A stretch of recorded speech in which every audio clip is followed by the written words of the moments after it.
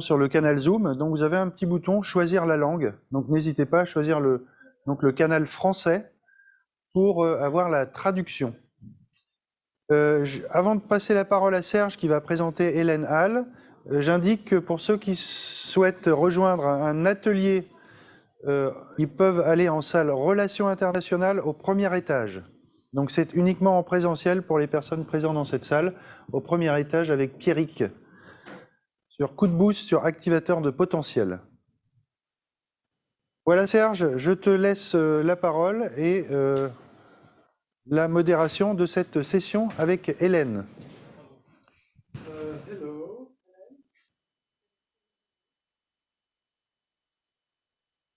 Le micro est allumé? Non, il n'est pas allumé.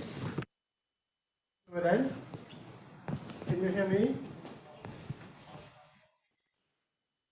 Hello, hello, this is Serge speaking. Can you hear me, Hélène? Yes, I can hear you.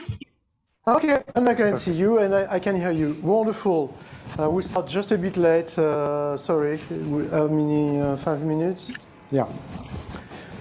So, okay. And how many people? Okay. So, we have the pleasure now to welcome Hélène Hall, that I met online through email a few months ago. A colleague sent me the article that Hélène wrote about motivation, and I found this article very interesting, very much in line with our reflection in the way we use badges, because sometimes we say, badges can motivate people. And so to have a clear idea of what motivation is, I thought it was very interesting to have to hear what Hélène would have to say about motivation. So, Hélène, do you have a presentation to share? I do. I will share screen. So you can share screen. Yes. Yeah.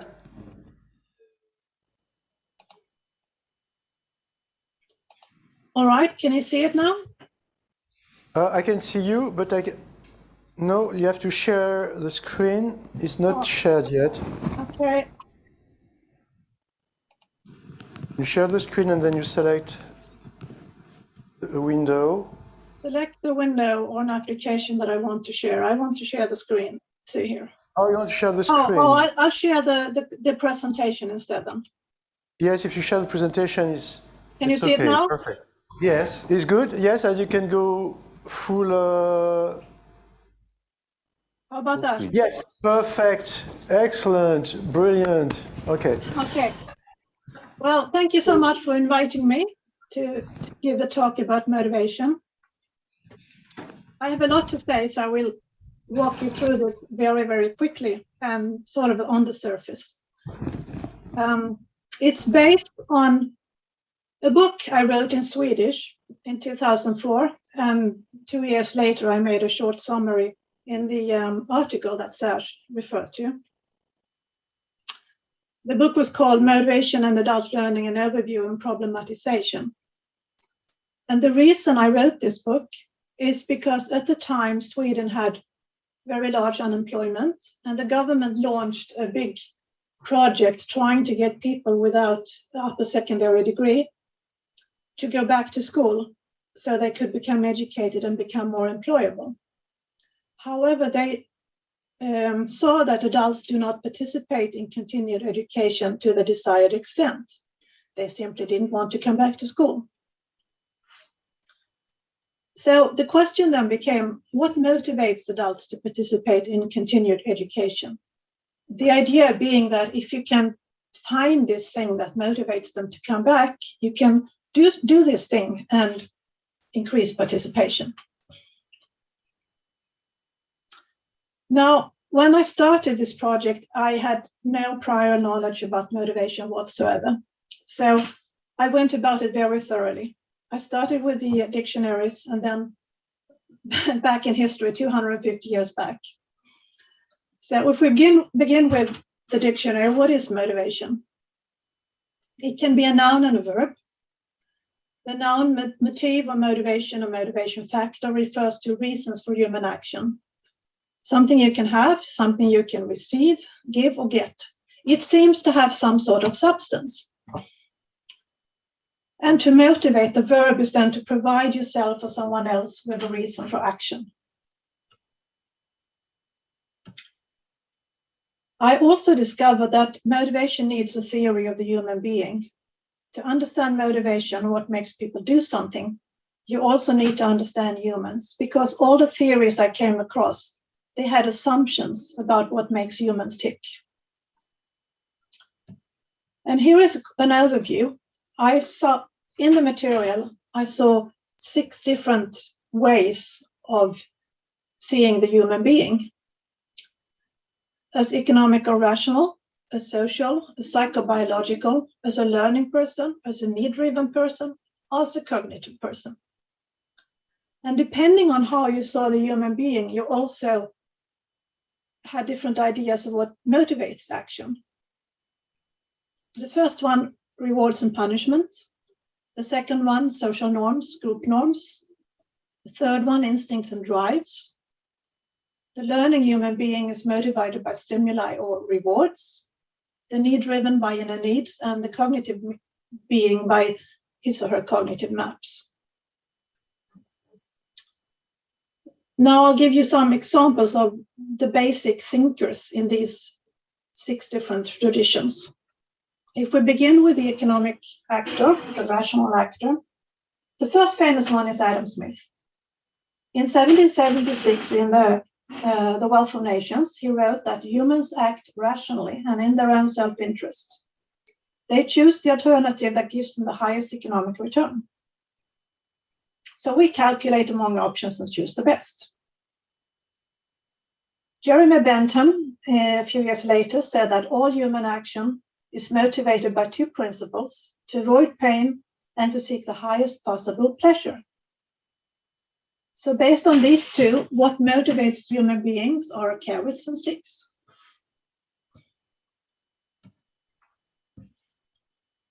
In the early 20s, there was an enormous experiment in America at the so-called Hawthorne experiments, led by a psychologist called Elton Mayo. He discovered, at least he claimed so, that humans do not always act in their own self-interest. Work is a social activity, and the need for attention and belonging is more important than physical work conditions for good performance.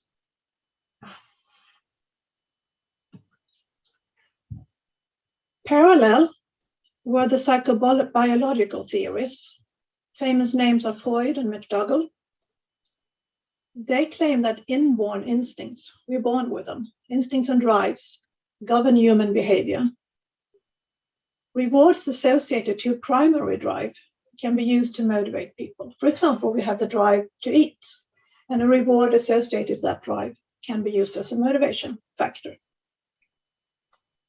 Much of this research is actually based on primates. It's a secondary theory today, but animal research is still very popular. The fourth, is the learning human being. And in this category, I sought all the behaviorist theories. They also started in the early 1900s.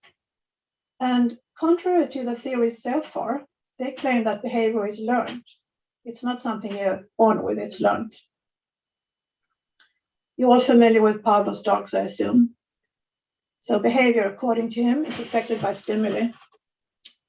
Thorndike, he devised a maze and taught cats how to get out of the maze, and they learned quicker if they were rewarded by fish. However, a sinister guy called Skinner only gave the cats fish every second or third time or so, and discovered that they learned even faster. This is basically declared dead as a learning theory, but it's still very popular in motivation theory. There are tons and tons of behavioral modification methods that build on behaviorist theories.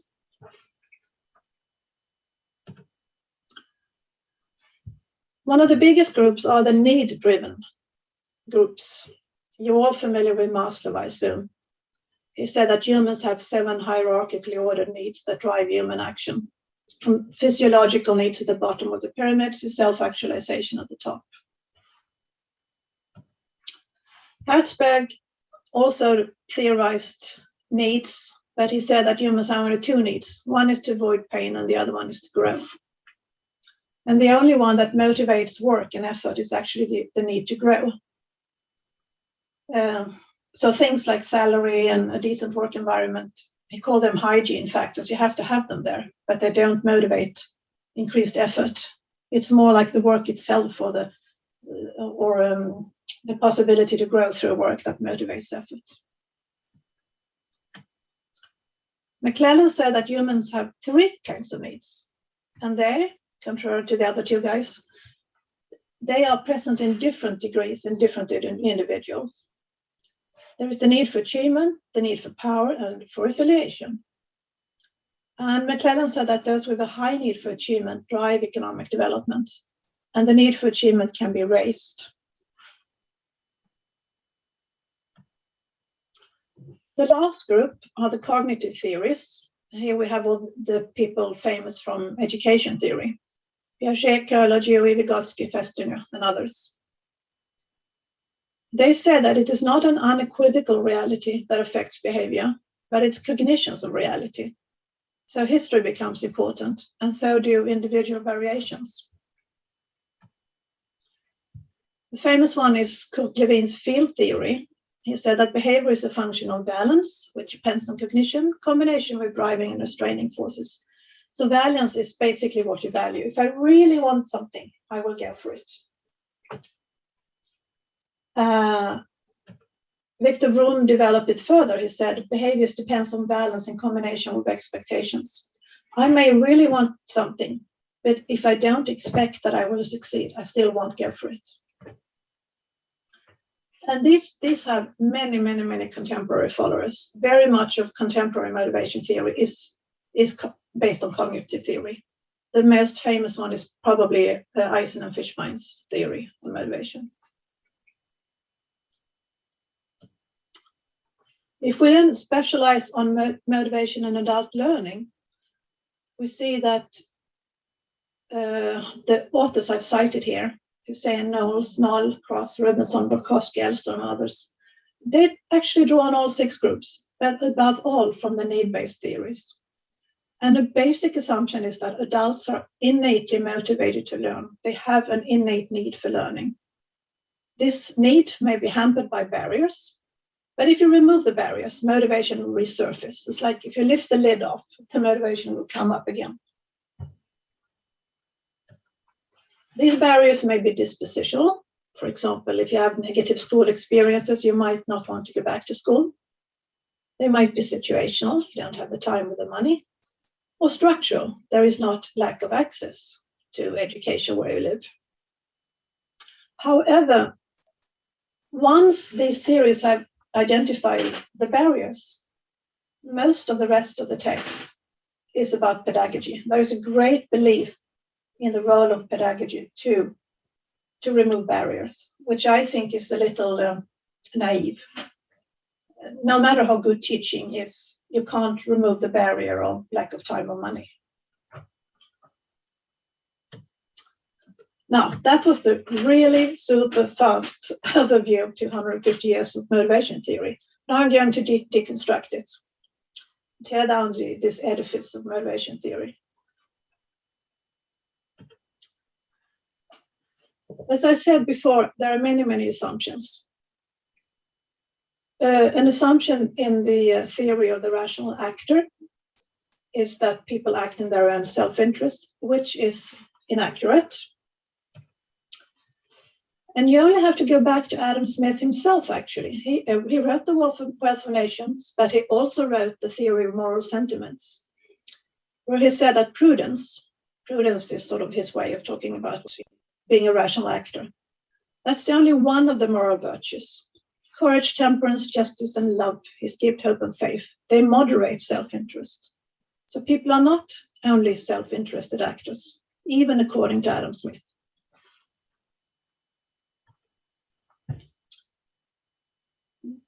The theories also have unrealistic assumptions of people's cognitive abilities, their abilities to make a rational choice.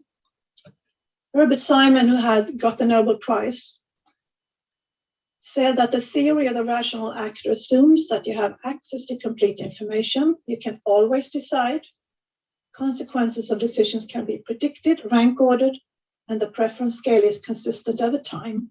One always chooses the best alternative, and the same choice is made when the choice situation is repeated. And you only have to look at this list to understand that, yes, these assumptions are completely unrealistic. Simon didn't want to completely abandon this idea of rationality. He suggested bounded rationality. He said one simplifies the world, one satisfies instead of optimizes. One takes what's good enough. And decisions are made without checking all alternatives, and decisions are made by rules of thumb. However, interestingly, his followers, James March and Johan Olsson, said that no, action is not governed by rationality, it's governed by norms, values, and identity. Rationality is used as justification and sense-making.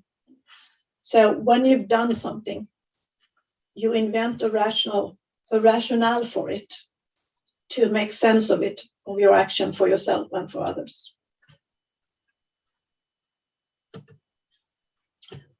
The motivation theories are also very androcentric.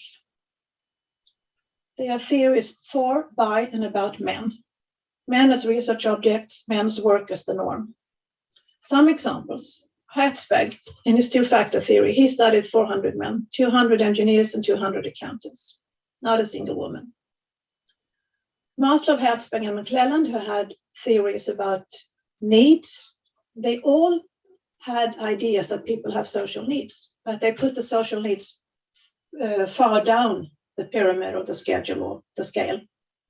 And they discovered when they did studies on women that women actually prioritized social needs. So instead of questioning a theory, they said that now women are wrong. There's something wrong with women, not with the theory. And also Elton Mayo, in his big studies, he completely disregarded gender. So rereadings of the material from the Harton studies have been made, and they've come to completely different conclusions when they take gender into account. The theory is also Western and individualistic. Self-realization is the norm, not group realization. Or realization through work is the norm. They're very elitist. They also favor psychological explanations before the social. So they look for explanations within the individual, not in the group.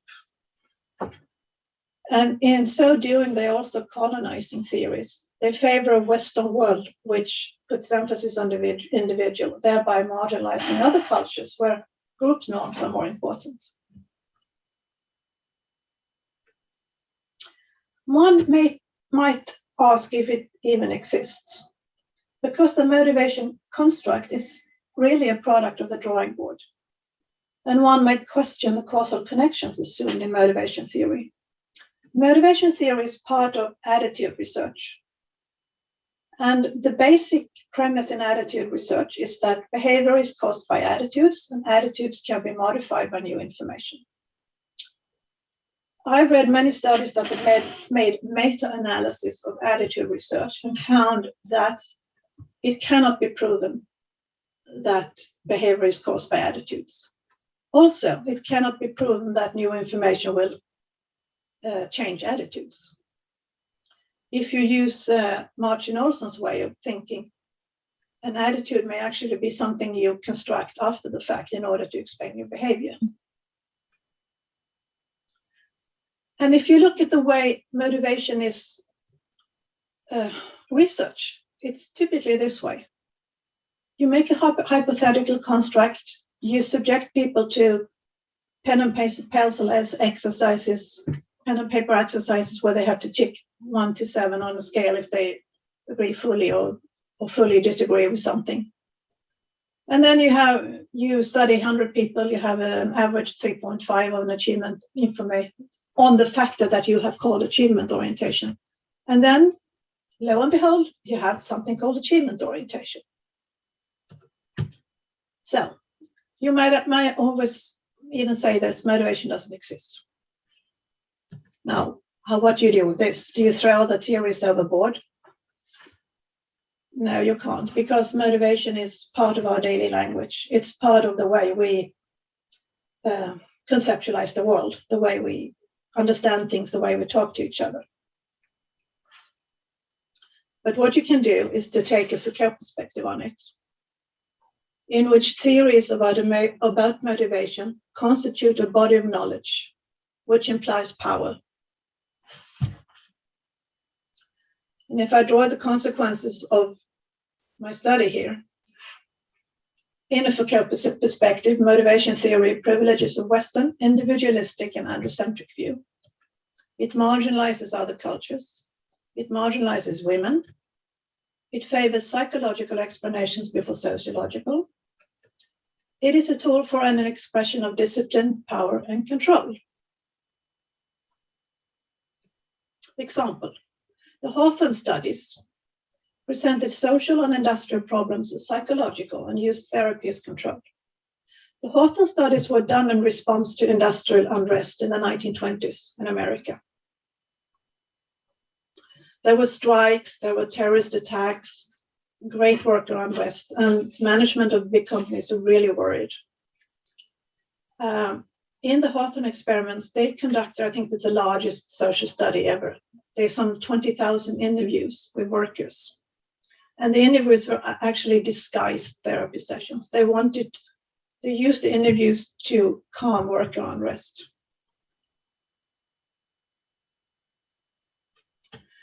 If we then extrapolate to theories of motivation and adult learning, we see that the theories locate the problem to individuals. An individual who doesn't want to go back to school is said to have a motivation problem. This renders those who formulate the problem invisible. Because who has the problem? Is it the individual, or is it the politicians who says that we need a better educated workforce? It renders the basis upon which the problem is formulated invisible. In the case of Sweden, the problem was motivation problem with workers. It wasn't unemployment problems, which perhaps could be solved in a different way. It also constructs the unwilling learners, and it stigmatizes and marginalizes them. A person who doesn't want to go back to school is just a person. But with all this way of thinking, putting the label on a person as unwilling learners, it sort of puts a label on them that they never asked for. It also places adult teachers in a hostage situation, because they are the ones who are supposed to fix this problem.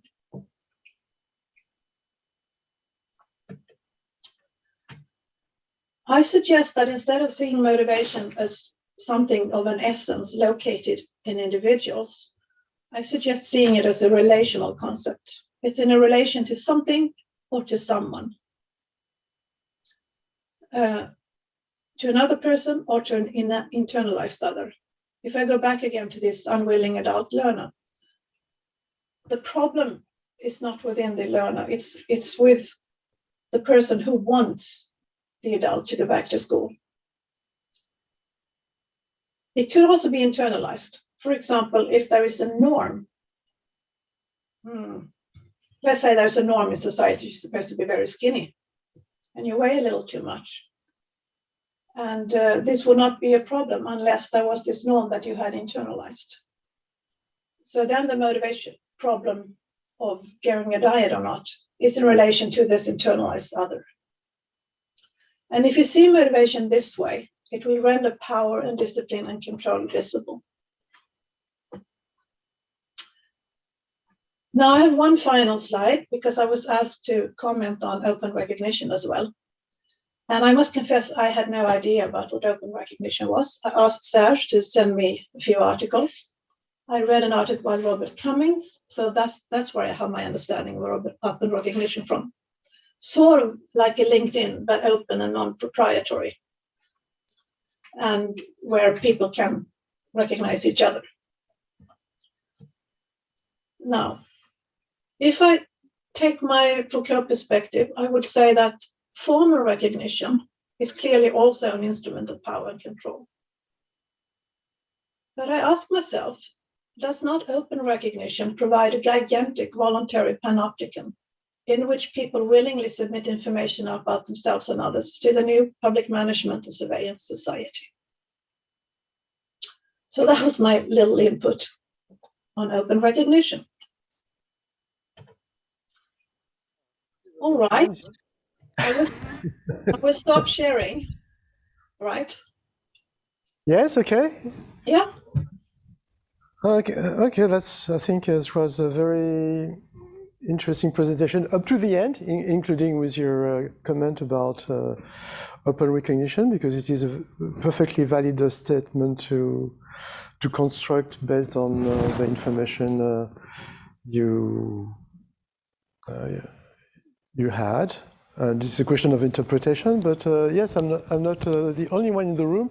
So, do anybody have comments, questions for Ellen? No? Nobody? No question. Oh, okay. Someone behind the window says there is no question. Okay, so maybe we can start a conversation for a few minutes before we move to the next presentation. Oh, we have. How long do we have, Philippe, that you are here? How much do we have now? It's time to move to the next presentation. It's 2:15. 2:15, okay. Yeah, because the next is at 3 p.m., yes? Next slot. Okay, I think what you... later today we'll have Alficon, who has written a lot about motivation and intrinsic and extrinsic motivation. I think the way you were addressing the problem is slightly different from Alfie, but it would be interesting if you could also follow his presentation and have some comments and maybe some question reactions to his presentation later today.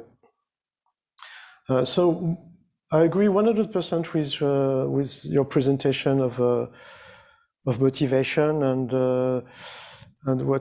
what you call the colonization of theories, and we are trying to publish a book on decolonizing recognition. The risk of the panopticon is a real risk. I totally agree with you. There is even a danger that we discussed, is that the idea that today in our culture, we try to promote the idea of presumption of competence. We believe that people by default are competent, and when you have someone in front of us, we can assume that this person is competent.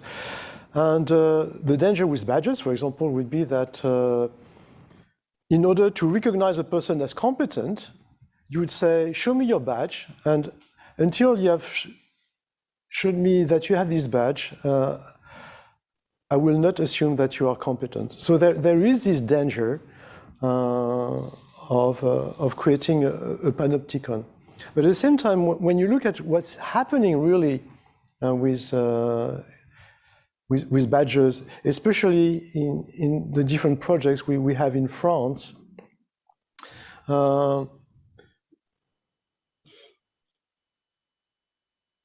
I don't think we can say something like that.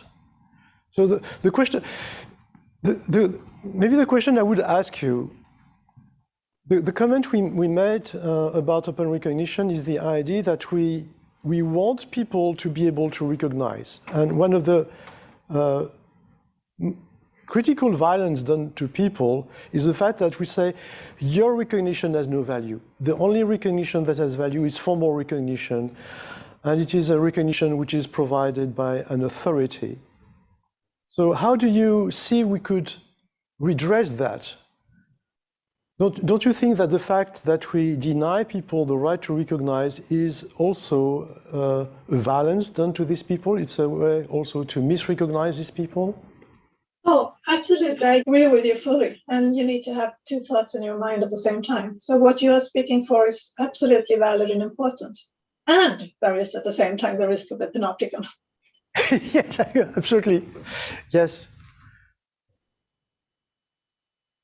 Yes, it is a risk we totally have in mind, and this is why we have. I think Alficon has been quite instrumental in the thinking the way we are using badges, and I think what you have provided today as information about motivation will be also a very good beacon for our reflection on the way we can use badges. And certainly it will defeat the idea of we should use badges to motivate people, because you have killed that argument clearly with your demonstration. So, I don't know, what would you think? No, nobody wants to react. Very quiet. Philippe. I do agree with you, Serge. So okay, so it's very difficult. Perhaps on the danger, there are already dangers today. Yes. Because Hélène talked about LinkedIn, for example. So we are using this platform to valorize our experience, our relationships, what we've learned, our jobs. And this is a proprietary platform.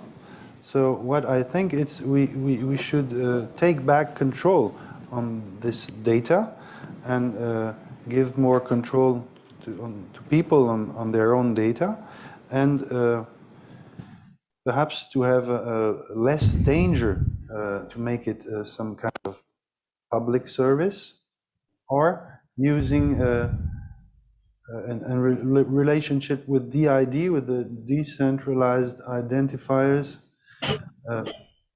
because in some countries, of course, it's a real danger to show yourself. So my point of view is to say that we can do something to avoid or to minimize perhaps the danger, but the danger is already there with internet.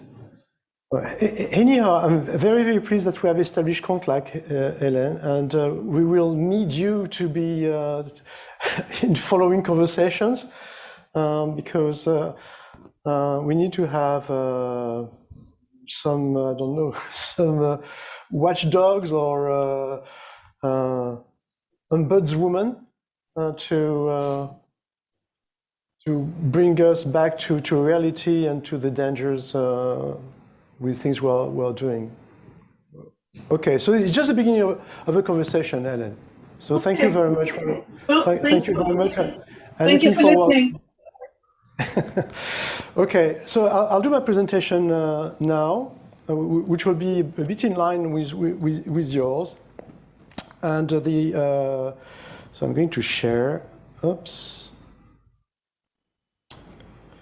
And I suppose it will appear full screen now. Yeah, so the idea is to start from this sentence: the map is not the territory.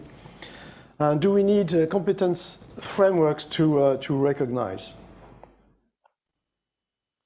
So with open badges, we see a lot of people, we hear a lot of people who say, where is my competence framework? And there is a real lust for standards. People are lost if they don't have, if they had lust for love, it would be wonderful, but they have lust for standards. And so I'll address the issue of what is a competence framework, how do you create a competence framework, how do you recognize competencies, and ask the question, do we need competence badges? About competence frameworks, a competence framework describes the functions that should be carried out to achieve the key purpose of an area, sector, community, or organization. Good competence frameworks are the result of a functional analysis, which differs from task analysis. A lot of people make the confusion between task analysis and functional analysis. It is also oriented toward the future. So just for people who are not familiar to that, functional analysis, how it is performed, it is a process by which the key purpose of an area, a sector, an organization, a practice is analyzed. Being analyzed is established and then successively broken into the function that should carried out to achieve the key purpose. So once the key purpose is identified, the disaggregation is accomplished by answering what must be done for this to be achieved. And so you continue this procedure until arriving at the level where the function can be carried out by a single person. It is at this level that the competency of a person appears. So this is just a description of what is functional analysis when you want to create good competence frameworks. This is an example for the management, the Chartered Management Institute competence framework. So a competence framework is a formalization of something that generally existed informally first. It is a result of a recognition process of a collective, a community of practice, a sector or domain. So this is something that is a bit subtle. I mention it again later, but a competence framework is a process, is a result of a process of recognition. And we can say that it is similar to a mapping process that is performed in geographies. Therefore, we can look at a competence framework as a kind of map, a competence map. I often say competency because in Europe, the European languages say competence now, and before I used to say competency. Vocabulary has changed slightly.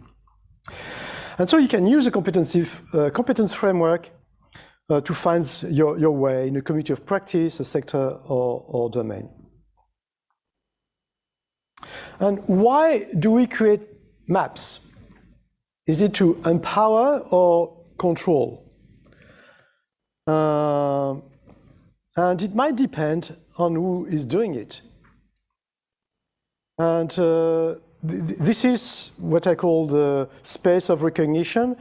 And this is very different if you want to have conformant individuals, or if you want really to not to empower them, but to create the conditions for them to be empowered, because you can't empower people. So, in French, la géographie, ça sert d'abord à faire la guerre. Geography is first and foremost used to wage war. If you take the Ordnance Survey is a national mapping agency for Great Britain. The agency's name indicates its original military purpose, which was to map Scotland in the wake of the Jacobite Rising of 1745. There was also a more general and nationwide need in the light of potential threat of invasion during Napoleonic wars. And there is this book that some of you might know from Yves Lacoste, a géographe, who wrote precisely La géographie, ça sert d'abord à faire la guerre. And according to Yves Lacoste, geography is first and foremost used to wage war. How about mapping competences? The geography of human resources. And, you know, we speak about human resources now. How about personnel? Where has the personnel disappeared? Organizations don't have personnel anymore, but human resource managed by human resource managers, the new name for the now obsolete personnel managers and directors. Do competence frameworks contribute to the process of reification of individuals as consumable resources, and how? Do we need competence frameworks to recognize competencies? To go back to the first question at the beginning of my presentation. And this is where there is a paradox which solves the question. If we have been able to formalize competence in frameworks, it is because we had competent professionals in the first place. It is by recognizing and analyzing their practices through functional analysis, for example, that they were produced. So you didn't need a competence framework in order to recognize competence. Because if we needed a competence framework to recognize competence, then how could we have ever produced a competence framework in the first place? There is a logical impossibility. Therefore, we do not need a competence framework to recognize competence. It might be useful in certain circumstances, but it is not something you need to have first, because it is the result of recognition of competence. So can competence frameworks be harmful? The main risk with competence frameworks is to look at a person as an aggregate of competences independently from the practices during which they are activated and independently from the communities they belong to. As Henry Mintzberg writes, acquiring various competencies does not necessarily make a manager competent. Contrary to the assumption of most leadership competency framework, there is neither a linear nor even a causal, not just casual, but even causal relationship between competencies and job performance. The other risk is over-formalizing and reducing the informal space from which it emerged in the first place. The risk is not just within a single framework, but in conveying the idea that one needs a competence framework to recognize. Where is my competence framework? So can competence framework be useful?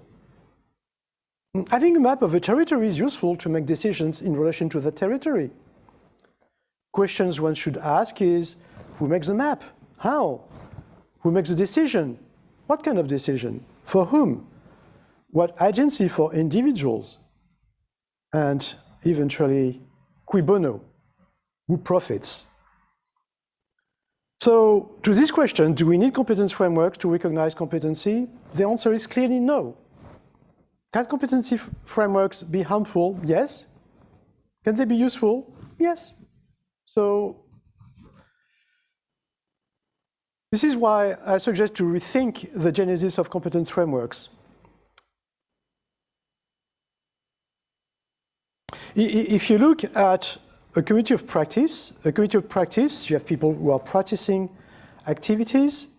They can document that practice. And we think about using open badges to document practices. You can reflect on your practice, and you can recognize your own practice, the practice of others. Through practicing, you can be innovating, creating new practices, new knowledge. You connect to other communities. It can lead to scholarship and research publication. And it can also lead to the designing and updating of frameworks. So yes, this is a possible byproduct.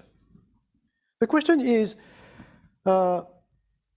if you have practice and frameworks, you need to have informed practice. I don't like to use best practice, because there is nothing such as best practice. It depends on the context. It's more important to have informed practice, because it means that you reflect when you practice. You are informed. And you can have also informed frameworks. Frameworks tend to be static if the competency frameworks we know. But to use the phrase from Alfred Korzybski, the map is not the territory. A competence framework is not competent. People are, but not a competence framework. And to quote Stephen Downes, who has a newsletter on education and technology, he's a philosopher. He writes, the most important function of a person in a community is no longer conformity, but rather creativity and expression. And Alfie Kohn, that will be speaking later today, deeper learning and enthusiasm require us to let students generate possibilities rather than just choose items from our menu. Construction is more important than selection. So how do we keep them current? How do we keep practice current? How can we keep frameworks current? And this is where I connect that to the idea of a recognition pathway. If a competence framework can be the outcome of a recognition process of a community of practice, then why not create frameworks from the recognition of individuals practitioners by themselves through reflection and peers? And then we could think of people as reference of competence practice, peers as curators. So it's about more mapping people, this kind of competency framework, because if you want to find a competency, you try to find a competent person. And it can be done by mobilizing collective intelligence and infer standards from reflective practice. So a confusion which is often made in relation to recognition, and this has been done a lot with open badges at the beginning, we make the mistake to think that recognition is a kind of certification or a kind of credential, and we speak a lot about micro-credentials. And I think the main difference between recognition and certification is a power relationship. In one case, there is symmetry, and the other where there is asymmetry. If you certify, if you validate, there is an asymmetry, and this is normal between the certifier and the certified. And for that, we use frameworks, we use assessors, and we have awarding bodies. But if you think about recognition in its purest form, you have a recognizer and a recognized, and it is totally symmetrical. And then we have referees, you have practitioners, and you have a community of practice. And the community of practice is a natural center for recognition. And then we can move from the approach of certification and validation, which is centered on frameworks and processes, which is analytic, to something which is more analogic, looking for the competencies within people. I want to find someone like Philippe or like Sandra or like Hélène. This is, no, I don't want someone like you anymore. And so this analytical approach could have been valid for a while, but a lot of things that were done trying to match the competencies of a person with the competencies required by an organization, there is no big success on that. So the idea of analogical approach is to say, I want to hire someone like this person. And looking at the evidence collected by a person in a pathway, a recognition pathway, which could help me to inform the pathway I could follow if I want to become a person like her. And so this is all the information that can be collected and organized by connections with formal recognition, informal recognition, received and issued, the event, the presentation, the project. So there is all this wealth of information that connects me through people. And with badges, badges can be representing projects, presentation, events. We will able to create these interconnected and intertwined networks. So when we map a territory, we create an abstraction, which is a map, and there can be different levels of zooming. And I think we can do exactly the same thing. But the thing is, we want to create a map, which is a map of people and not just a map of words. So why not an open practice map, mobilizing collective intelligence and to infer standards from reflective practice? So do we need competence badges to recognize competencies? Like you for motivation, I believe that competence is relational. Competent practice is only possible in a context conducive to the activation of relevant competencies by individuals and communities. Competence is embedded into practice. Competence is embodied into people. Recognizing competent practice, the recognition of competent practice comes before the recognition of competencies. You start by recognizing the individual, the person, then you can recognize the practices, you can recognize the community, and then eventually you might recognize competencies. But this is a process that can be within a community of practice and not by some kind of expert body. So it is possible to recognize a competent practice without recognizing the competencies that made it possible. This doesn't mean that one should not go into the details of the competencies activated, just that it is not a necessary condition. From competent practice, it is possible to infer the competencies that led to it. This can be done by reflecting on one's own practice, using competence framework if it exists. Why not? There is nothing wrong to use a map to see where we are at some point, or engaging a dialogue with other members of the committee of practice, getting feedbacks, and in this process, contributing to the update of the framework if there is one. So why would one need to elicit the competencies involved in a practice? For example, to document one's practice, to improve it, or to inform the community, tag a path to facilitate the journey of others.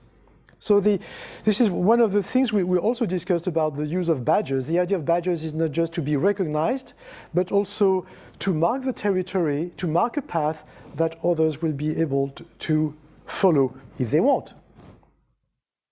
So do we need competence badges to recognize the competencies of an individual? I think this is a very important point, is that the recognition of competencies can be implicit. Being a member of a community confers a number of attributes to its members. So, some suggestions for opening recognition further. We need to move away from looking at individuals as aggregate of competencies. Show me your competencies, I'll tell who you are. It's more like tell me to which community you belong and tell you who you are. We need to move away from looking at badges primarily as individual digital credentials. There is a dialogic relationship between individuals and their communities, which is poorly reflected in badge designs and platforms. The holders of the same badge I have are also part of the metadata of my badge. We need to move beyond badge issuers as formalized entities, as it is still the case today with the platform we have. It should be possible for a badge to be an issuer as well as a recipient. Philippe with me created a selfie badge, and by creating your selfie badge, then you could use a selfie badge to receive other badges. So the idea is really that why are we obliged to have an entity with a bank account and everything in order to be able to issue badges? It should be possible for a badge to be an issuer as well as a recipient, and in doing so, emerging informal communities and their members could issue badges and grow as a community. I think there is a big gap today between this field, this space where there is an emergent community is not covered at all with badges today, and it is still the institutions and the existing communities that have the power within that world. So I suggest a dialectical reversal of open badges. Originally, we thought that it might be a good idea to align open badges with competence frameworks. It is time to explore how open badges could be used to align frameworks to people and communities of practice. People and communities are competent, frameworks not. The map is not the territory, we are, and we have the power to draw our own maps to construct our future together. No status quo. Thank you very much, Serge. C'était passionnant. You have applause from James. Is there anyone online who would ask would like to ask a question or make a comment, you're welcome. And Hélène, if you are here, you're still you're welcome to make a comment or reaction.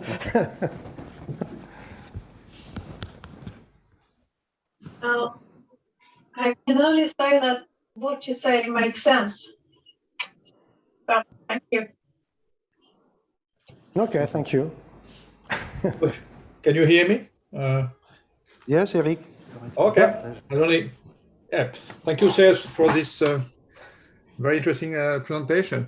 Well, I've been thinking the same about the, I would say in French, I would say la monoculture des badges. So if you see nowadays how, I don't want to say my customers, but how organizations are using badges, there is often a question of, competence framework and basically, by the way, you would say badging people because they are matching criteria. So I would say I understand your point totally. I agree, but I think it's not competency framework are basically existing because there is still in the back of our head a need to formalize what happened in our life. It's we need to have boxes. We need to put in the competence. We need to have boxes to have maps, so that we can basically when you are badging people, not recognize anything new, but basically put these people in boxes. So we often think that we are living in the 21st century, which is this kind of a digital society, which is changing very quickly. I think the competence frameworks are basically the kind of dinosaurs of the industrial society, that we still are, let's say, connecting badges to existing categories.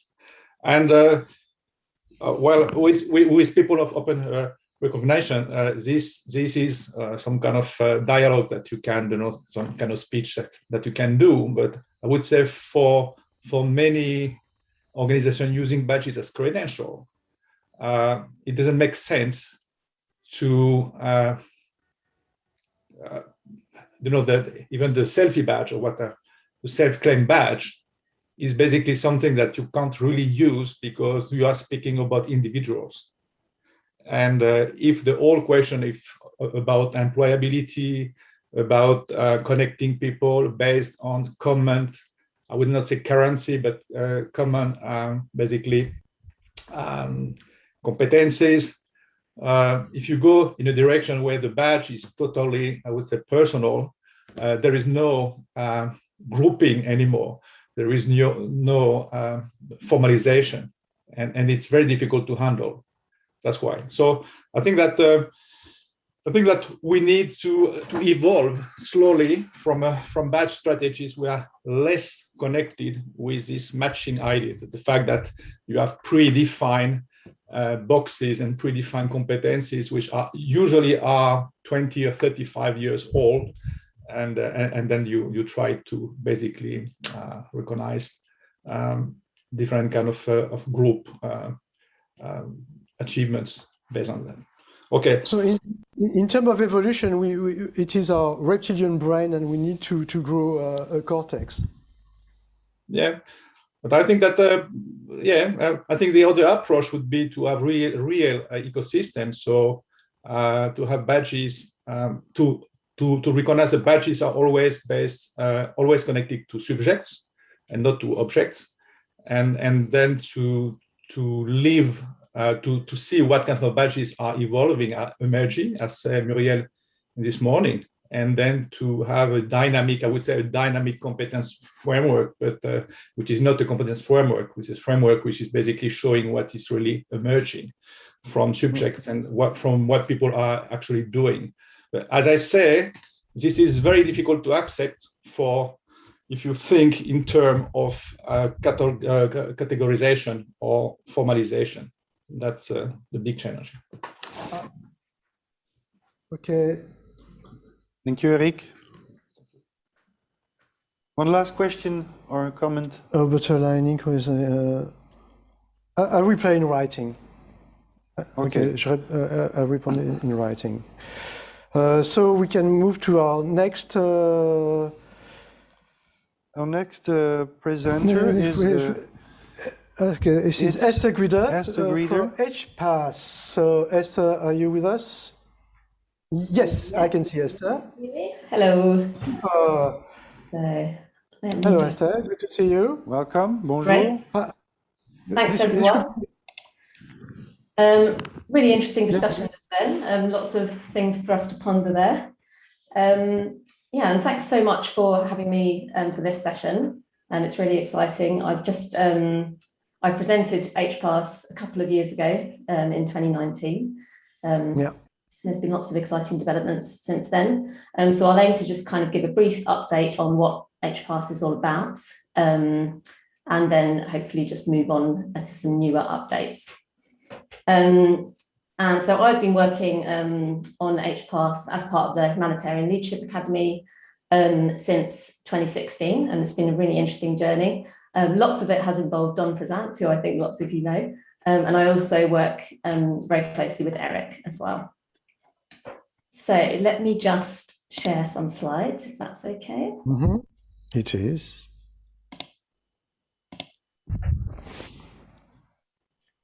Can everybody see that? Yep. Great. Okay. So introducing HPAS then, which is aiming to transform recognition in the humanitarian sector. And just to mention quickly that although HPAS is led by the Humanitarian Leadership Academy, we do that in collaboration with 7 other organisations that form a kind of steering committee. So it's very much a collaborative sort of sector initiative. So the things I'm going to go through today are, first of all, just what is HPAS, very briefly, then talking a little bit about building our individual user base. So thinking about how we built up the number of badge earners that we currently have. Last time when I spoke to you in 2019, we were focusing on our organisational user base. And what we've learned about recognition in the humanitarian sector, and then a bit about where we're going next. So first of all, what is HPAS? Well, it all centres around something called a My HPAS profile, which is essentially a version of Open Badge Passport that's been adapted for the humanitarian sector. It's a portfolio to showcase humanitarian skills and experience using digital badges. And who can set one up? Well, it's anyone with an interest in demonstrating their humanitarian skills. So they might be attached to an organisation that's affiliated with HPAS, or they might be completely separate.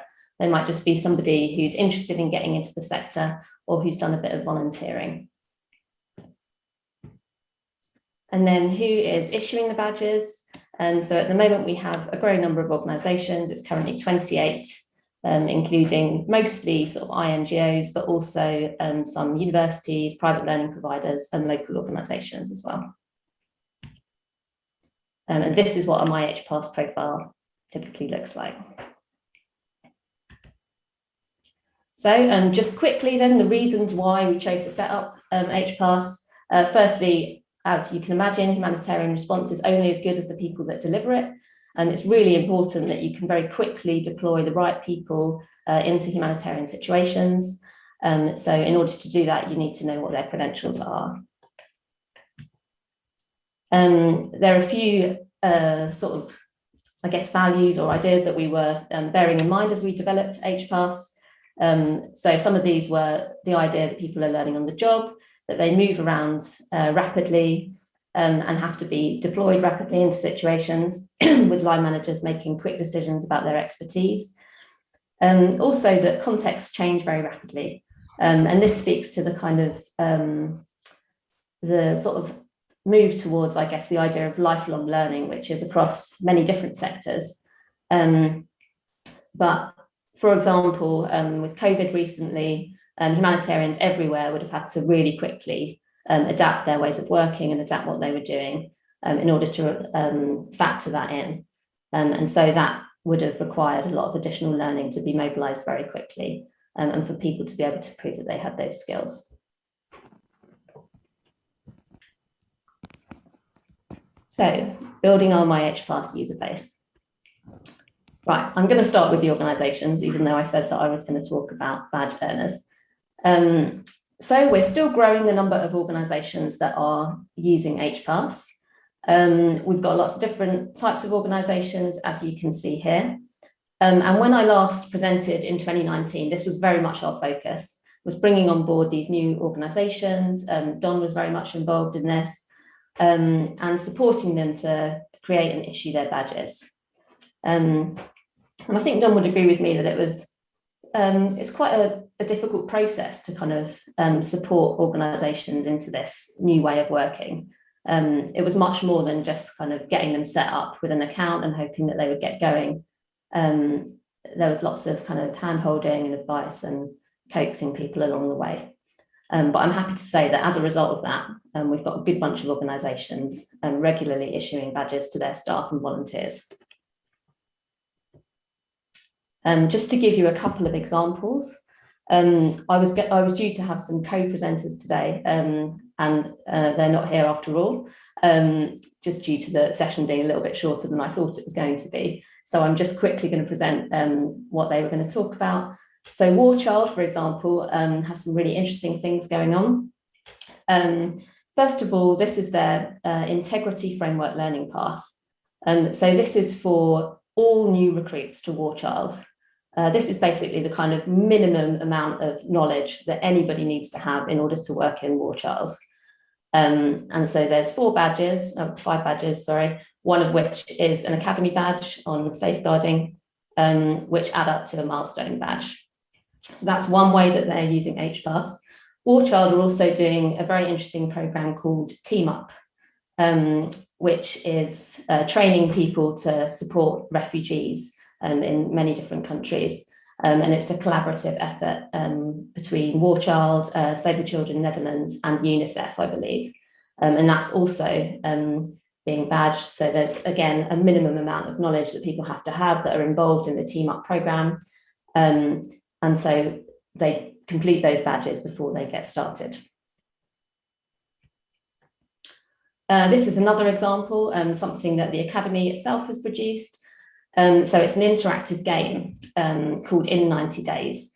And it aims to sort of immerse you in the type of decisions that you would have to make in a humanitarian situation, kind of balancing the needs of the communities versus the resources that you've got available, the need to deliver quality, and the limited time that you have to do it, and those kinds of considerations.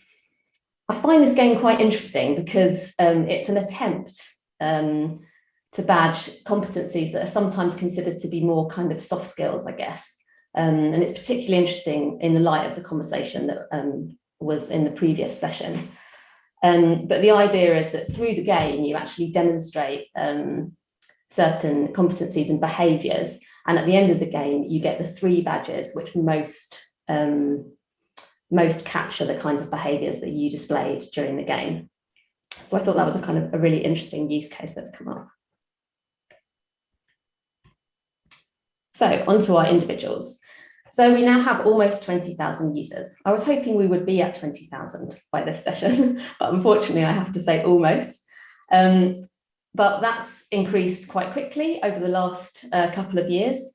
And it's just been really interesting to see how having those kind of partnerships in place has led to the kind of user base just organically increasing as people start to get involved with those badges and to pick up on what MyHPass is doing. And so then what has contributed to this growth? So as I said, really HPass is only as good as the partners that we have. And we're very lucky, as you saw, to have lots of great partners already. So growth has very much been organic as a result of the work that they've been doing. And one thing that we learned that I found rather interesting was that a modular approach works really well. And I know at the beginning, when we first started out with HPass, we looked with organisations at all different ways of thinking about their badges. And some people were very keen to not in a way sort of devalue badges. And therefore they wanted to make sure that if somebody was going to earn a badge, it was going to be for, you know, a whole year of work and some project experience and an assessment and, you know, some really kind of meaty achievements. And then that was versus another approach, which a particular woman called Rasheen in Save the Children took, where she was developing these kind of learning pathways, great big learning pathways that were all divided up into very small modules. And I think there's a lot to be said for both of those approaches, as long as you're really kind of clear within the badge what the criteria is in order to earn it. But for the purposes of HPAS, this kind of gamified approach has been really useful because it's just kind of motivated people to earn one badge and then earn more and do the whole pathway and start another pathway. And it just kind of gives people that additional motivation to learn, and I think is a real benefit of badges over kind of old-fashioned certification approaches.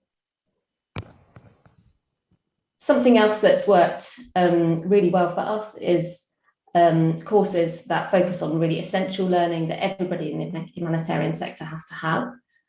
So a lot of the growth has kind of been driven by courses on things like safeguarding or diversity and inclusion, cash and voucher assistance, for example, with a kind of new area in the sector that everybody has to know a little bit about. And so those kinds of courses have had really good uptake and have kind of driven a lot of traffic to HPAS and kind of raised awareness of it a little bit. And lastly, I guess what we've identified is a lot of demand. So particularly from individuals based in sub-Saharan Africa and the Middle East, and there's clearly demand for their skills to be recognised. And that was something that many years ago came out of some research that was done by an organisation called ELRA, that there are many people working on in humanitarian crises that have really important skills and really important local knowledge, but that actually don't have access to any way of getting that certified. And that was one of the problems that HPAS aimed to address. And I think the demand that we see kind of shows that that is still true. So, of course, we also have many challenges as well. One of them is, so badges versus certificates. In lots of the places where we work, people are still very keen on the idea of certificates. And, you know, they really want to have a paper certificate and to build up that paper portfolio. And so there's kind of a big education piece about, you know, why digital badges, why is it important to start getting your credentials online, and helping people to understand what the benefits of that are. Secondly, just around getting people to kind of make the most of their HPAS profile. So we get lots of people going on there and not necessarily, you know, making their profiles public or their badges public, or knowing how to use my HPAS to best effect. So again, that's kind of like a big education piece that we need to do in order to make sure that people are getting the most out of it. And that links in again to return users. I'm sure like many platforms, we have a lot of people that have only earned one badge, and we want them to come back and earn more. And then lastly, always the kind of big question is linking to employment.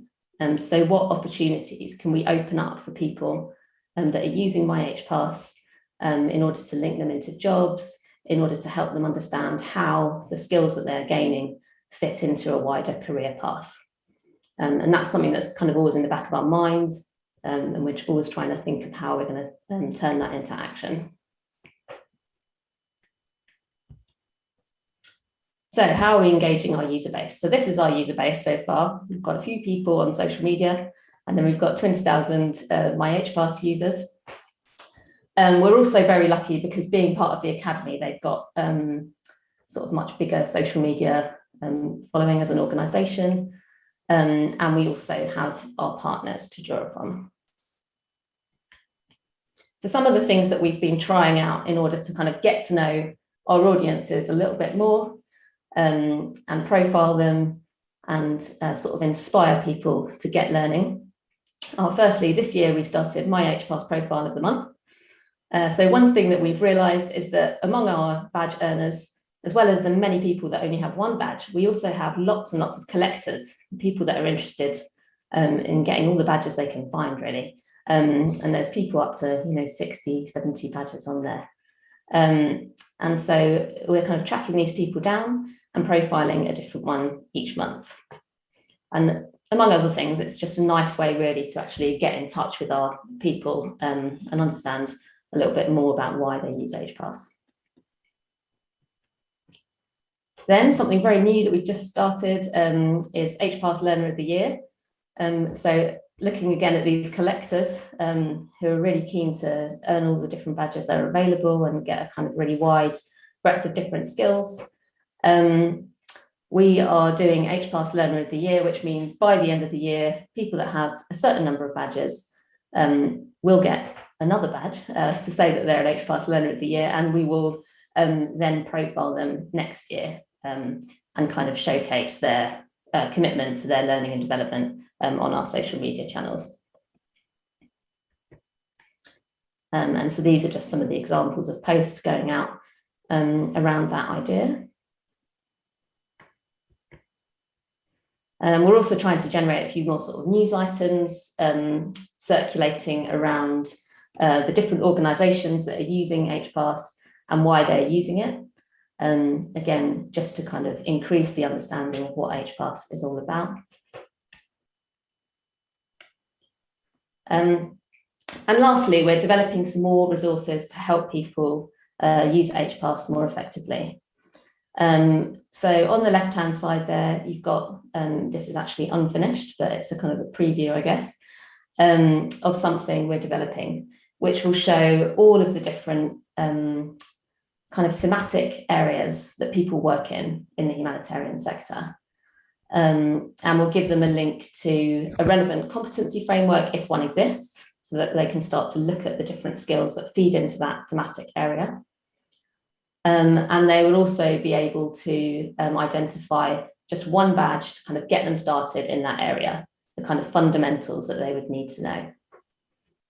And the aim of that is just to kind of, I suppose, underpin HPass with this idea that as you enter the sector, you have an understanding of what all the different roles are, what the many different directions are that you could go in, and how your learning will feed into that. Then secondly, developing a couple of resources that are basically about what to do with your digital badge, very simply, once you've earned it, to help people use HPass effectively. Alongside that, there's one that's to do with organisations and how they communicate the badges to their staff and the benefits of them earning them. And then lastly, on the right-hand side there, just some ongoing kind of video comms just to help people, again, unpack the idea of digital badging and how it relates to the humanitarian sector.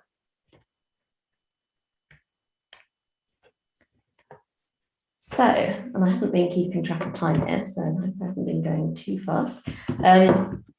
Yes, what have we learned? Sorry? You need to conclude soon. Okay, great. I've got a couple more slides, so hopefully that'll be okay. So what have we learned about recognition in the humanitarian sector? Just a couple of things that I've got here. So firstly, the very clear demand that there is for recognition among people that are based in areas where crises most often happen. And this at the moment is matched by organisations' demand for a more digitised approach to recognition as well. So I think HPass is serving quite a clear need in that sense. Secondly, organisations seem to be really supportive of their learners' involvement in a sector-wide initiative. One thing that HPass aims to do is kind of coordinate a little bit more between organisations. Often organisations are all kind of developing their own learning paths and things like that, which don't really speak to each other. So the aim is to kind of open this up a bit so that you can see what somebody's done before they've come to your organisation. And organisations seem to be very supportive of that idea. There's still a divide between qualifications offered by universities and more practical credentials. So particularly in the UN, it's important to have, for example, a master's degree. which for many ordinary people working in humanitarian work is out of reach. And so I suppose kind of looking at ways that can be addressed, it's a kind of a big problem really, and also how those things can be brought into the fold and onto the same platform. And then finally, the localization agenda, and that possibly is a bit of, I guess, quite humanitarian specific jargon, but localization is essentially all about shifting the power within the humanitarian sector to the local people and local organisations that actually live where crises happen. And so as part of that, there's a big drive to better recognise local humanitarian skills. And that's something that hopefully we're also tapping into. So finally, what's next? Some things that we're focusing on coming up. So better integration with Kaya. This is something that we've been thinking about for a long time. Kaya is a learning management system that the Academy hosts. That has over 400 humanitarian courses on it. So integrating with that is really important for HPAS's future and has been on our list for quite a long time. And then secondly, exploring how My HPAS profiles can be a way to make humanitarians aware of career paths and job opportunities. As I mentioned when I was talking about the kind of resources that we're developing. And then also how they can be used to make employers aware of talent. And that's everything from me. So thanks for that. Thanks for listening. And let me know if you have any questions. Thank you very much, Esther. There was no real question. There was a comment made by Don at some point about culture was a factor. And I don't know if you saw his comment, or maybe... I didn't see the comment actually. Sorry, let me just look at the chat now. Don, are you with us? I am. I was just commenting, Esther, and great presentation, and I've learned a lot. I haven't been, as you know, directly involved for a few months. So it's nice to be updated. It was just you were talking about bringing on new organizations and the hand-holding. And basically, some of that is convincing them that it doesn't have to be, as you've said, the big complicated process to prove to everybody that the thing is robust. You can start small, etc. So it was really just to speak to that. Yeah, no, that's another really great point in terms of learning. Actually, that it is important to just start small and try things, and then go ahead with the things that work and move on from the things that don't. Right. That's great, though. Thanks for this. It's really good to see. Okay. Good to see you. No other questions. So thank you very much. Esther, it was a great pleasure to hear update about HPAS. It has been a feature to our conference for how many years now? 3 years? 4 years. At least 4 years. Yes. Yeah. So great progress. And our next speaker should be Mariana Ziku and Katarina Zoru. Yes, and we have now 2 parallel sessions. We have also in the breakout room called Relations Internationales that you can join with the Zoom. There is Eric, Roussel, Emily, and Juliette who are presenting Open Batch Factory new functionalities, spaces, and mini-maps. So you can join. How to join, say Eric Roussel? You have a button in Zoom. Yes. How is it called? Join breakout, and you go to breakout. Relations Internationales. Yes. Huh?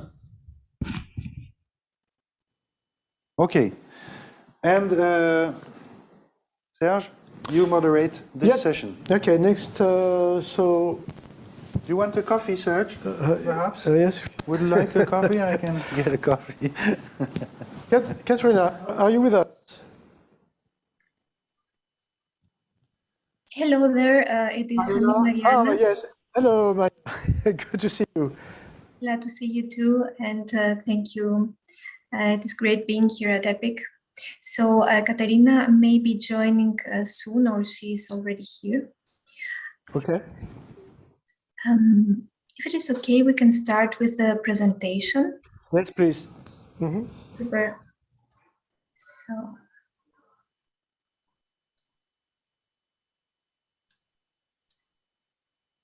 So yes, hello everyone. This is Mariana Ziku from the Web to Learn team, together with Katarina Zuril, the director of Web to Learn. This will be a short presentation aiming to contribute to the broader discussion of skills and knowledge recognition in the context of micro-learning and micro-credentials, with a focus on European higher education institutions. So the path for the establishment of certifications beyond diplomas within the higher education systems of continuing education includes policies on digital credentials that pave the way for technologies and emerging models in formal and non-formal learning for the verification and recognition of qualifications, skills, and knowledge.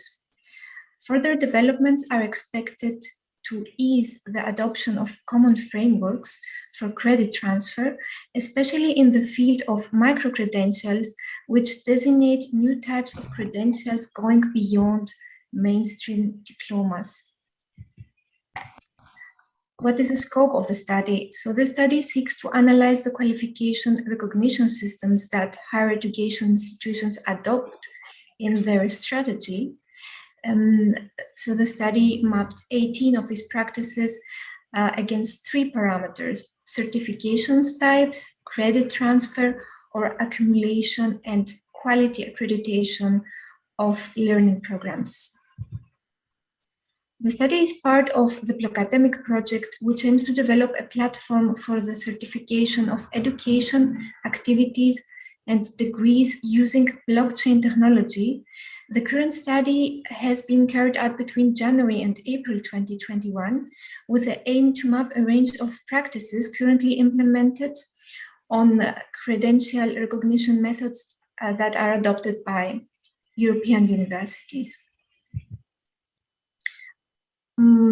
A quick concept for a description for micro-credentials. Micro-credentials can be understood as a sort of learning experiences where learners can acquire knowledge which is being then assessed within transparent standards. From a methodological point of view, we conducted desktop research by selecting practices based on 4 criteria. They were deployed by higher education institutions. They offered credit recognition practices beyond diplomas. They were currently ongoing, and they publicly shared relevant information. The first stage of the study includes the creation of a list with 18 selected higher education institutions adopting micro-credentials. So this is a randomly selected list. The second stage of the study corresponded to the analysis of each practice against 6 parameters.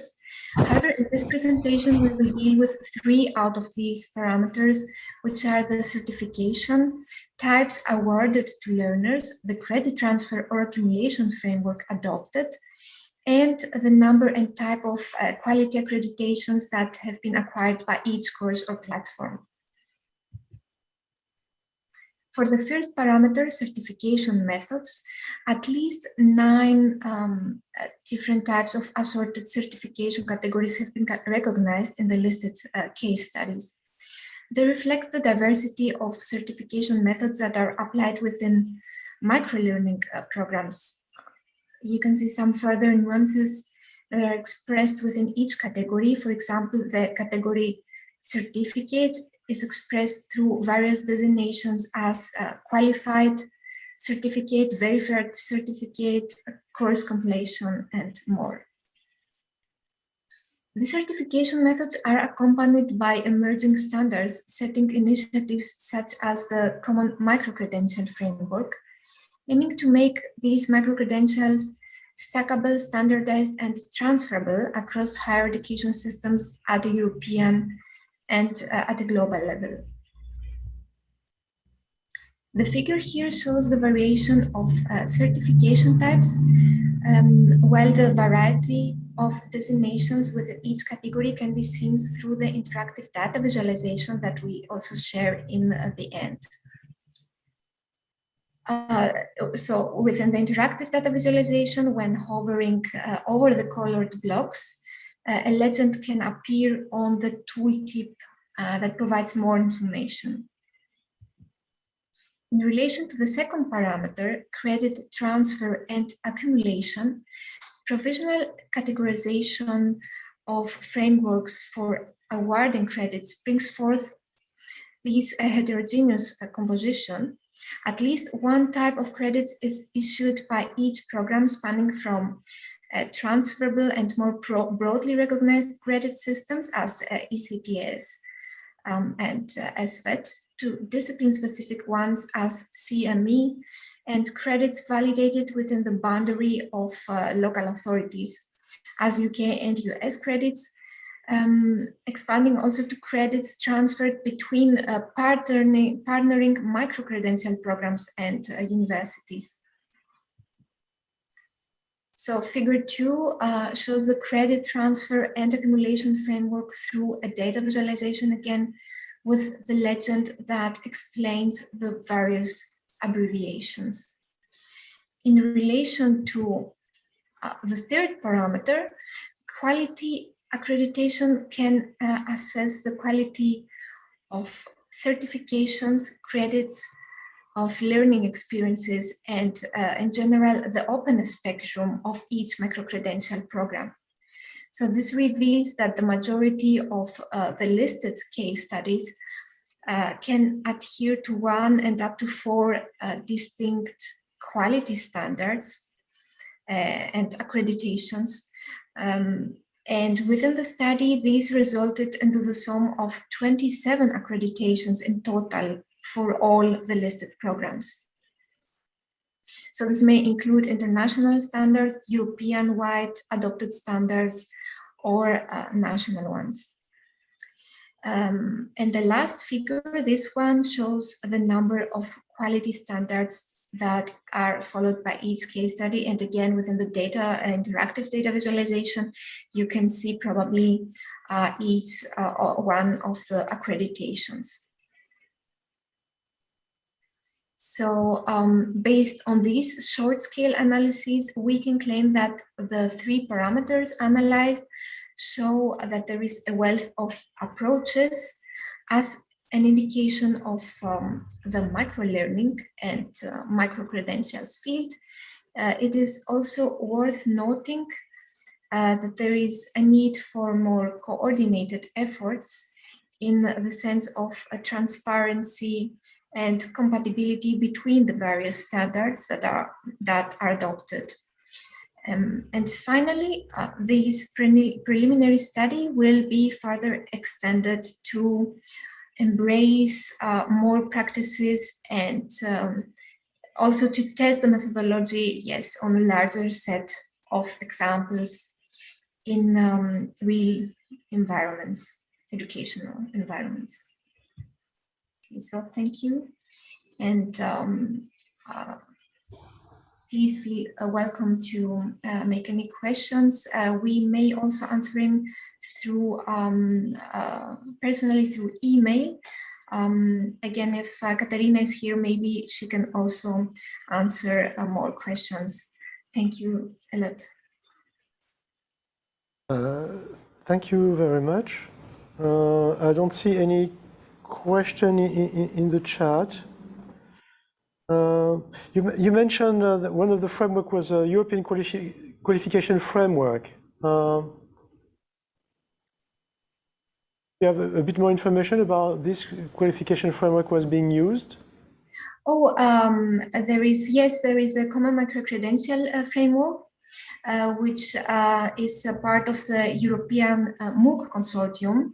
So it's a standard setting initiative, and it aims to make a standardized approach to micro-credentials, so to make them really stackable and transferable across different education systems, mainly at a European level and afterwards at a global level. So yes, this is an initiative of the EMC, the European MOOC Consortium.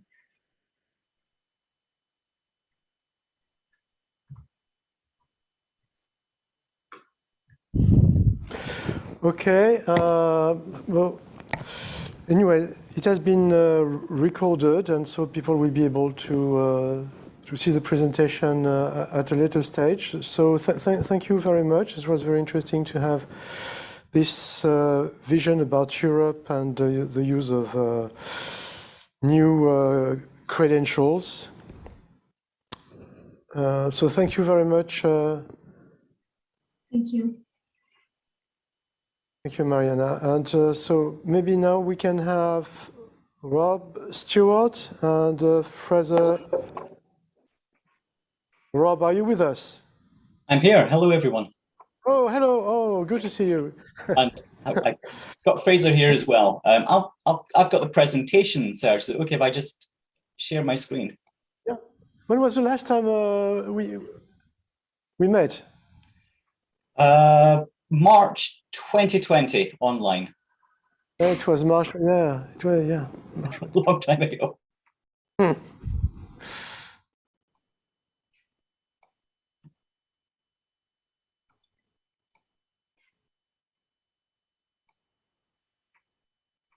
Perfect. Excellent. The floor is yours, Rob. No. Yeah, so for those of us who don't know who we are, the Scottish Social Services Council is the regulator for social work, social care, and the early years workforce in Scotland. Our work essentially means that the people of Scotland can count on social services being provided by a trusted, skilled, and confident workforce. And we are a regulatory body rather than a professional body, so we exist to protect the public and to act on the public's behalf rather than on the behalf of the profession. But we do quite a lot on behalf of the profession as well. In particular, we've got a real focus on helping people working in social services to develop their continuous professional development.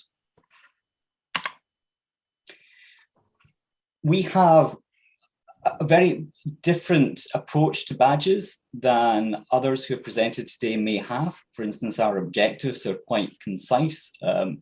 We want our registrants to be committed to their CPD. So we want them to be committed to their own learning. We don't kind of structure learning and then spoon feed that to them. We want people to go out and find their own learning experiences, to log that, to document that. We want people to see learning as being their responsibility rather than just the responsibility of their workplace or their employer. And we want them to be able to make decisions as a professional that's at a very competent level. So when we've experienced or we've created learning experiences for people, what we've discovered is there can be a habit of people just going from just looking at the screen, clicking next, going through a presentation or going through an online resource, skipping the activities, and then they take a quiz at the end and they get a certificate and that's it. And that's very passive. What we want is people to be much more active, to have a good awareness of their strengths and weaknesses, that when they complete a learning experience, they've got some idea of how they're going to improve their practice as a result. And we've created open badges in such a way that it helps people get to that point where they're aware of what have I learned, why is it important, what am I going to do next?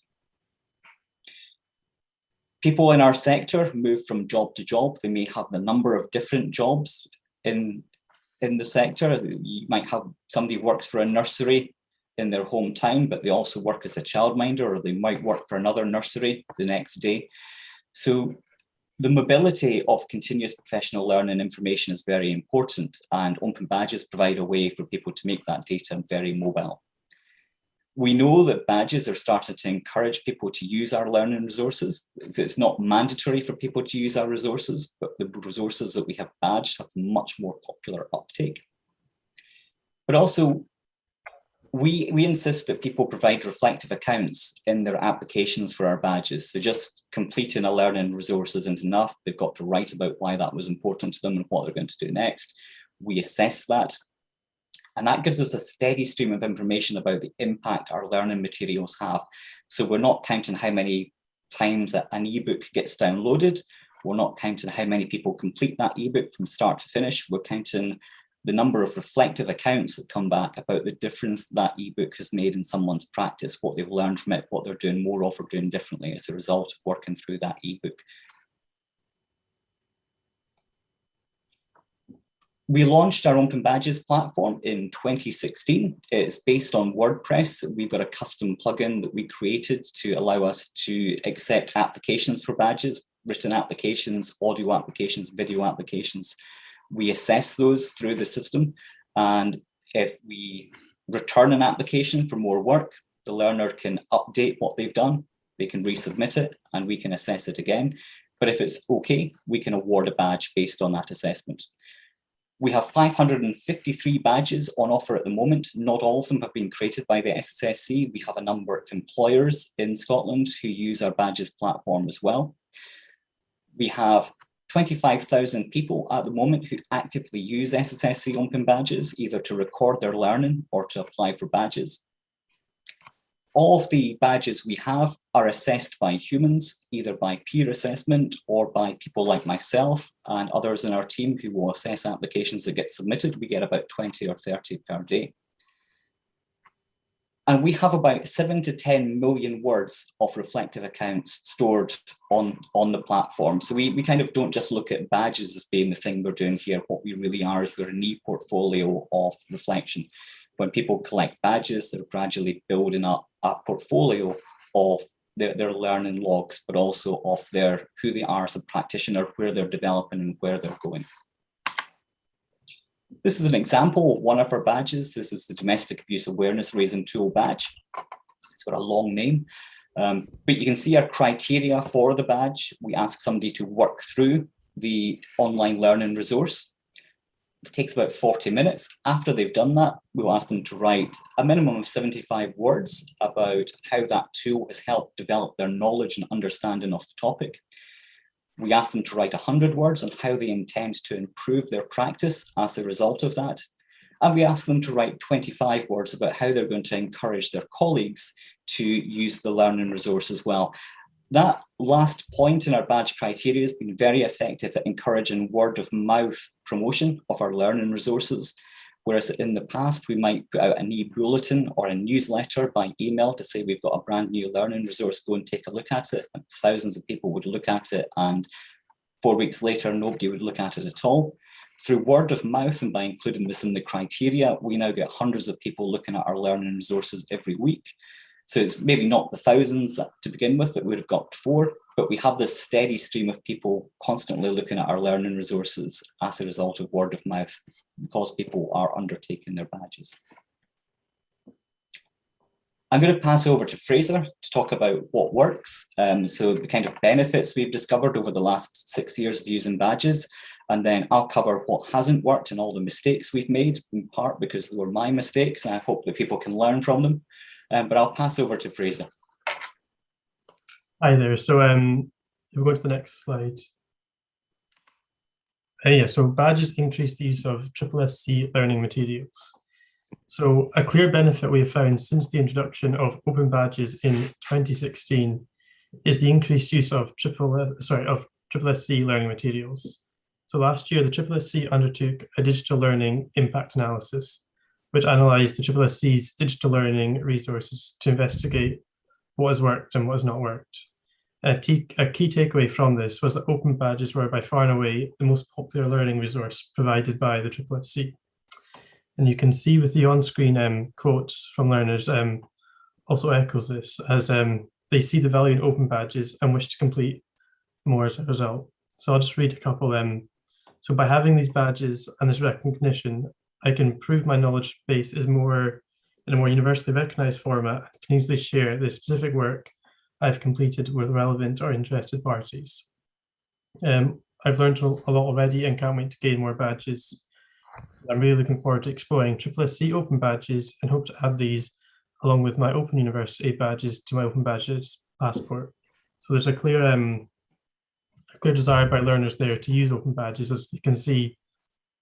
That helps them, prove their learning in a more official kind of way. Next slide. Badges improve reflective writing ability. So we also found that the Open Badges platform greatly improves the writing reflective ability of applicants. Rather than many e-learning courses where only 1 or 2 sentences are required to achieve a certificate, to gain a SSSC Open Badge, a more detailed and reflective account providing examples of how learning has been used in practice is required. So this had a very positive impact on individuals, as the writing ability can be seen in the example presented here. So as you can see on the left, there's a very small kind of one sentence kind of description of how they've gained experience in dementia from the point of view of someone living with dementia. But then on the right, there's the open badge example, which is obviously a lot more detailed paragraph, which well, you can see there's a lot more detail being put in there. So there is a clear benefit there. Next slide. Sense of achievement in earning a badge. So the sense of achievement from earning open badge is another prominent theme we've identified. This is largely down to the fact that to achieve an open badge, you have to put genuine work in, rather than receiving a certificate or badge for simply turning up or completing an easy quiz, which is very commonplace. Furthermore, learners were positively surprised that individuals assessed their open badge applications rather than a computer, as this meant they could count on a fair assessment of their work rather than a computer algorithm assessing their work. So here what some of our learners who completed the Getting Started with Open Badge have said. Gaining a badge is evidence that you know how to complete required criteria and develop knowledge of a subject. Previously, I've completed and gained certificates, but I've not fully developed my knowledge. This has surprised me with my own learning and reflection of subjects. And then again, I was pleasantly surprised to learn that once I submit evidence for each badge, it is a person who checks it rather than a computer. It seems a lot of dedication for people to do, and I'm grateful that my hard work will be looked over objectively. So this shows that individuals are really, they appreciate the fact that it's an individual assessing their open badges, and as a result, they tend to kind of put a bit more effort into it because they know they need to put genuine work into achieving these badges. Next slide. So slide 9, learning more likely to transfer to practice. Since the adoption of open badges in 2016, we've uncovered that learning is more likely to transfer to practice when using open badges. Open badges is having a positive impact on services, as a majority of respondents who achieved an open badge later use what they learned in a workplace setting. Furthermore, our digital learning impact analysis also found that preparing evidence for an open badge submission encourages people to reflect on their learning, evidence, and working habits. This creates a positive impact for themselves and for the people who use their services. This is very important, as if learning wasn't transferring to practice, then there's not much point in learning at all. So we're seeing through the use of these open badges, the individuals are really, they're learning something and they're positively impacting their working environment as a result. Promoting self-directed learning. So turning passive consumers of content into active learners is a key objective of the SSC in relation to the Open Badges platform. Based on the data gathered so far, this objective has been met. For example, only 4% of those who applied for open badges did so because they were instructed to do so by their employer. So in other words, 96% applied for open badges of their own volition. So this shows a huge uptake of learning by the learners themselves, and not, from a top-down kind of initiative by their employers. So this desire to take advantage of open badges platform is very prominent among learners, and many noted the vast range of badges available, ease of access of open badges, and the value attached to them, and many more as a reason to gain open badges. So a quick kind of quote from a learner: endorsements make badges more valuable. They can be done by managers, advisors, and others. This is an interesting way to get the people that know your practice involved in your professional development. So this kind of speaks a bit earlier to what Rob was mentioning in terms of encouraging others, because the open badges platform are using it to kind of create a lot more interaction between employers and employees and colleagues. And it's clearly having a positive impact, as you can see. So evidence is providing long-term value. So a final positive takeaway we have found is that open badges is providing long-term value. By collecting badges, learners build up a vast portfolio of assessed evidence. This is much more valuable than a single badge, as a portfolio shows in great detail evidence of an individual's skills and abilities in practice. This can give employers and anyone else a learner shows their badge to the assurance that they have the skills they claim to possess. Open badges are also being used in portfolios for Scottish vocational qualifications, with these students being directed to SSC open badges by their tutors and mentors. Feedback from learners also tells us that they've used their evidence to help prepare for job applications and answer interview questions. Furthermore, open badges is more likely to be accepted as evidence of continuous professional development with regulators and professional bodies, rather than the unassessed learning records and logs that we showed earlier in that example between the two. So yeah, here are some quotes from learners regarding the value of open badges. If you're awarded a badge, then someone can look at your evidence and make a decision for themselves about the quality of your evidence. With many other qualifications, it's possible for a candidate to simply show up and show a qualification document. It seldom reflects the amount of individual effort put into that achievement. Having previously held line manager posts, I think this is an incredibly useful feature and could have potential uses in recruitment arenas. If anyone ever wanted to know what I put in as evidence for a certain badge, I'm able to show them, and then I intend to forward my evidence for each badge onto a colleague for their input and feedback before finally submitting my badge application. I feel this will provide me with a greater support network and the best chance possible to complete awards and get it right the first time. So this really shows the value of open badges and the emphasis on quality for each badge. So yeah, so just kind of to summarize the positive effects we found is, first, it provides learners with an opportunity to validate their learning with formal recognition. Second, it can be used as evidence for CCC registration, continuous professional development, and as evidence when applying for new jobs. Third, it can help build confidence of individuals by rewarding them for their work. And finally, is having a positive impact on services. Thanks very much, Fraser. It would be dishonest if we didn't talk about what didn't work. And there are a couple of mistakes made. In fact, one big mistake we made early on in our Open Badges program that almost cost us the success at all.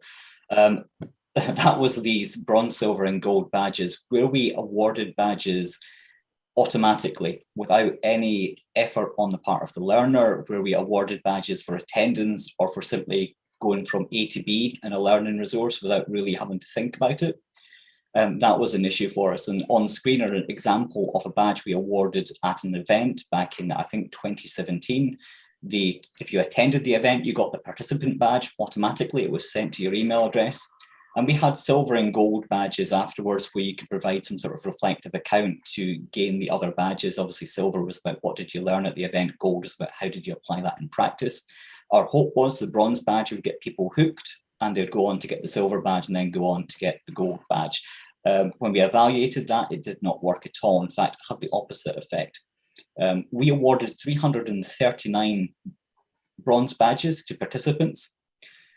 Of those that we awarded the badge to, around 10 of those people were already collecting open badges elsewhere on our platform.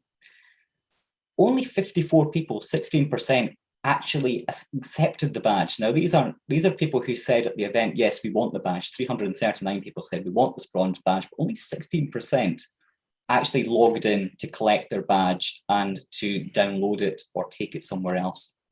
Only around 14% put their name in so they could download a certificate with the badge with their name on it. But the important thing for us is only 1% of people, 3 people, went on to apply for another badge, either that silver badge or that gold badge. And that was interesting because we started to speak to people, because remember, 10 people were collecting badges already before this point. 7 of them stopped collecting badges because they received a badge that required no effort. And as soon as they received that badge, it devalued the whole process for them, and they didn't apply for any more badges with us because they didn't want to go out and show that badge and believe that nobody would validate it because they would assume there was no written evidence or reflective account behind it.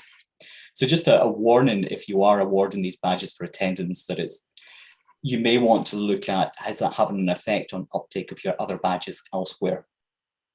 If you want to try out some of what we're doing already, we've got some free resources for you, and I'll put links to these in the chat. The first is a rubric. We score all of our open badges against this rubric. All the reflective accounts that come in for our badges, our assessors go through this to determine whether or not to award a badge. It's generic, so you can use it regardless of the topic of the badge. We typically expect these things, these kind of factors to be met in each of those. And we also have a criteria template. We use this to rapidly create new open badges. If we've got an existing learning resource and we want to rapidly create a badge, we can go through this criteria template and we can pick or choose things. We've got on one side what you might want to ask people to do, and on the other side an explanation of why we're asking the person to do that. And if you want to try out some of what we're doing, this template would make it very easy for you. Sorry, I've taken up 2 extra minutes than I expected there, but if you have any questions, I'd be happy to answer them.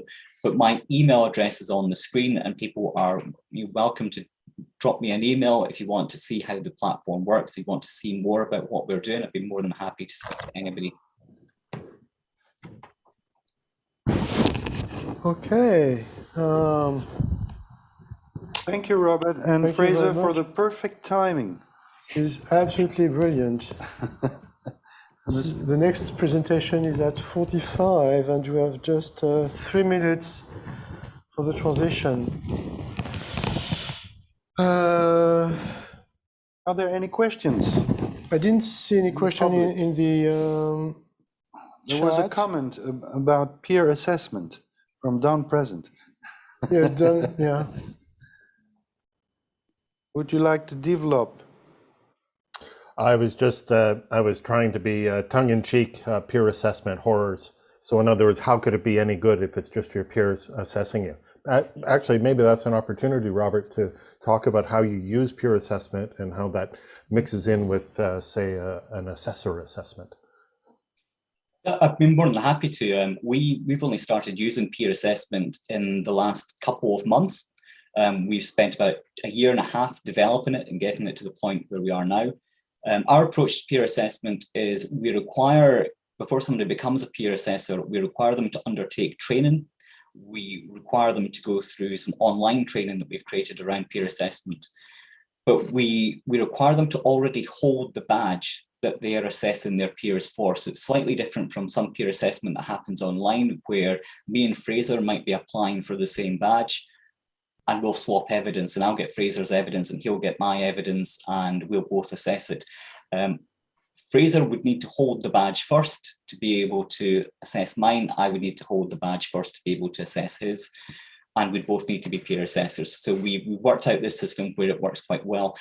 What we are seeing already from the peer assessors we've got on board is they have become incredibly good at applications for their own badges, because they now understand rubric. They now understand that they've got to transfer the learning into practice first before they write about it. So we've seen some impact already, but we need to onboard 1,000 peer assessors to make the whole platform completely self-sustaining, so that there's really no effort at all by the SSSC in assessing all the applications that come in for badges, so we can scale up from 25,000 active users to 200,000 active users. So we've still got a long way to go, perhaps 5 years or 10 years before we realise that, but small steps, and we're starting to get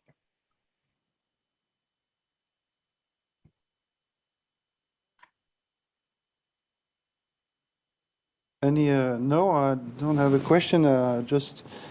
I'm amazed because I follow this project now for a few years, and it's a very nice example that when a regulatory body or company recognizes their workers for their professional development, it's something positive. That's really in my field, in education. Some of our teachers may sometimes say we don't need badges, we need better wages. So it's difficult in France currently to promote open badges for professional development, because some of the people see only the image and think it's a good point. You know, okay, you're a good worker. Brownie point. Brownie point, yes. Did you have this kind of problem at the beginning with open badges? Yes, we did in 2016. We only really got over that problem when people began to realize that behind that image is evidence, is a reflective account, and that someone may have half a dozen, maybe several reflective accounts. And when people realized that once they'd collected so many badges and they were applying for a promotion at work, they could go back through what they've done, or if they're undertaking a qualification now in social services in Scotland, the chances are you'll be doing a vocational qualification rather than going to university or college. So recognition of prior informal learning was very important there. When people start on a vocational qualification, if they've got 12 badges, then the reflective accounts behind them can be used as recognition of prior informal learning. So there was a value to the evidence, to the portfolio people had created, which I always think shock horror, there's a value to portfolios. And people see that as being valuable. But people do badges for themselves rather than for us as a regulator or for their employer. And that's what's been interesting. Now, a lot of people who come into social care and social services, they've got strong values around they want to serve. Some people aren't doing it for the money because the money in social services and social care is terrible. You could go and work in a supermarket and earn the same money with less responsibility. But people choose to do this because they want to serve, and their learning and development is very important to them and how they actually put that into practice and how good they are as a professional. So they're doing it for that point. But it takes time. You need a couple of professionals to be brave to start collecting badges, and they need to go out and promote that to others. I mean, there's a reason why in our badge criteria we say encourage your colleagues to do this, because it forces people to talk to one another, not just about their learning and development, but it allows other people to see, I'm not the first one getting this badge, there are other people out there. And if your colleagues value the badges, you'll likely value the badge. That's something that we're seeing in a sense. So people don't do it for the regulator, they don't do it for their employer, they're doing it for themselves. And there is a question from Don. Maybe after that we'll prepare for the next speaker. Yes. Are there reflections used to inform emergent practices in the profession? How do you deal with emergent practices, if any? In terms of emergent practices, perhaps not, but the reflections are used to look at our learning materials. So if we see a learning, if we've got something, say, one example might be our cybersecurity resource. If the reflective accounts we're getting back suggest that people are doing something that's very effective and we've not covered that in the cybersecurity resource, we'll take their examples and we'll use their examples. So in terms of uncovering best practice, that is starting to work. We also have badges around the health and social care standards where we ask people to give examples of how they're putting those standards into practice. Well, that's a mine of examples of good practice that we can start feeding back into our own learning resources. So we're not doing as much on that as I would like, but we're starting to get there.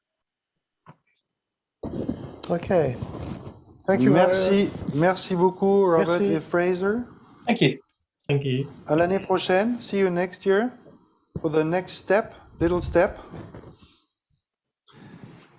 And now we have a little break, yes. A little break. 10 minutes break. 10 minutes break. Nous avons une pause de 10 minutes. And then we will welcome Alfie Cohn. Yep. And also, comment on dit, passer le relais aux Amériques. Americas. Yes, we move from Europe to America. To Americas. Americas. Northern America. OK. À tout à l'heure, un petit café. Et nous avons, Serge, une photo à prendre. Je vais tout expliquer. Il faut que j'aille prendre une...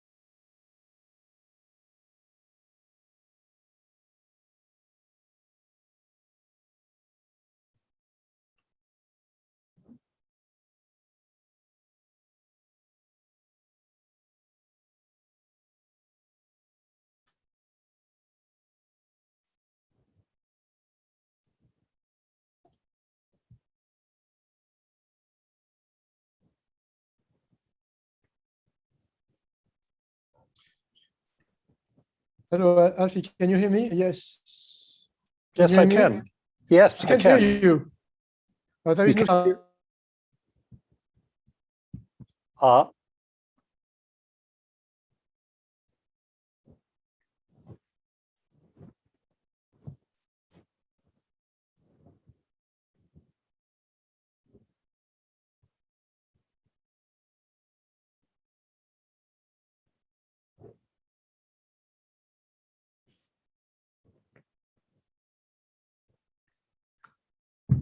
Can you speak? Yes, hello. Oh, yes, I can hear you now. It's fine. Good. Excellent. Are we starting? How soon are we starting? It's We're going to start very, very soon. What time is it? It is 4 o'clock. Yes, it's time. Okay. even though we have only 24 participants. Now, yes, but it is recorded. So everything is okay? Tout va bien? Okay. Okay. So yes, let's start. So we have the pleasure to welcome Alficon for the transition between Europe and Americas. And Alficon was at our conference when we were in Greenwich. He spoke at a distance. It was on a video conference, and it was very critical to have Alfie at that time of the development of the Open Badge movement. And a lot of things that he said at the time have been very inspiring to the way we have been developing practices around badges. So Alficon has been a beacon for us, and I hope we have not betrayed what we think we have learned from you. So, but we don't fear criticism. In fact, we are looking for criticisms if we do something wrong. So it will be with great pleasure that I will listen to you for the second time in this conference.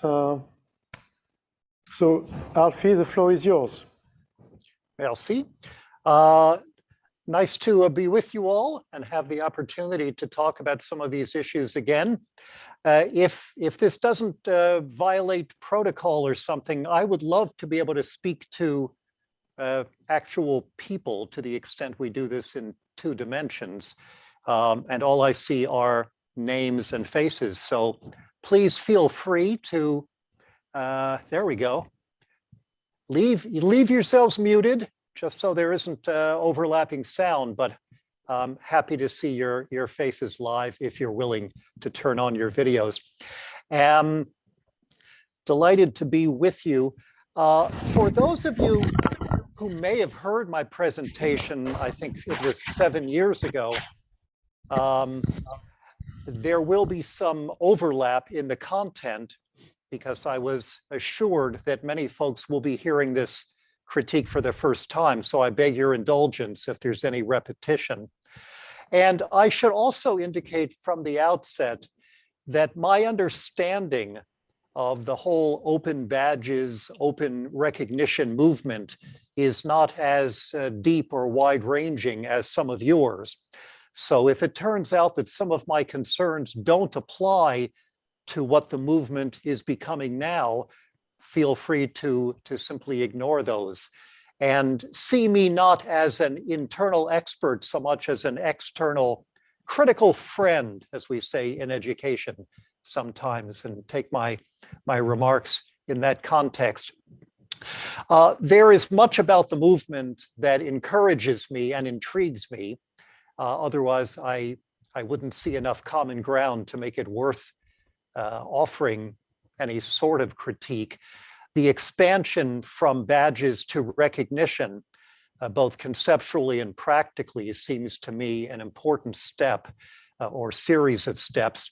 And the whole idea behind what I understand the movement to be represents a kind of commitment to democratize, to acknowledge the value of informal learning, that is, learning that takes place outside of institutions, but also now to add the component of informal recognition of learning by one's peers.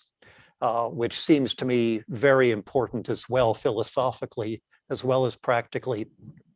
It doesn't take long to find a cautionary tale where you have informal learning recognized, but without it being an informal, more democratic peer recognition. I mean, I suppose an extreme example of that might be China's totalitarian social credit system that involves surveillance and a snuffing out of dissent with top-down control and incentives and blacklisting in order to offer recognition of what a centralized authority believes is appropriate for its purposes. Clearly, that's not the case here.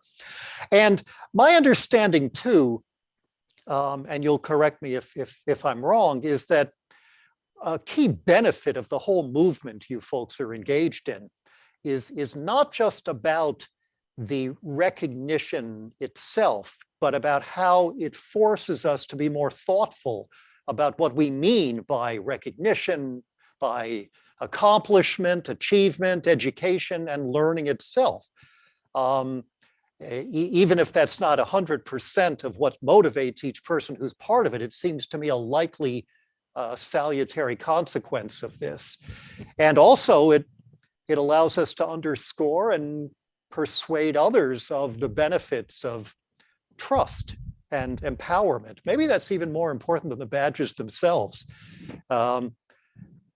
As our host who just introduced me has written, open badges are triggers of conversations, reflections, and critique, all of which seems much to the good. But having said all of that, I want to raise some potentially, I think, significant questions about this and concerns. I'll let other people deal with the potential practical and implementation related problems. Is it possible that many badges will be essentially meaningless, that people will game the system, that recognition will be offered disproportionately and rather dubiously from people who just like you, or I guess of more concern, just people who look like you? What potentials for bias are potentially built in here? I mean, those are obvious questions, but I don't have any particular expertise in the extent to which those things are realistic concerns or how one might deal with them. One question, though, that's a broader one, perhaps a deeper one, is to ask which skills and proficiencies exactly are going to be up for recognition. What are the criteria for mastery? How much flexibility is there about this? And who gets to decide this? That's in general, and separately, who gets to decide with a given badge, whether it's been earned or something? Is the whole process here what I call a doing to or a working with? And is it possible that a system could develop where the rhetoric is about the importance of working with, but in practice, it slides back to what is all too typical in our lives in many countries, which is more about doing to? To what extent is it top down or bottom up? I've written and lectured a lot about the use of standards in elementary and secondary education, particularly in the United States and Canada, but I'm somewhat aware of how that's done elsewhere as well. And I have written about how the standards themselves, as they're typically done in education systems, are as troubling as the standardized tests that are used to enforce the standards. So a number of educators share my concerns about standardized testing for kids and for older students, for reasons I won't bother to go into unless you really want me to, how standardized exams measure what matters least in an education system, so that higher scores on those exams are often not just meaningless, but a bad sign, given what had to be sacrificed in schools in order to raise those test scores.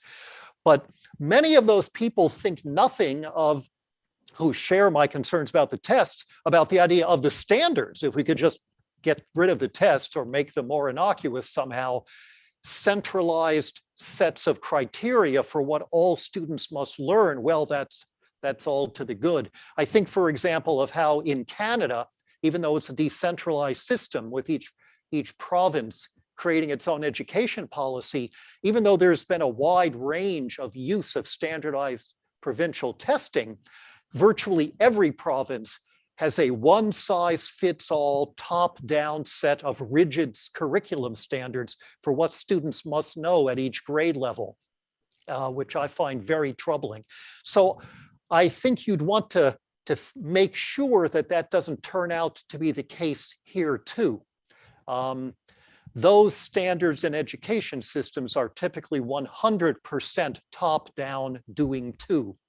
But it always makes sense to be a very critical and skeptical observer of whatever the criteria for recognition would be in an open recognition system and who gets to decide and based on what, even though there's a theoretical commitment to doing something that's more informal or democratic, lest it turn out to be too close an analog to what I think is the bane of many education systems. So that's one question.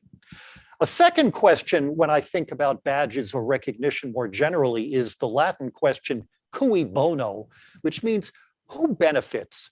Who's this really for? If somebody gets some sort of badge for an accomplishment or achievement, is the purpose here really to benefit that individual? Is it just an innocuous reminder of that person's accomplishment that permits him or her to have a quiet sense of pride? Oh, look, there's the authentication, the corroboration of what I did. Or is there some external constituency that needs to know who's attained what at a given point in time? And if so, who is that? And why do they need to know? These may be questions that you've already thought about and answered to your satisfaction, but it's certainly the sort of thing worth returning to periodically, even if that's the case. Worse, are there companies that stand to profit from the badges themselves or from using them to induce people to do something that benefits the corporation? There's people have drawn an analog to the endorsements that one can get on LinkedIn. But that's largely to drive page views, to get eyeballs to a for-profit site, never mind all the other issues with LinkedIn endorsements, like, you can get them from strangers who don't work with you or really know anything. So what's really the point here? But it's worth asking about that. And here's another education analogy, since this is the world I know best. Alfie, once again, your camera is shaking. Is it your camera or is it a video? Sorry, because it's really a bit troubling.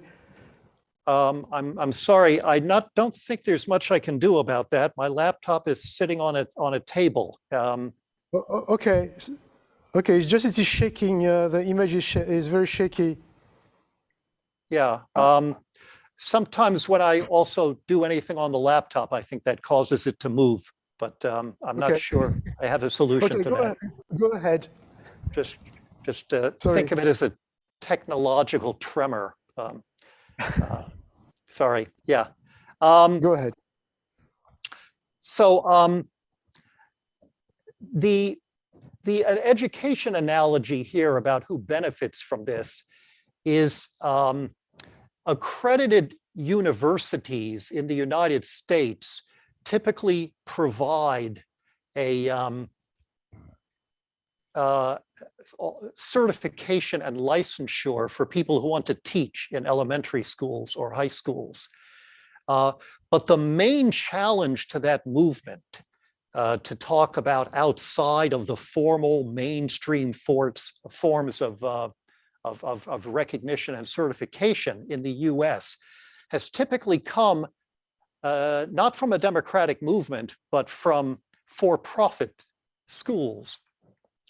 So one way to ensure that alternatives to formal accreditation stay pure, stay more democratic, is to make sure that no one can make money from it. You know, like the original dream of the internet, which was to be something to serve the common good and empower ordinary people. Remember that? Some of you old enough to recall before it became just about centralized private power. Anyway, who benefits is the larger question. And here's a third question. In each individual instance where somebody gets a badge or some kind of recognition, is that really necessary? I think the default answer should be no. There should be a reason to show this. You know, when there's no need to determine whether somebody has mastered the skills necessary for a career, like to be a pilot or a teacher, why do it if there's some risk involved? And I'm going to mention the risks in a moment that are always present when you have someone recognizing what someone else has done. Think about the importance of it, and in each case, don't just assume the default is, yeah, badges or recognition whenever possible. Think in each case about the burden of proof being on someone to show that that's really a good thing.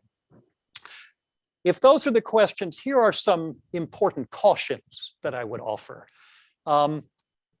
First, sometimes the need to go beyond traditional institutions shades into an attempt to destroy those institutions for ideological reasons that seem to me kind of troubling. One example for me is the rabid libertarian agenda behind cryptocurrency, that it's not about democracy, it's about a strong support of centralized private power in many cases.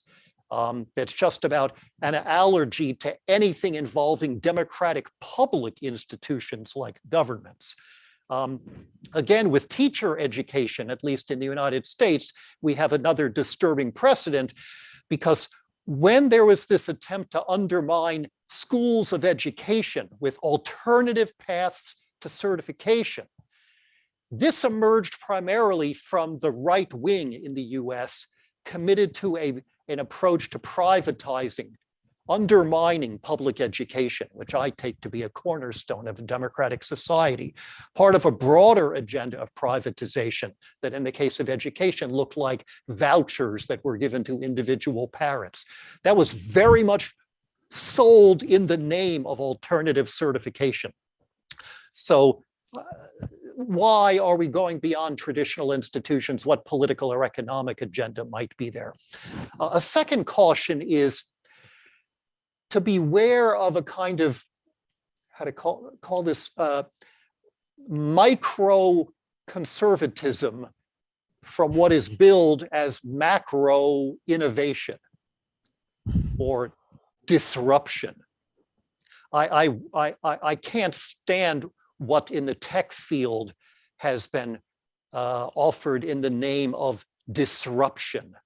And there's been a fair amount written on this. I'm happy to send you some readings if you're interested about what disruption has really meant and whom it really benefits.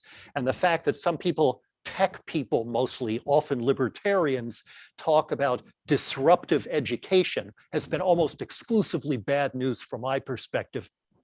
It ends up reproducing the worst of what happens in schools, in classrooms, like for example, traditional homeschooling for people who don't like the idea of public education. They want to teach their own children.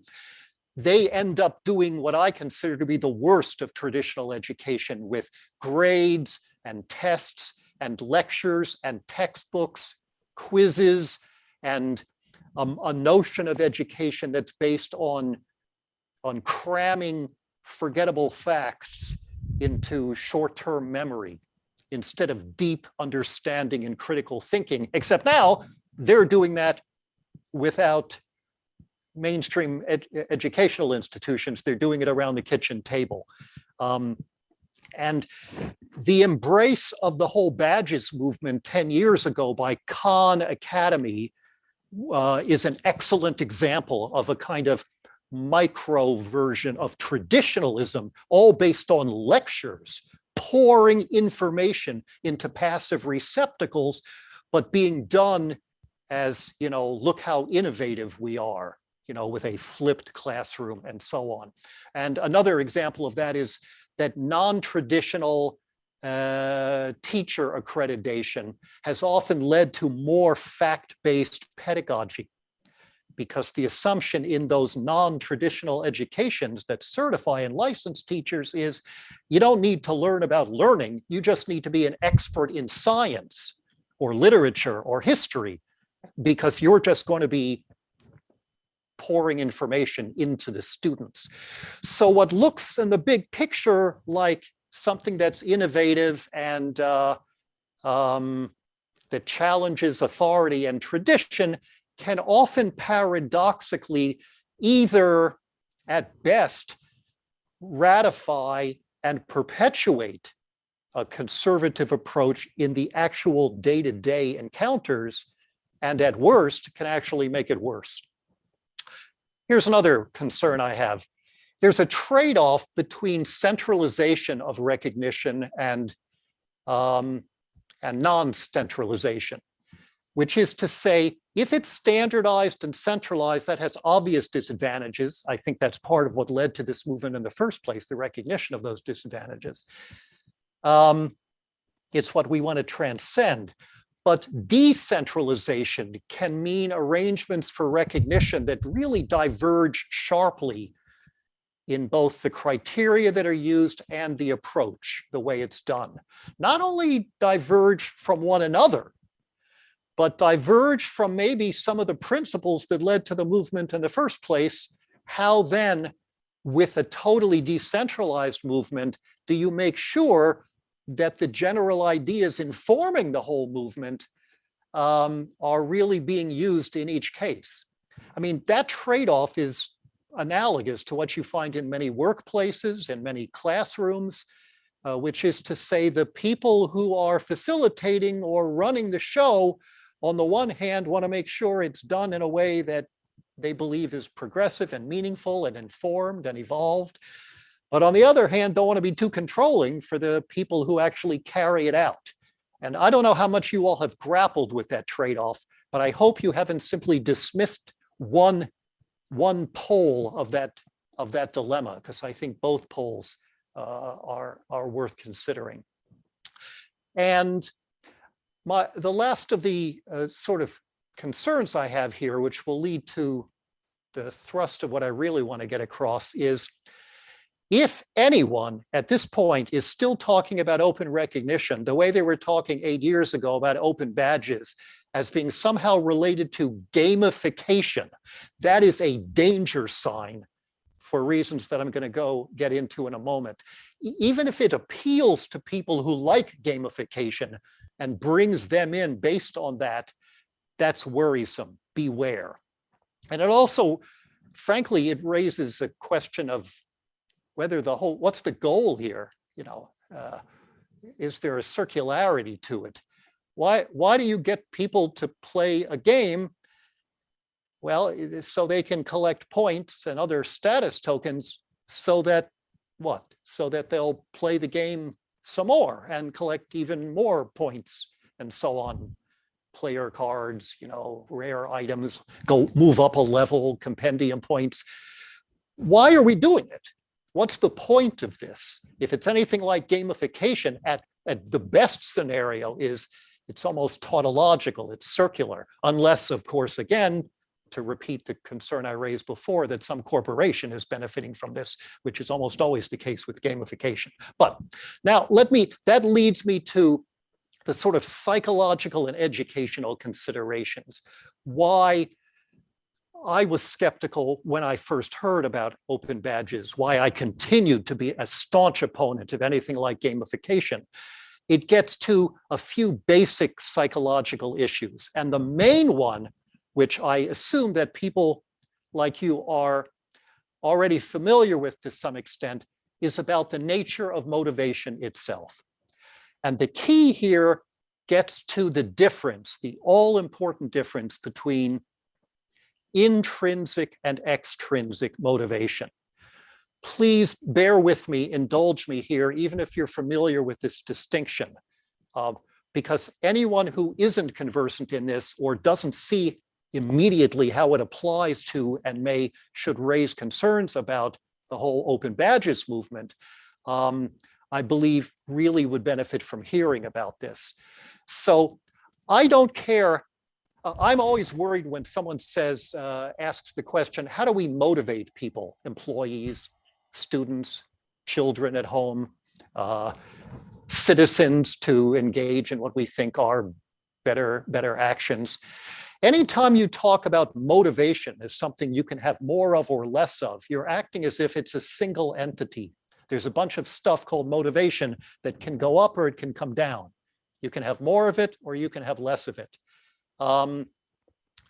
And what we've learned from motivational psychology in the last half century or so is that there are different kinds of motivation, and the kind matters more than the amount. The way this is usually distinguished is with a dichotomy between intrinsic and extrinsic, although even that is an oversimplification, although it's a lot closer to reality than the single entity model. So intrinsic motivation means you find something meaningful, valuable, enjoyable in its own right for itself. Whereas extrinsic motivation means that you do something in order to achieve something outside of or extrinsic to the task, like getting a reward or recognition for doing the task. Now, the first thing to realize, which should not be controversial, and except for some leftover orthodox Skinnerian behaviorists, it isn't, is that those are two very different things. The hardcore behaviorists don't even believe intrinsic motivation exists. They collapse it all into external reinforcers and so on. Most people acknowledge that a kid who reads a book because she likes reading or is interested in this topic or loves that author is completely different from a kid who reads a book in order to get the teacher to say, good job, I like how you got through that book, or gets a grade or a mark or a sticker or a gold star. But it's not just that those two things are different, and it's not even just that intrinsic motivation works better, lasts longer. It's that extrinsic motivators tend to undermine intrinsic motivation.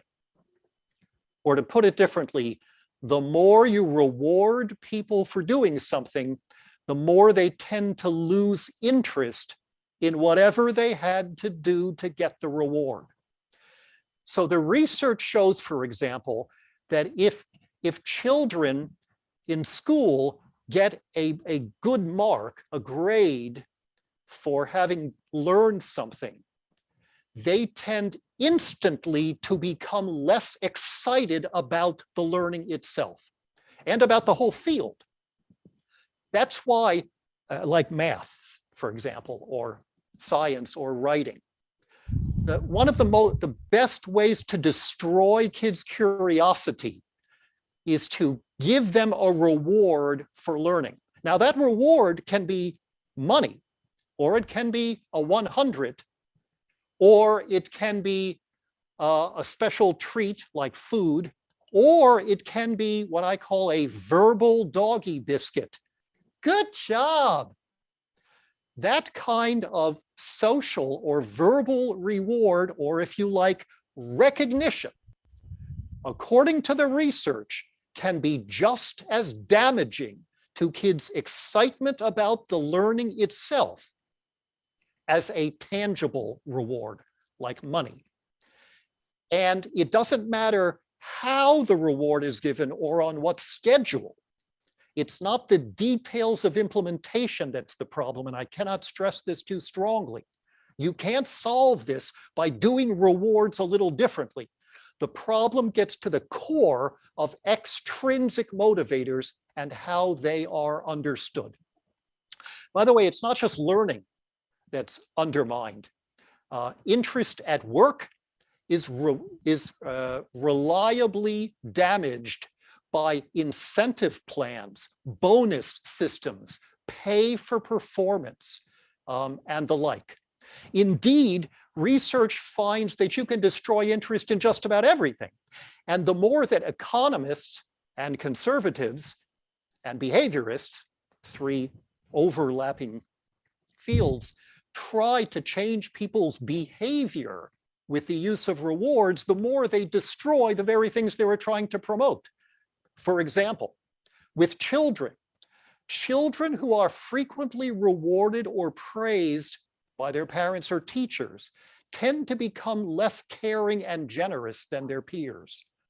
Every time, and the effect is most pronounced if you recognize kids for being generous, as in, I really like the way you shared your dessert with Diane. You're such a generous person. Good for you. That child just became a little more selfish, a little less likely to share, a little less concerned about Diane and everyone else, because you've taught her the reason to do this, to do something nice for someone, is so that you will get some recognition or reward. It's true for adults. Research finds that if you give financial incentives to people for losing weight or quitting smoking or going to the gym, they will actually become less likely to keep doing those things when the reward is no longer available than they were at the beginning. There's much more in the way of research demonstrating this and supporting what I've just said. The reasons that this is true are worth lingering on for just a minute. If we were there in person and this was a longer workshop, I had more time, I could see you in 3 dimensions where we were all wearing pants. I would at this point invite you to construct meaning around the findings that I've just reported rather than just telling you, because real learning tends to happen more from talking than from listening. But given these constraints, I will summarize what I think the research says about what the answer to the question, why does the quality of performance tend to go down when people are recognized, when there's an extrinsic motivator? By the way, that's true. If I took 100 people, gave them all a puzzle to solve, divided them into 2 groups. First group, I've told them, see if you can solve this puzzle. And the second group is told there'll be a reward if you're successful at solving the puzzle. And then I set everybody to it and collected them. Over and over again, the research finds that the people who are doing it to get a reward do a lousier job than the people getting nothing. The reward undermines excellence, and that can also be true of recognition that is not a tangible reward. Why is that true? One reason is, and I'm going to go very fast here so I can get in a few more points, and also I'm anxious to hear your questions. One reason is that rewards, like recognition, are by definition conditional. If I give you a banana, that's not a reward. If I give you a banana because you did something very well, accomplished a task, it's a reward. It's do this and you'll get that. That's what a reward means. That's what defines a reward. And conditional stuff that we like, even if we love bananas or love affection, to take the darkest case of this, when parents make their attention, approval, and acknowledgement, their affection, conditional on kids being well behaved or doing something impressive, that turns the unconditional love that children need to flourish into payment, in effect. And conditional acceptance has a range of destructive psychological consequences. So that conditionality feels controlling, and people don't like being controlled. Rewards are just like punishment. They're both, except it's sugar-coated control in the case of reward or recognition. And that may lead people to become less interested in the whole thing because we don't like being controlled. The second reason rewards have this effect, I think, is the effect on the relationships. Sometimes the relationships among people, because people tend to not collaborate as effectively when they're just focused on getting their own recognition. But also the vertical relationship between the badge giver and the badge recipient. Now, that badge giver is not a caring ally to be consulted. It's somebody to be impressed. Someone from whom I'm looking for something to get that recognition, which warps the whole relationship. A third reason that I think rewards have this effect is they ignore the reasons that people do things. The word that always makes me worried when I hear it in people talking about it in corporations or other organizations, and especially in families and schools, is the word behavior.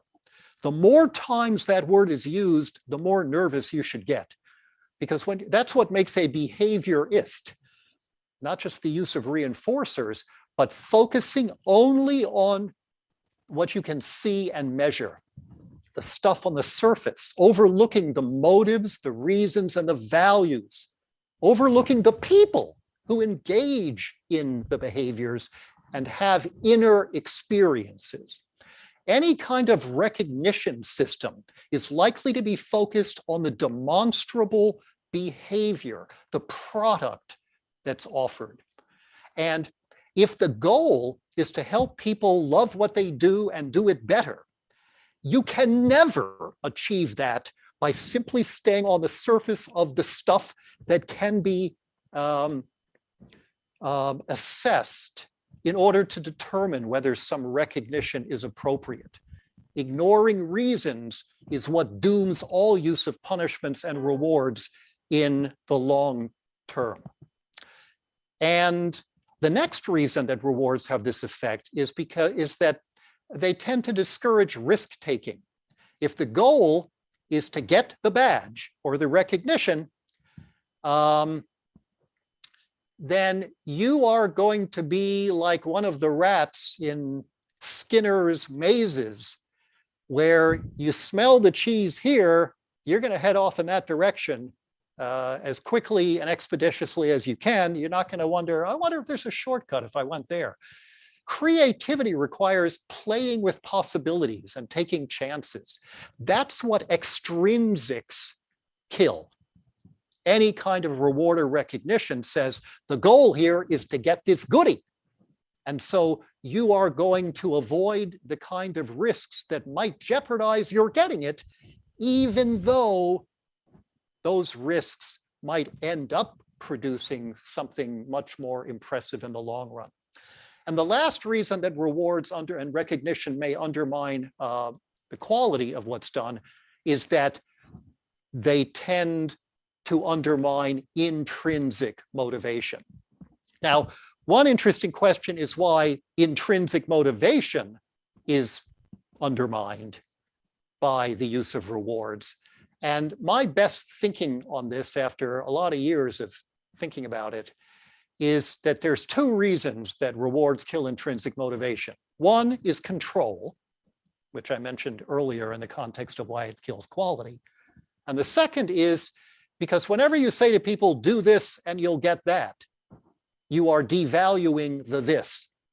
You've reframed it so that whatever the task was, whatever the achievement was, whatever the action was, that is now reframed as a tedious prerequisite, as a means to the end of getting the recognition. And that's why any kind of recognition may have this effect. The research on rewards further finds that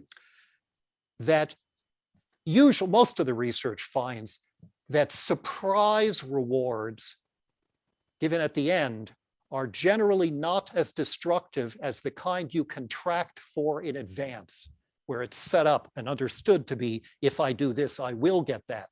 And you're thinking about that the whole time. And that's a real problem, I think, for any kind of recognition or badge system. Second, the research finds that the bigger the reward, the more luscious and desirable it is, the more damaging it is. So the best kind of rewards, at least the kind that are relatively innocuous, are the ones where people don't really care about them that much. Third, the research finds that getting a reward just for doing something is not quite as bad as getting a reward for doing it well. So when it's contingent on the quality of performance, it ends up undermining the quality of performance as well as the individual desire to do it, the intrinsic motivation. So please beware any kind of talk about the best way to reward a skill, or we need to reward only what counts. Language like this suggests that you're talking with a behaviorist. Rewards of any kind are counterproductive. And if badges amount to like a jazzy reward structure for the digital age, you should ditch them, I believe. It's a serious problem. In the case of recognition, where there's no tangible reward, it's a bit of a gray area. It has similar risks as tangible rewards, but it depends on both the motives of the giver and the perceptions of the recipient.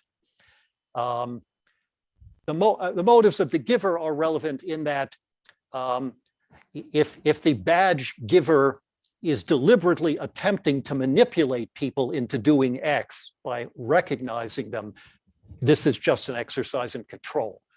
But even if that's not the goal of the giver, it could still be a problem because the recipient may still experience it as something that ends up undermining intrinsic motivation, and that's controlling as well.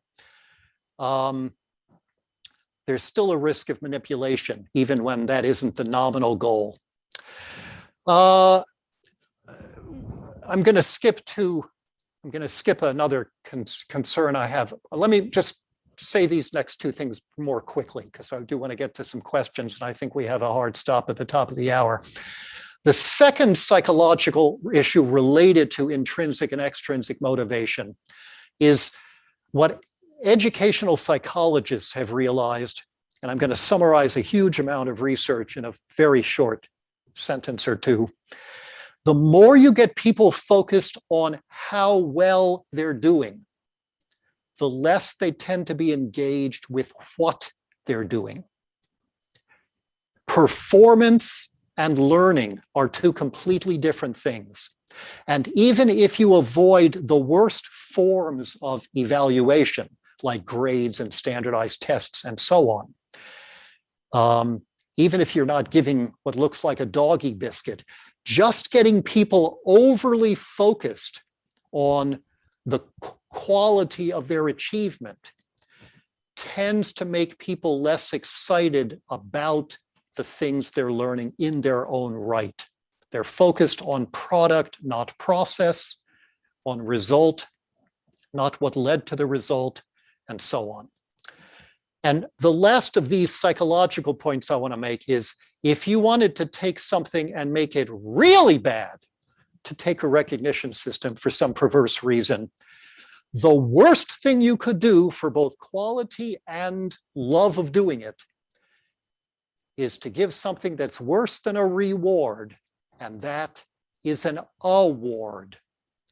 An award is a reward that has been made artificially scarce.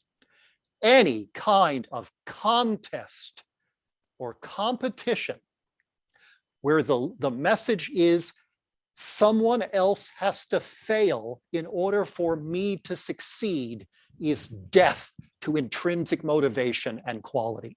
I wrote another whole book, my first book, in fact, many years ago, just on this topic, with a separate research demonstrating the unique harms of any version of competition. You never want people who are doing a task to view others doing the task as obstacles to their own success. And that is precisely what is built into gamification and anything else that has a contest involved where the goal is to get more points. One reassuring feature of badges is that they're not inherently competitive. My getting one doesn't reduce the chance of your getting one. So you should never publicly post who's acquired how many badges and so on. And of course, you should also avoid multiplying the potential problems of competition by having organizations compete against each other for the best recognition system. Competition is poison at the group level, just as it is at the individual level. Anything that smacks of competition will take the potential for extrinsic manipulation and multiply the damage. Few other things for like thinking about how to make the system better or avoid making it worse beyond the competitive aspect. Don't make badges too salient, especially in advance, and turn it into a doggy biscuit. Use it only to certify a proficiency. Don't let it become the reason that people now want to acquire that proficiency. Avoid giving too many badges. Be selective and don't put too much emphasis on them. Next, make sure that you maximize the chance for individuals who are receiving the recognition to have some say about the whole thing is done. Which tasks, how many levels, and so on. And maybe upstream from that, participate in planning the whole criteria for the badges. However, having said that, giving people choices doesn't in itself undo the harm of rewards. Like gamifiers have this lame rationalization. Well, it's up to you to choose how many levels you want to shoot for. No, if it is extrinsic, let alone competitive, it is still problematic. But sometimes you can minimize some of the damage by making it a little more, giving more autonomy to the people who are involved. Next point, don't do this with younger kids. Any kind of badge or any system that could conceivably be construed as an extrinsic reward. The damage is likely to be worse with younger children. And plus, most of us care more about their intrinsic motivation being developed at a vulnerable age. Next, I would suggest never using secondary rewards for amassing badges. You know, where if you get this many badges, you get a super badge or something like that, where they're stacked up. This makes it even more extrinsic and thus problematic from a psychological perspective. And finally, avoid any hierarchy of badges. When I described this whole process to an educator friend of mine, he said, oh, great. How long until people start complaining about badge inflation, meaning the way they do about grade inflation? Make it pass, fail, succeed, or not there yet, not degrees of accomplishment. Remember, the research finds that rewards are even worse when they're performance contingent, as opposed to just getting it for having done this. So what I just gave as suggestions could be seen as what we do to maximize the chance that it's positive, that we're doing it in the right direction, or things to look out for that could make it worse. My position is absolute on some issues here. Competition's effects, extrinsic effects. On other topics, though, I'm not a purist, I'm not an absolutist. There's nuances here. You know, both the benefits and the harms are sort of on a continuum. It can get better, it can get worse. And there are variations of it that can make it worse. I mean, for example, in schools, grades where you give kids letters or numbers are the worst. Better than that is when the teacher writes a narrative report with qualitative assessment of the kid. That's a lot better than reducing the kid to an 86 or a B. But even better than a narrative is a conversation, a conference with students and sometimes their parents, because there's at least the possibility of a dialogue. A narrative report is still a monologue, even though it's better than grades. So there are degrees of harm or degrees of benefit. And I would urge you to think about the decisions that you're making about the whole movement in the context of not only the practical things that could go wrong or right, and not only in terms of the conceptual ideas of trust being, of course, a good thing, but under the shadow of what we know from psychological research, where even well-intentioned ideas can end up backfiring in various ways. We got another 10 or 11 minutes. At this point, I would love to hear a question or response. If you can be very concise, that will allow more people to speak. Don, yeah, you wrote some questions, Don. Do you want to? Yeah, I have a couple of questions, Alfie. This is great. It's How about, great may I to see you suggest again. starting with one? Just do one, and then we'll see if other people have them. If not, we'll come back to you. Okay. The question is about gamification and what I would call game mechanics. I was making the point in the chat that there can be positives to it. It's feedback, it's navigation. Can you comment on that? First, I haven't without competition. First, I didn't see what anyone wrote in the chat because I was sort of busy. I would hope this would be framed as a question.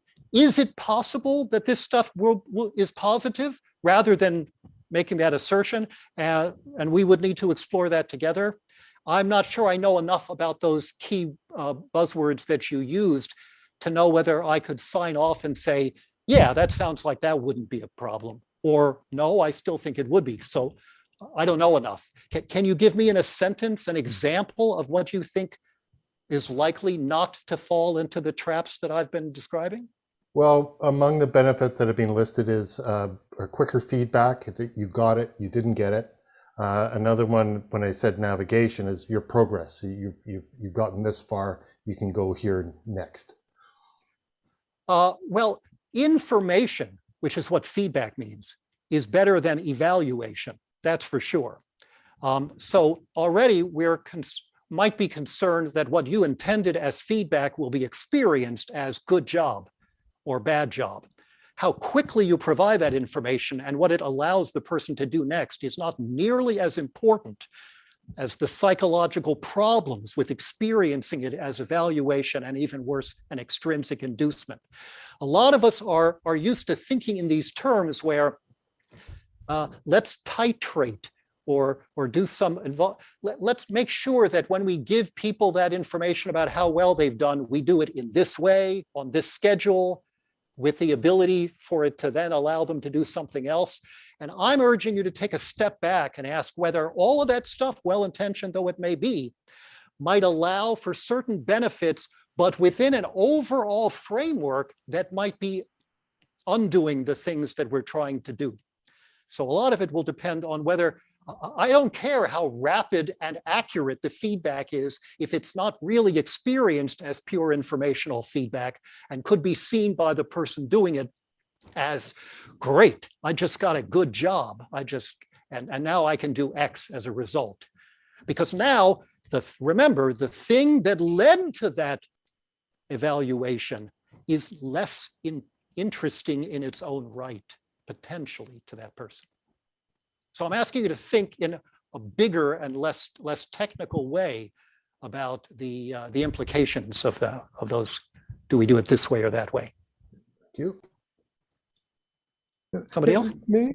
Could we make maybe a parallel with intrinsic feedback with extrinsic feedback? Because you can have an intrinsic feedback which is part of the activity itself. And so you do something and you receive intrinsic feedback. And you could imagine that there is a badge which is part of the intrinsic feedback because it's part of the activity. And right. You could have a badge which is an extrinsic feedback. Right, yes, it's a slightly different use of intrinsic, so we have to be careful not to conflate that with intrinsic motivation. But yes, but this is largely a function of the kind of task that's involved. For example, if I'm trying to build a bridge out of matchsticks, it either stays up or it falls down. I don't need anybody to tell me, you've done a good job with it. It's there, that's built in, and that's right. And in many cases, we offer informational feedback at best without evaluation when it's not really necessary because the task itself secretes information about how well we've done. But that's not true of all tasks. And there are many important and desirable tasks where you can't really tell, and some informational feedback might be useful. And that's why we have to be so careful about making sure that informational feedback doesn't just become evaluation, much less a reward for doing it. Somebody else? Feel free to turn on your videos. Kerry. Kerry? I'm here. Yes. Yep, your turn. I have a question. Curious about your perspectives on Fredrickson's broaden and build theory, the positive like psychology theory, which says like positive emotions can help build resiliency and interest and curiosity, right? And how you can get into that cycle by building up positive emotions. And I'm wondering if you're familiar with that and if you have any thoughts on it in the relation of badges. I'm not familiar with it. I haven't heard the name of the theory or the theorist, but based on what you've just said and what I know of a number of other psychological theories that also talk about, say, the importance of positive affect and so on. I hope that's not the case with the person you're quoting, but with most of these, they completely collapse intrinsic and extrinsic. And by virtue of that, just think, as long as you're feeling good about the world and you're feeling good about yourself, that's going to create an auspicious cycle where you're now able to be more excited and do it better. And the research area that I'm drawing from shows that is not necessarily true. You can feel on top of the world, but if it turns out that's because of an extrinsic reward that you got, it will still have the negative effect in the long run with respect to the way you view yourself, the way you view the task, and the way you view the person who gave you the reward. So you have to be very, very careful about that. There's loads of theories like that, including early work on internal and external locus of control that have similarly failed to understand the important differences. Intrinsic motivation is not the same thing as internal motivation, because internal motivation can be experienced as swallowing whole the control from outside. And now you feel driven from inside in a very extrinsic way that does not feel healthy and well integrated into yourself and chosen. This is the work I'm drawing from of people in self-determination theory. And I urge you to look at some of that research, the work particularly initially of Ed Deci, D-E-C-I, and Richard Ryan. But now there's dozens and dozens of scientists worldwide who are looking at these issues. You know, and an analogy to the idea of why I think you can instantly see that just positive affect doesn't always create a long-term benefit is, you know, a line of cocaine or a snort of scotch can help you feel terrific about the world for a little while. It's not going to improve your performance in the long run. So there are more nuances here about the type of the reason that you're feeling good and the risk that it's extrinsic or controlling. Yes, if others don't have questions, go ahead. I will pause on there. Okay, Don, another question before. You wanted to, could you provide a useful feedback, examples of useful feedback without sinking into rewards? What could be a proper feedback to provide for good or bad performance? What should be the thing to do? If it's a statement of fact, I noticed that you did the following, where I'm not necessarily tipping my hand to say, and I like it, or, and that's really good, and I approve. That's feedback, that's information. And what makes it helpful is when it's requested, of course. Even good, useful informational feedback thrust upon students or workers, especially by somebody who has more power than they do, will tend to be read as this person means, I think, that was a good thing or that was a bad thing. That's all they're listening for, is the hidden evaluative component. So when it's requested, and when the task itself, as you were saying before, Serge, when it doesn't provide that already, that can be interesting. And one more aspect of that whole encounter is for the person providing the feedback to do more asking than telling. Like, I noticed that you did this time. How did you figure out how to do that? Or did you find that it worked better with respect to this result than when you tried it a different way? And you got to really want to know what the answer is. It's not just going through the motions of that. A conversation like that pulls people into the task rather than pulling them out of the task to see what the badge giver or recognizer thought of them. Yes, so it's a way to show interest, to want to learn more about the person.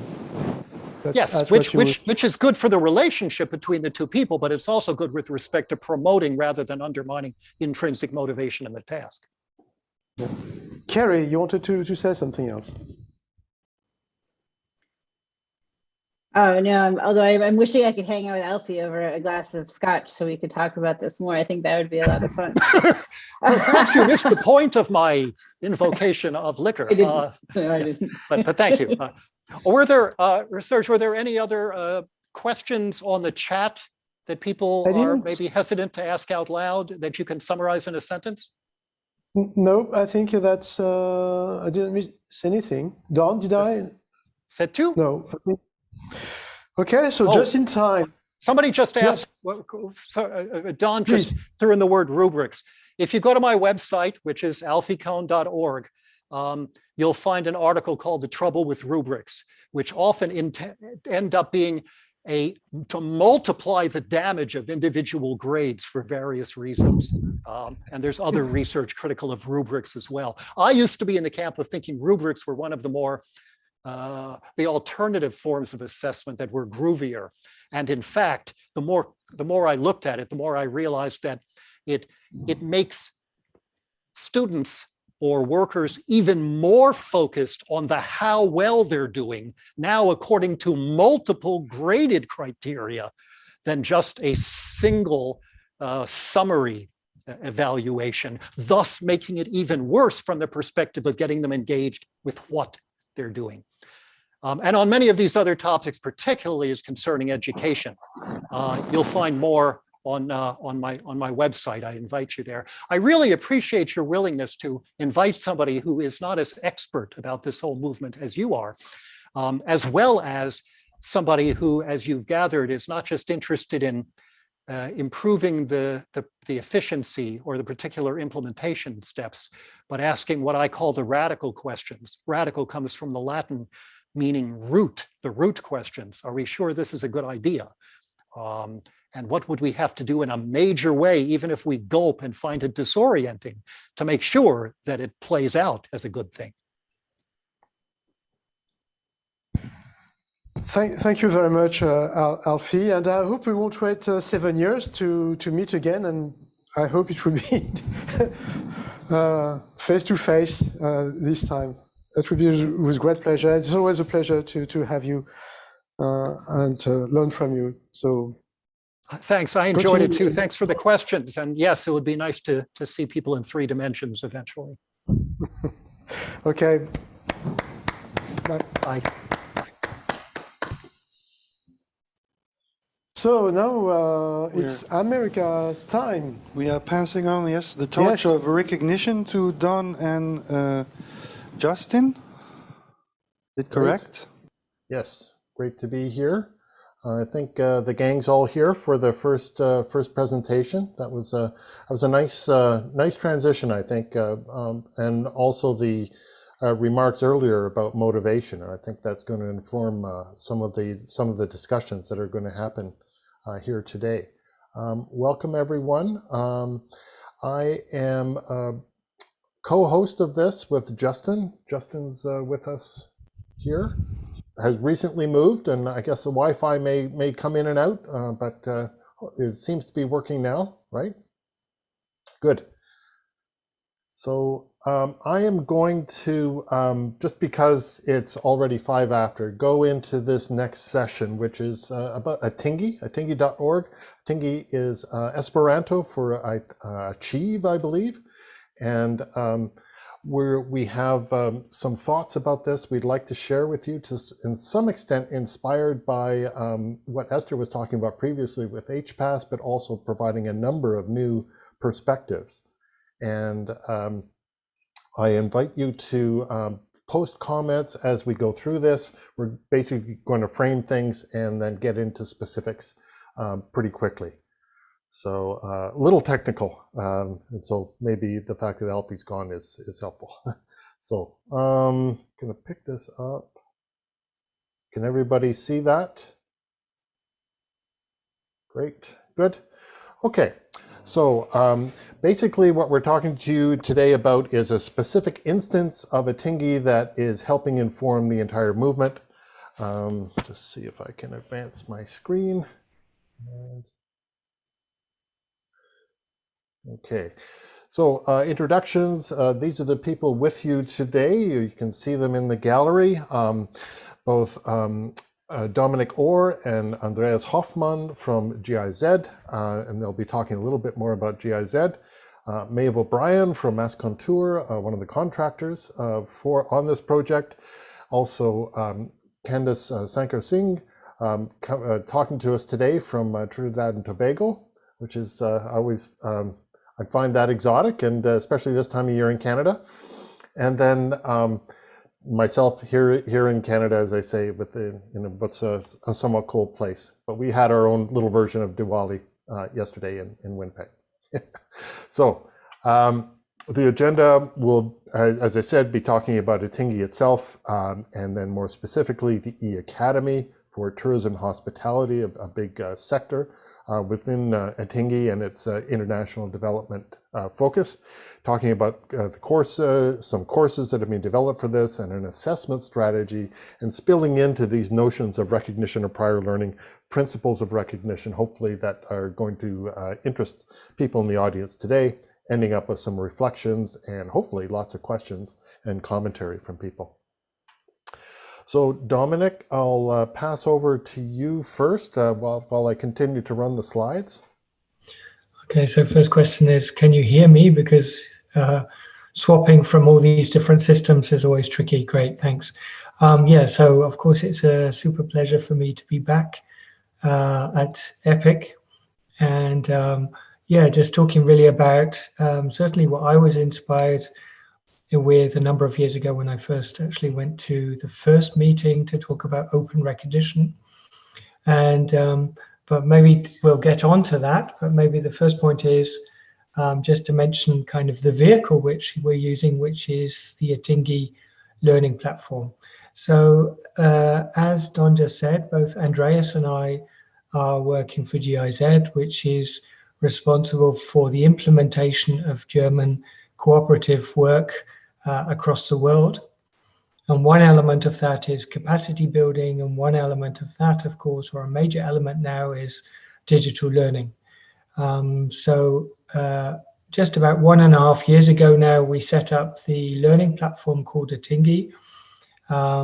You can see here, this is our mission statement, and you'll notice very specifically, it's not too many unusual words, maybe apart from digital learning. So there's a real focus here on using digital learning as a way to enrich learning environments, and also to maybe reach some learning opportunities, or provide some learning opportunities that otherwise couldn't be provided across the world. So we have the goal to provide digital learning, which is accessible, inclusive, relevant, safe and secure for all. So that's our focus. Currently, as I said, we're just finishing kind of the first phase of Itingi. We have about 400,000 people on the platform at the moment. About 70% of those are in Africa, because in the first phase, that was our focus. But we now have the agreement that the project, the infrastructure will continue at least until 2025 and then onward.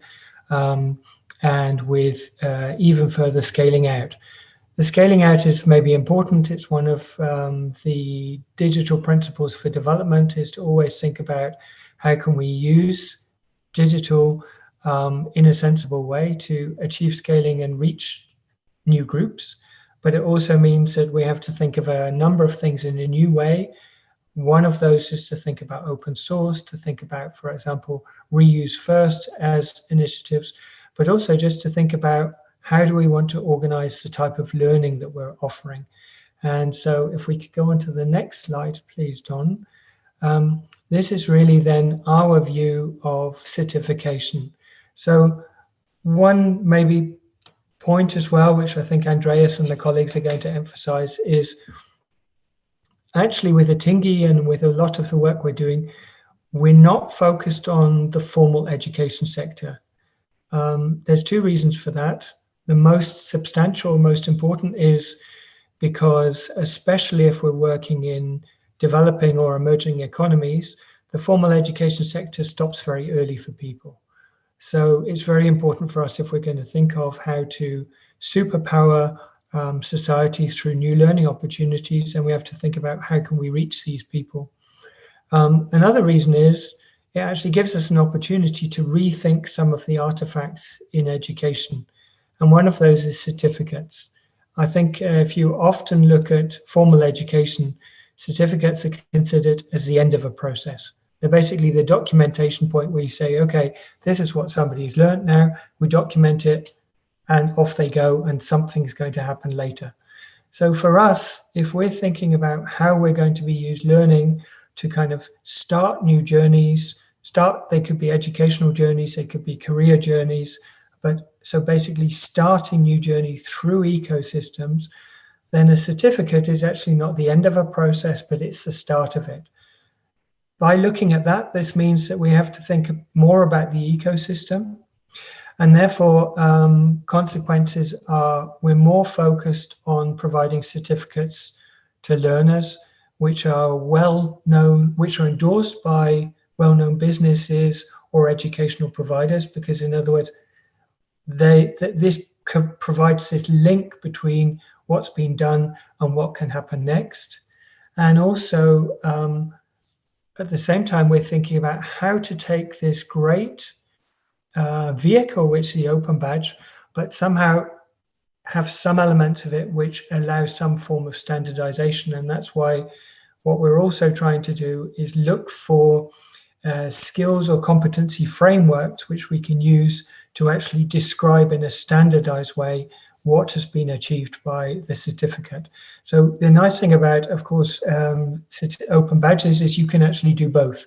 So you can have an idiosyncratic, maybe also a closer to the reality type of description of what really happened, but also you can actually do this alignment, which makes it easier for people outside of the system to understand what has been achieved. Just 2 points further on that. So firstly, on the next slide. So I'll work on the certificates. And this is just one of the very first certificates we did with working on digital learning training in Niger in West Africa. And this was just really the point of us showing that we're aligning to pre-existing standards. And I'd just like to make one point, which is also quite relevant to what's been happening in the last 2 years during the pandemic. People have got used to having learning experiences on digital platforms.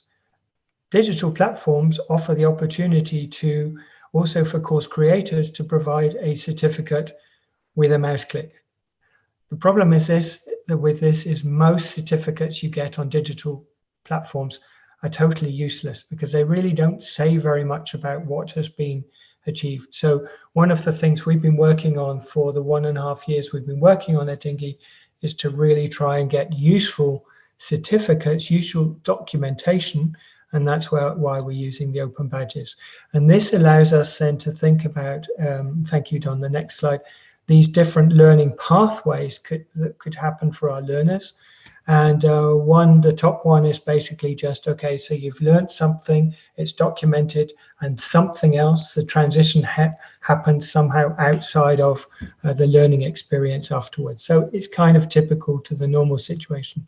But more interesting is also thinking of small little chunks of learning which can be linked up, and each time other things can be happening in between. And then depending how you do this, you can have a much more varied kind of learning pathway.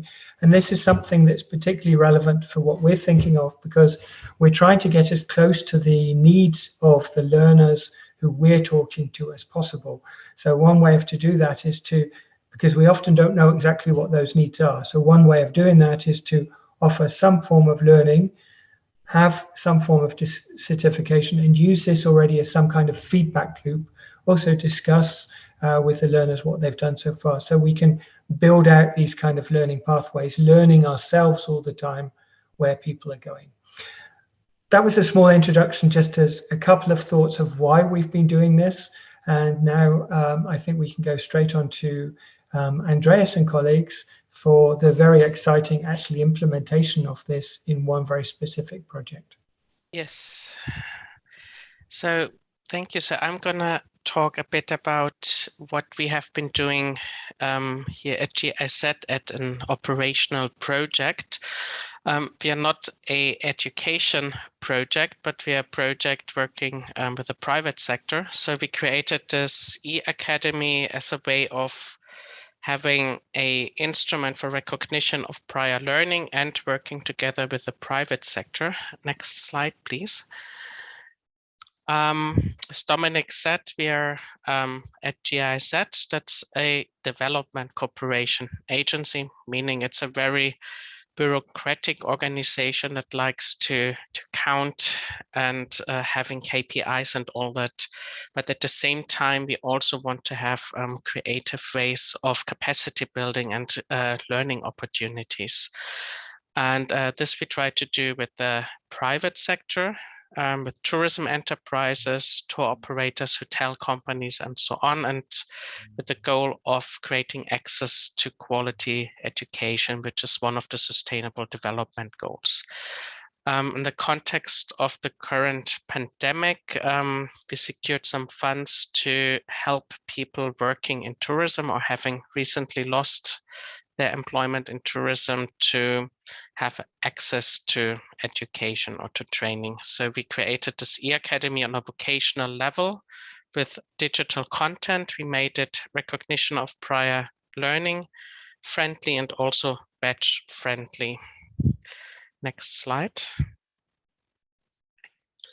The problem we wanted to solve is that a lot of people in tourism are not from local elites. They're not all concentrated in the capital or industrial parks, but they work pretty much everywhere in the leisure and hospitality industries. They often enter this job market based on practical experience, sometimes with some kind of formal vocational education, and often that is a very long time ago. And now, because of the pandemic, where tourism kind of stopped, they, on the one hand side, have times on their hand, but they also don't have any evidence ready, any recognition of what they have already learned and practiced in their jobs. And that's where we wanted to aim at with the offering of this eAcademy. Next slide. So we were looking at, together with MEF for Mascontour, at creating micro-learning or meso-learning short courses of learning. It should be mobile friendly, and we were aiming at people that have access to internet and also are digitally savvy, as people working in tourism like tour guides or hotel staff often is. We also have been thinking about using micro certifications and badges for various reasons. Dominic is going to talk more about why that is useful in a developing sector and also why it's useful when working together with the private sector. And this program consists of 45 web-based learning courses written in articulate RISE, and they're available in English and French. Next slide. You take a look, it's very broad, and we have courses for line staff, tourism professionals, but also for middle management. And coming from a development cooperation agency, we have also a lot of these courses with rights-based approaches like child protection or work conditions, but also very practical courses like calculations, numeracy for tourism. For us, in terms of content creation, a challenge was how can we offer digital courses for very practical hands-on industry. But that's also why we have the courses we have and the content we have. Next. The way we are working is that we work together with large tourism and hospitality companies and also talk to them how we can reach either their staff, but also suppliers deep in the supply chain. in Africa or in Southeast Asia currently. We work with different development partners reaching from UNESCO's tourism program to World Tourism Organization, but also projects by GIZ in places like Senegal or Rwanda. And we also attempt to have more access directly to learners. And for that, we've created a serious game about souvenir retailing to also achieve a direct line of feedback. And we will also use social media to get closer to the learners, which are dispersed at many different places. This e-Academy is, in the context of GIZ, really quite unique, and also in cooperation with the private sector, what we are doing, as normally GIZ would have education projects working with the accredited education sector, but here we have the possibility to work quite flexibly, especially also using badges as a way of creating bespoke and quick to deploy training programs, but training programs that are also which we can document and where we can use the badges also as a quality control, meaning that if we offer a training at the Kivu Lake, it would be of a similar quality as if we would offer it in Kandy, Sri Lanka. And that's a typical use case in our case, that we work across very different settings and we need this comparability. Next. So it's about content, but it's also about having a clever assessment strategy, how we can create partnerships with the private sector. And it's also about using badges, not as Alfie Koencher said, as treatments for doggy cookies or something like that, but rather as a way of creating bespoke programs for our partners and being flexible when we work together with very different partners. And this relevancy for partnerships is also what defines the future development of this e-Academy. Like, it always needs to be flexible and not too institutionalized, and be able to be bespoke to the needs of the partners we have in development. Now I would hand over to Mav to talk more about the role of assessments for the e-Academy. Thanks, Andreas. Thanks, everybody. My name is Maeve, and I had the pleasure of working on this project last year and a little bit this year. Originally, a lot of the thinking and the ideas from the assessment point of view came out of my work in Laos, where I was based for quite a few years, building a school for education and training in hospitality and tourism. And there were several things that I noticed. Don, if you wouldn't mind going to the next slide. And this kind of, this cartoon kind of incorporated many of the issues and the problems that were being faced by not only the private sector, but the education and training sector when it came to hospitality and tourism. It's knowing the right assessment for, you know, the right people at the right time. And this was a problem not only on the job, because on the job training was either was happening, let's say, in informal hotels or hotels that were well backed with human resources, but for family run institutions, or indeed for the local schools, the local underfunded technical vocational schools, assessment and curriculum normally they didn't match, or they didn't bear any resemblance, coupled with the problem of many of the teachers or trainers or people who were supposedly assessing not having any skills whatsoever in the area of hospitality and tourism. You can imagine the chaos sometimes that exists in some areas and some regions that would not have very well developed hospitality and tourism training systems. So Atingi is very, very interesting because it has flexible assessment, but it has integrity attached. And I think the average individual that, or the young person that I met in Laos, whether they were in a school or whether they had never been to a school, all they wanted was recognition of their learning, whatever that learning was, whether it was formal or informal.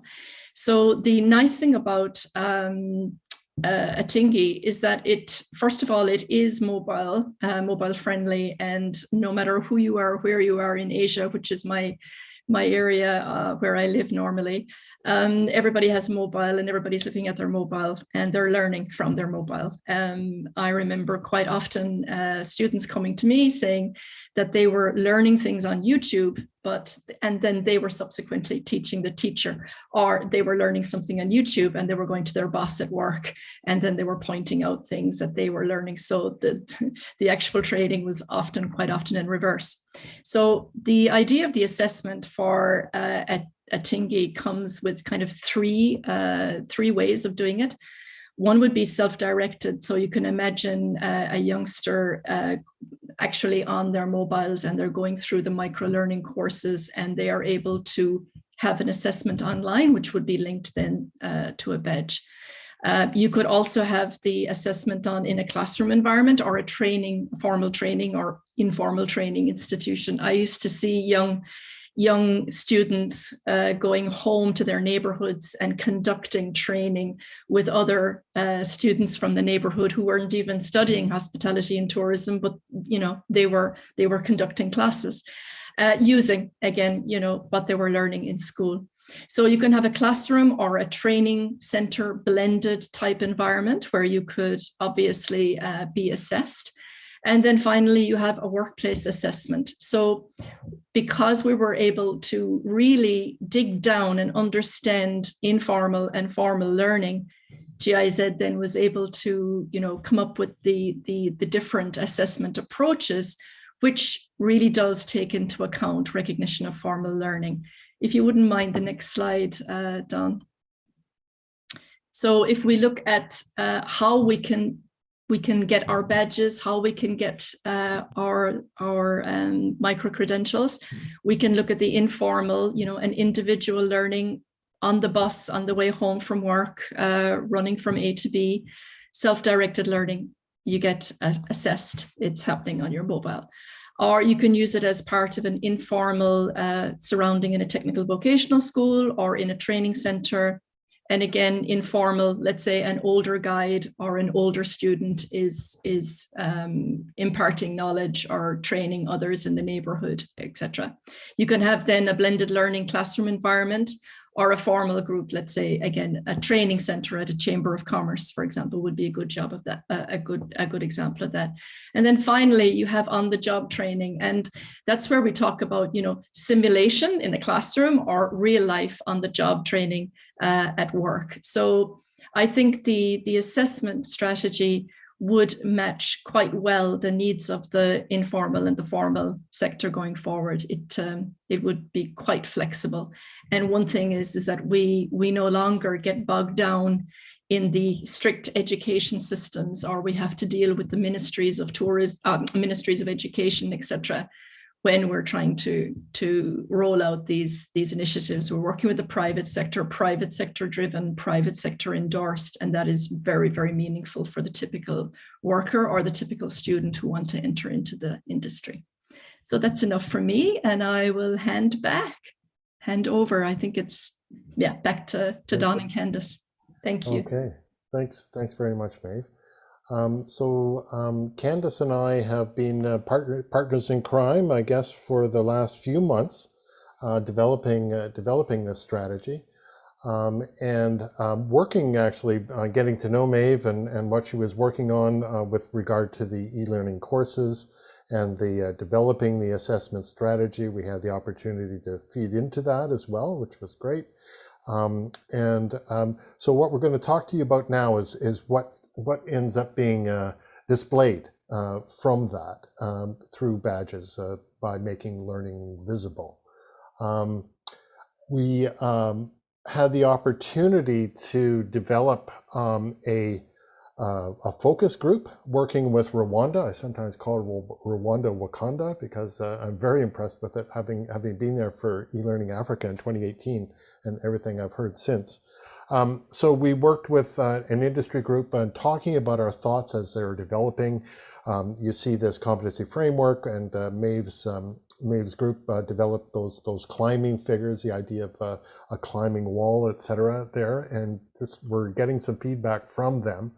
And I think some of the high points were that they thought focusing on incumbent staff was a good start rather than people who may or may not make their way into the industry.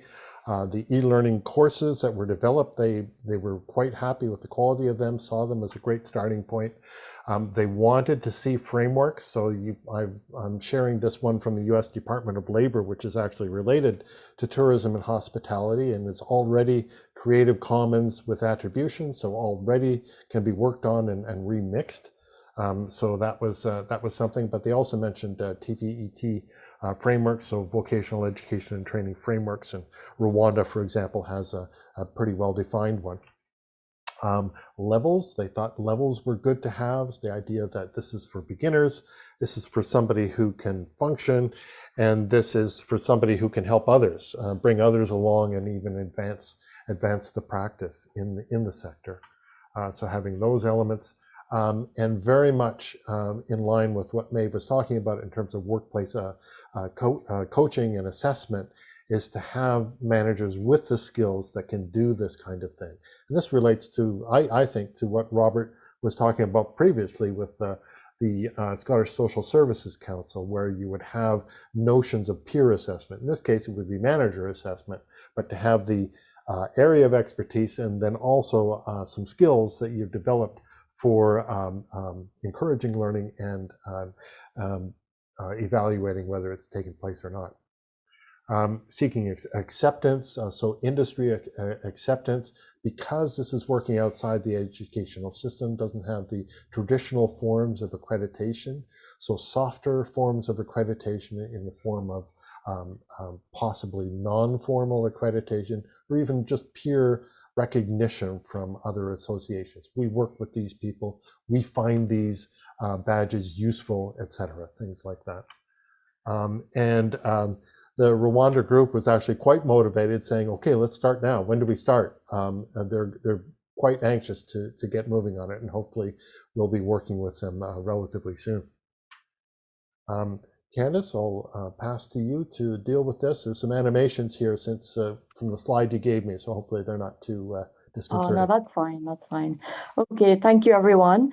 So just leading in from what Don discussed, the badge strategy and the visual guidebook really built on the information gathered from that focus group, as well as some desk research. And we use this to conceptualize, prototype, and present a strategy with all the moving parts in a way that our clients, so GIZ, could visualize levels of complexity and consider the types of decisions that could be taken with regards to how these micro-credentials could connect to other learning and achievement systems. So Common Sense worked on the visual badge language, prototyping what needs to be seen to support that strategy.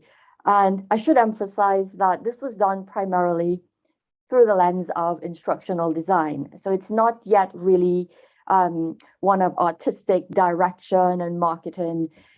I've made digital badges in the past for games, but going into this project with Don, looking at the micro courses from the E-Academy, for me, it was essentially an instructional design activity. And if you consider all that we've heard so far leading up to this point, I guess you can appreciate that the interrogation itself was really underpinned by the science of instructional design, looking at the specifications of the learning and how that would be conveyed in a visual way.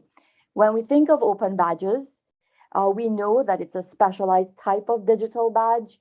It contains verifiable metadata. It's baked in there, as they say. We know something is under the hood. Fair enough. For me, going in, it's kind of like thinking, well, what is on the hood itself? First impressions, good or bad, last. So visual badge language, it's something that you expect that there's this immediate visual. It means something. once it's out there, and it's wielding influence. Whether you control that influence or not, it's up to you.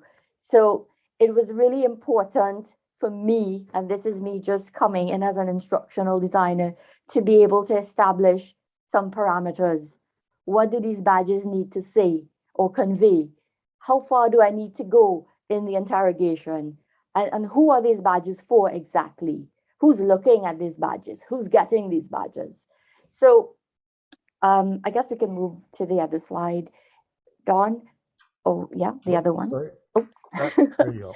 So, it's this classic sort of question, or this, I put it in this statement, mirror, mirror on the wall, who's the fairest of them all? There's so many credentials out there. And I started to think, okay, which do you choose? Which do you trust? How do you get people to choose? How will you gain their trust? Because I think that's a question that is in the back of my mind all the time as an instructional designer. Now, Alfie's presentation was, of course, a little intimidating, and it reminded me of a statement from Mark Prensky, who famously accused instructional designers of constantly sucking the fun out of learning. But I don't think that's what we do. I think we are searching to make sense of things. And for me, that really was my perspective, looking at, okay, what do I need this badge to convey and who's going to be looking at it? So if I'm functioning as an instructional designer here, I bring a very pragmatic application to this whole thing to figure out, okay, what are we talking about in terms of results? And it really doesn't matter which ID model I decided to follow. I think you would loop through the same phases anyway: analysis, design, development. It will constantly be going on iteratively. But you will always get to some of these key questions. And they came in phases. So if I look at the first box, here's some of the key questions. What competencies were being addressed by the courses that Andreas already went into? What are the required knowledge, skills, attitudes for these particular topics? How is performance assessed and by whom? What would be acceptable performance or behavioral criteria? So this is why speaking with Maeve, even before we had started the badging strategy, really helped, because to me, everything has to be aligned or tied together. And then I could begin to think about, okay, how many types of badges need to be included then? What kind of information should be captured on the badge? What is the layout of each badge canvas? So it's more getting into the more visual things now. What are the icons that need to go on the badge? How do I need to use these icons that go on the badge? So when you look at exploring visual badge language, I would say that Save the Children, which is what's up on the slide now, it really inspired us, because I feel like that hood that I'm talking about, it bears visual descriptors that immediately convey or relate to me an impressive story that already establishes credibility and trust. So in other words, there's a sense of visual weight on this template that I'm looking at. And I wanted something similar for the eAcademy for tourism and hospitality from the point of view of an instructional designer.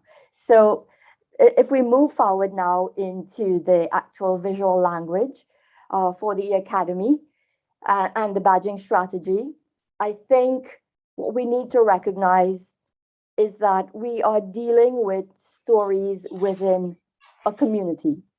So Dawn and I, we think about this like a constellation. And these are stories of human effort.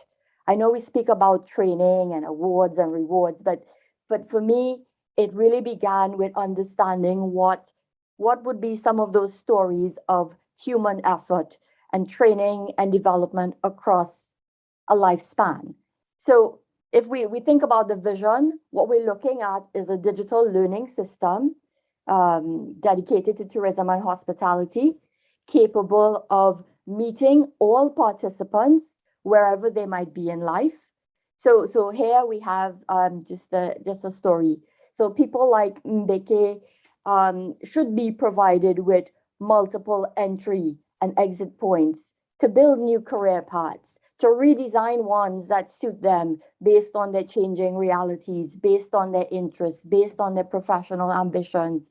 And at the same time, the training that's on the platform should be responding not just to skill gaps within the sector, but also to demands of the labor market. And the employers would need to recognize and trust not just what is baked in to the badge, but also what they see when they see it. In other words, I recognize this immediately and I trust what I'm seeing here because I know what this means. So moving on from that, basically we came up with three badges. Okay, so this badging strategy is concerned with three types. We have a unitary badge, a compound badge, and a special award badge. And I'll just tell you what the difference is between all three. So with the unitary badge, which it covers the micro learnings that they mentioned, the micro certificate, as well as the management courses. The topic and subject is typically displayed towards the center, okay? And you would use the unitary badge to frame all of the existing, new and future topics, regardless of format, duration, or assessment. The compound badge, and again, I'm a little intimidated by Alfie's presentation, Don, because I know he mentioned he was against this idea of milestone badges, but I'm just going to go ahead. So the compound badge is earned by successfully completing several courses or certification leading to expertise in a subject area. So it is a milestone badge, and it would have predefined or emerging, it would be linked to an emerging pathway. So this badge, you'll use it to acknowledge completion of clusters of badges, self-paced courses, different types of assessments. And the other badge, the third badge, which is one of my personal favorites, it's called the Special Award Badge. And it's really linked more to informal recognition, being able to recognize things or competencies, skills, knowledge that would not necessarily be within a formal curriculum. So thinking about achievements beyond that point of view of using a formal curriculum. So here I have, oh, I don't have it here because the example I think is the next, no. Well, an example of a special award badge might be you have a special award badge for empathy, which is one of the key principles of customer service. And there's a customer service training. So being able to use badges to reward things that are of value, not just to the individual, but also to potential employers, workplaces, and also the ecosystem. Because to create a community, to drive a constellation, you're going to need to have mentors, assessors, all of these things. You don't just have people following learning paths within a digital learning system. You're going to need to build community. And I saw that, okay, special award badges could be one way of adding value and driving motivation within the system. If you look at the badges here, just based on what I described, the unitary, the compound, the special award, maybe it's not your classic artistic attractive badge, but that really wasn't my motivation for this part of the project. It really is being able to communicate almost immediately and visually, okay, this is a unitary badge. It belongs to the tourism sector because it's green. It's related to the industry. I can see that it's a 1 hour training. This person has received this in 2021. They've completed a self-study course, or they've completed field work, or they've participated in an internship. So how do we communicate all of those things? If we look at the slide just before that, Don, I want to just show them that what we ended up developing to make these badges flexible is a standardized but baseline meta library of icons. So if you consider the visual elements in that standardized library, what you are beginning to see it's a range of images that could be used to convey meaning related to all types of assessment, different types of proficiencies, levels of proficiencies. I'm not saying that these are all the visual elements related to assessment that Maeve already alluded to. The idea here is this is a baseline, because badges themselves should be flexible, so that when you receive the courses from, I don't know, X provider of training, they should be able to have that dialogue and decide how assessment or achievement is going to be recognized. So this is just a quick run through of the badges and sort of the iconography that goes with it. That's just my quick overview. I don't know, Don, if you want to move into the other part of it and not. Sure. Yeah. Okay. So thanks very much, Candice. That sets it up nicely. And part of it now is to sort of turn the focus back from the visual. We thought working with the visual was a great way to make visible progress into what our badge system was supposed to be doing. So now, again, sort of shifting the focus back to the metadata, the content that's inside, is putting in place some things that can sort of help make for a consistent approach. And so if you take, for example, a unitary course certificate, so in other words, it's a course, there's an assessment, you want to talk about those things. We're using an affordance of the Open Badge Factory platform system is to just sort of make a copy of this badge and then just type over the guiding text and replace it with the actual content of the credential itself. So for example, what kind of credential is it? What are the learning objectives or outcomes? Do you want to talk about course content, the learning activities?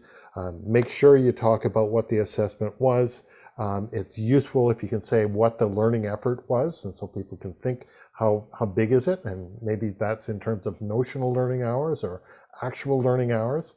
And then the idea of having a category around it, and that relates to one of the reasons I slipped that pyramid into one of the earlier slides, was we're taking the general categories from that competency model clearinghouse area, the personal skills, the academic skills, et cetera, sort of general areas, to sort of map where these competencies lie, and then adding this notion of level. So novice, performer, and expert, and then a little bit of bump about the e-academy at the end.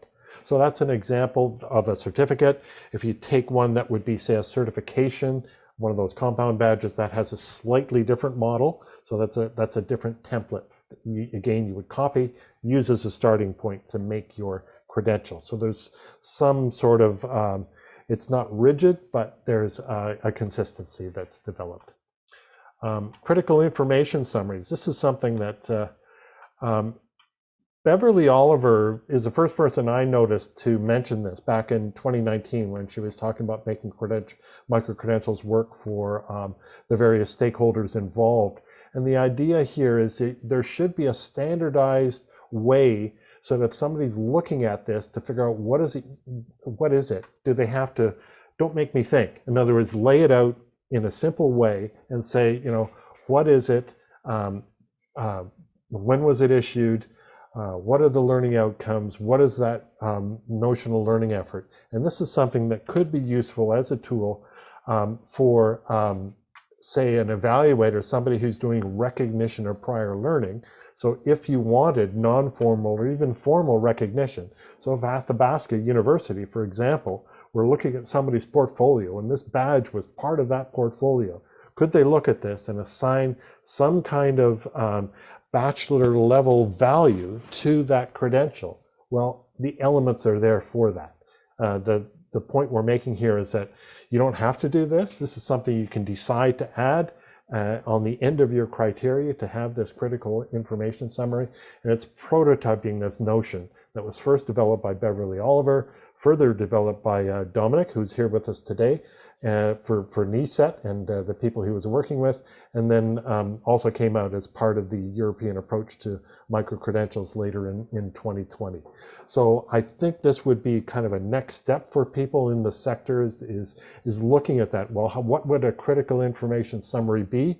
Do you want different flavors of this for different kinds of contexts? You know, is it just an academic one? Do you have a non-formal one, or even one for other types of sectors? So part of this too is developing a plan so new organizations coming into the Atingi system would be able to sort of, what's the word, merge with the DNA of the Atingi system and start producing credentials that make sense within the ecosystem without having to be told specifically how to do it every time or have it done for them every time. So we have, we're building a scaffolded process for them to become aware of the need for different ways of recognition, become aware of Atingi's approach for badges and micro-credentials, and then what it takes to do that and a process for doing that based on common principles, etc. And then using actual tools. And many of you in the audience will recognize a version of this tool down at the bottom right, the badge canvas. This goes back to 2013, 2014, developed by the Badge Alliance. So what we're attempting to do, and this is, I'm just going to go through this fairly quickly, it looks a little complex, is trying to bring people through this scaffolded system where you're developing your awareness with the guide, with documents that they can read further, and then even providing them with a course where they can build their awareness, and then potentially an even fuller issuer curriculum with the hands-on work. And then they're starting to develop a strategy. Okay, what kind of badge system, what kind of approach to badges works for your subsector of Atingi? Can you work that up with a workbook, or do we provide a badge canvas to help you do that? At that point, are we both satisfied that you're ready to proceed? And then we can take you and assuming any gaps are filled, you can move on to say, okay, let's talk about how you actually create these things. Let's do a walkthrough. Let's start developing, using tools, your actual badge system, how they map together, the actual data design, the metadata within, again, working with the worksheets and the templates that we've already described, developing your images that support that metadata. Potentially this badge canvas, it's done in PowerPoint. This could even be an all-in-one kind of Swiss Army knife kind of tool for developing both the strategy and the images potentially. That's being done to some extent in HBAS at the moment.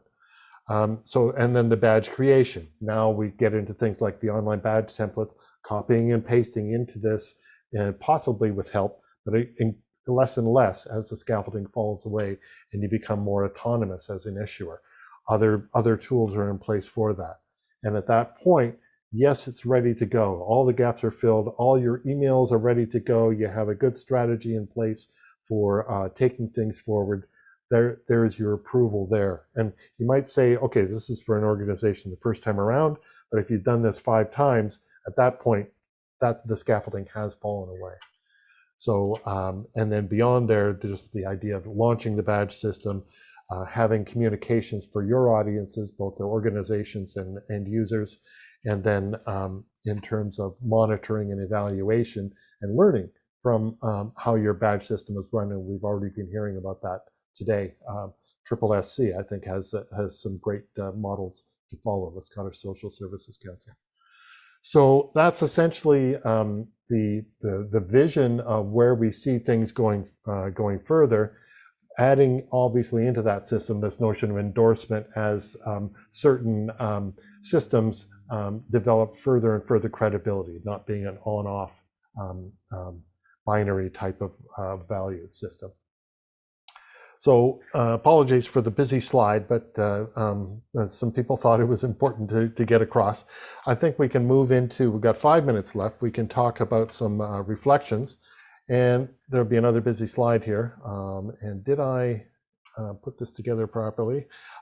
Basically, this is a snapshot of our system as it follows now, using a very big Moodle workplace system, which will soon be multi-site, also working with mobile games, manual ways of assessing and recognizing learning, including the badge applications. That's part of Open Badge Factory, and working with endorsement partners, and those relationships are building now. Issuing systems to MyPass Atingi, which is Atingi's version of MyHPass. So in other words, a dedicated passport platform that can build a community of recognition and further learning and basically socialized learning. They can share to social media for people who just want to passively read it, but increasingly be able to tap into these things following an ecosystem approach, curating, earning new badges, even issuing selfie badges, building a portfolio. And you'll hear a bit later today about spaces and mini maps that are ways of engaging with your credential after issue and looping back into the system. So that's in a nutshell. I'll take a breath, and we can certainly take questions from anybody. I'm not sure if we've left some time. I wasn't watching the comments. Were there any questions? Is anybody reading that? I can go through. Yeah, no questions yet.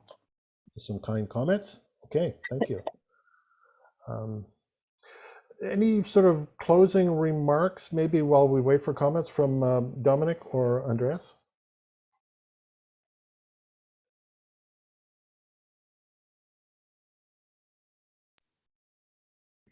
Maybe Dominic.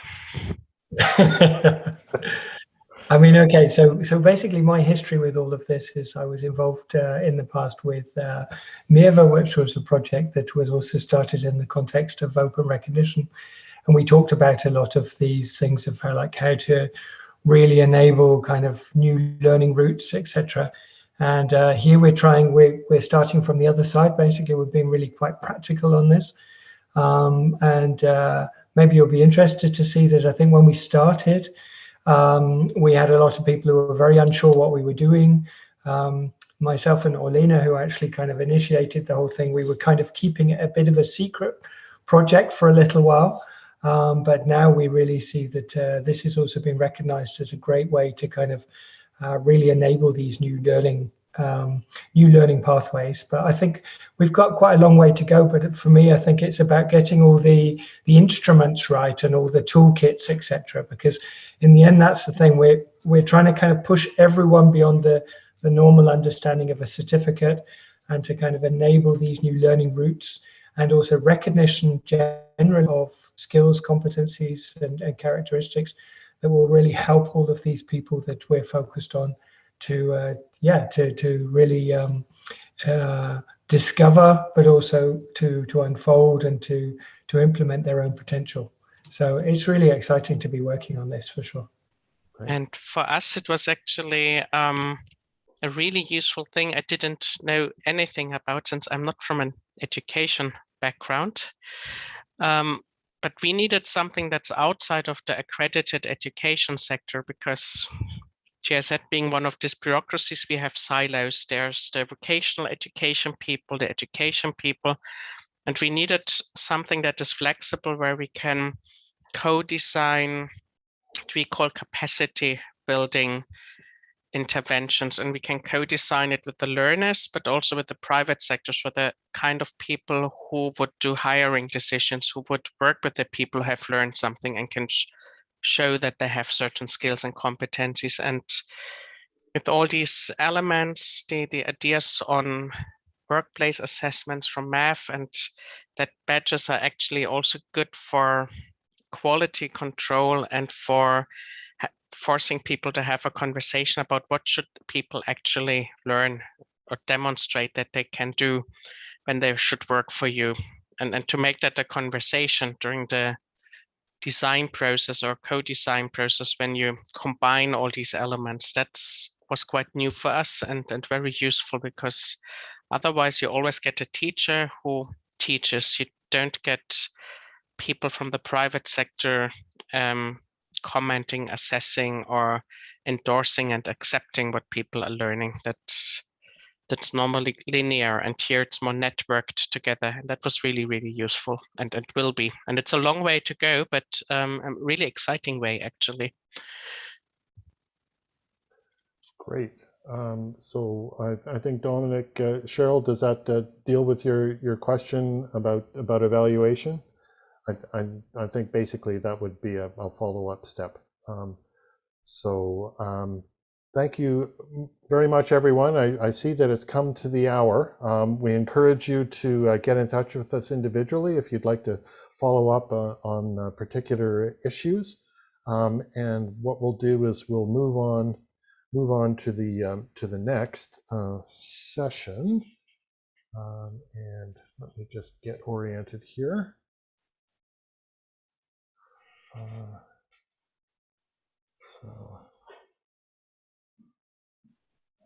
Yes. So the next one we have with us is Stella Porto from the Inter-American Development Bank. Welcome, Stella. Hi.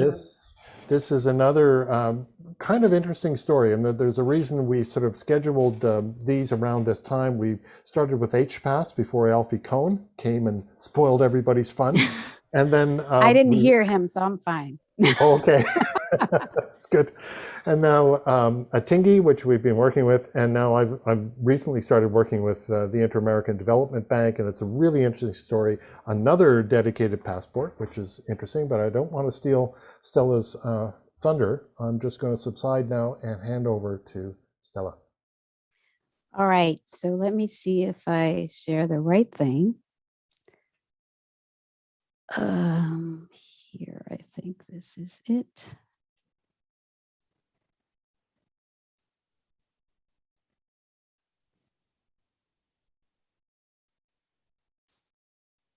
All right, do you see my screen? Yes? Okay, let me see if I can, because I can't see too much of what you're saying. So tell me if something goes wrong, okay? All good. All right. So what I have for you, and let me just move this to this other screen, maybe. There you go. So I'm going to talk to you today about our journey into open badges, because it hasn't been too many years, but we have various experiences, and I think it contrasts well with what came before, because you will see less structure and much more of an organic kind of process. And Don, since I can't see exactly what you're seeing from where I have it here, just interrupt me if there's a question or something, and we'll move forward. Will do. And I think because of who we are, this is how I structure the presentation today. So I'll spend some time giving you some context, because I think it's important to understand this organization, because obviously you see the word bank and you're saying, what is this person doing here? But the development bank, the word development is more important than the word bank. And that's where it connects well to the area of knowledge and learning. And then I'll go through this journey, and I try to, in this journey, give you an overall view, but also tell a couple of different stories, because in fact, this journey is actually a quilt of different stories because of the different sectors of the bank, that they're not always very interrelated. Then I'll go into the fun part, which is what are our challenges right now and the opportunities that come from these challenges. And then I have a series of questions that I actually have for you, because, you know, I want to use this time well for myself too. So the Inter-American Development Bank is born in 1959, and basically it has the same similar mission of different development banks, basically financing various projects of social and economic development in the region. And it's important always, and I tell this even from myself, because since I am not working in the mission of managing loans and grants, I always have to remind myself that the people that are my clients in what I do in the area of developing online courses and together with that now digital badges, I always have to remind myself that the mission of the bank is giving out loans and grants and technical assistance, and also they do extensive research. And we connect the area of knowledge and learning connects very well with these two latter parts. This technical, when we say technical assistance, is assistance in the various areas of expertise that the bank has in the different sectors and its research. So that's where we come in. So the area of the context of knowledge and learning in the bank now this year is being somewhat rebranded with the intention of putting under the same umbrella everything that is done for the Latin American Caribbean region, as well as what is done for corporate. So this is interesting because in everything we do, we have to consider these two audiences. You know, there are all the IDB employees, and then there are the people in the region.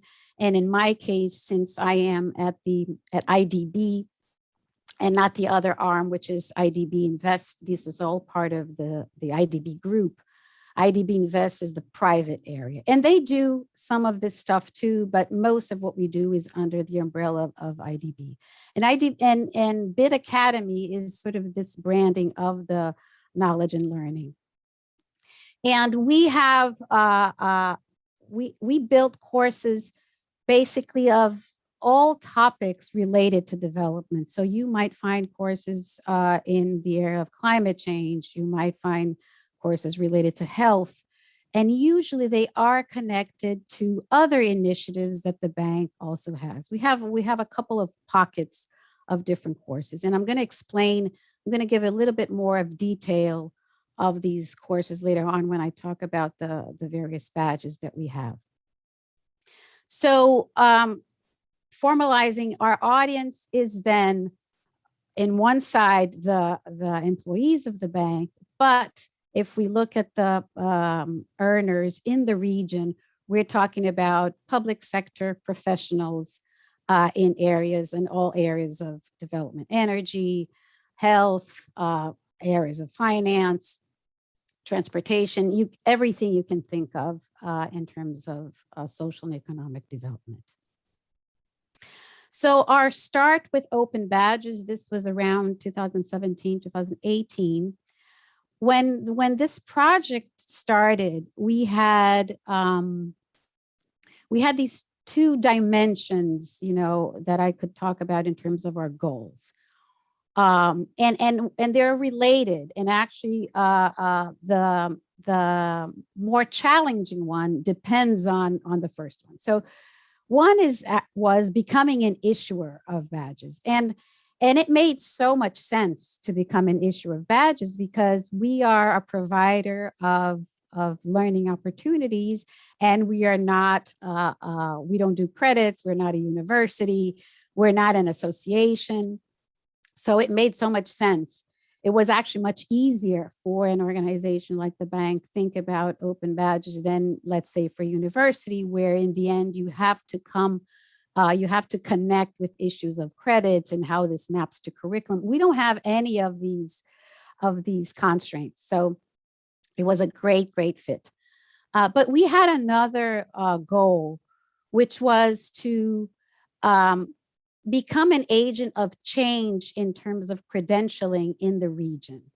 And this is where I say that in order to be this agent of change, we needed to be an issuer, because the first step to actually be able to talk with the people in the region about this and to promote it, we need to be doing it.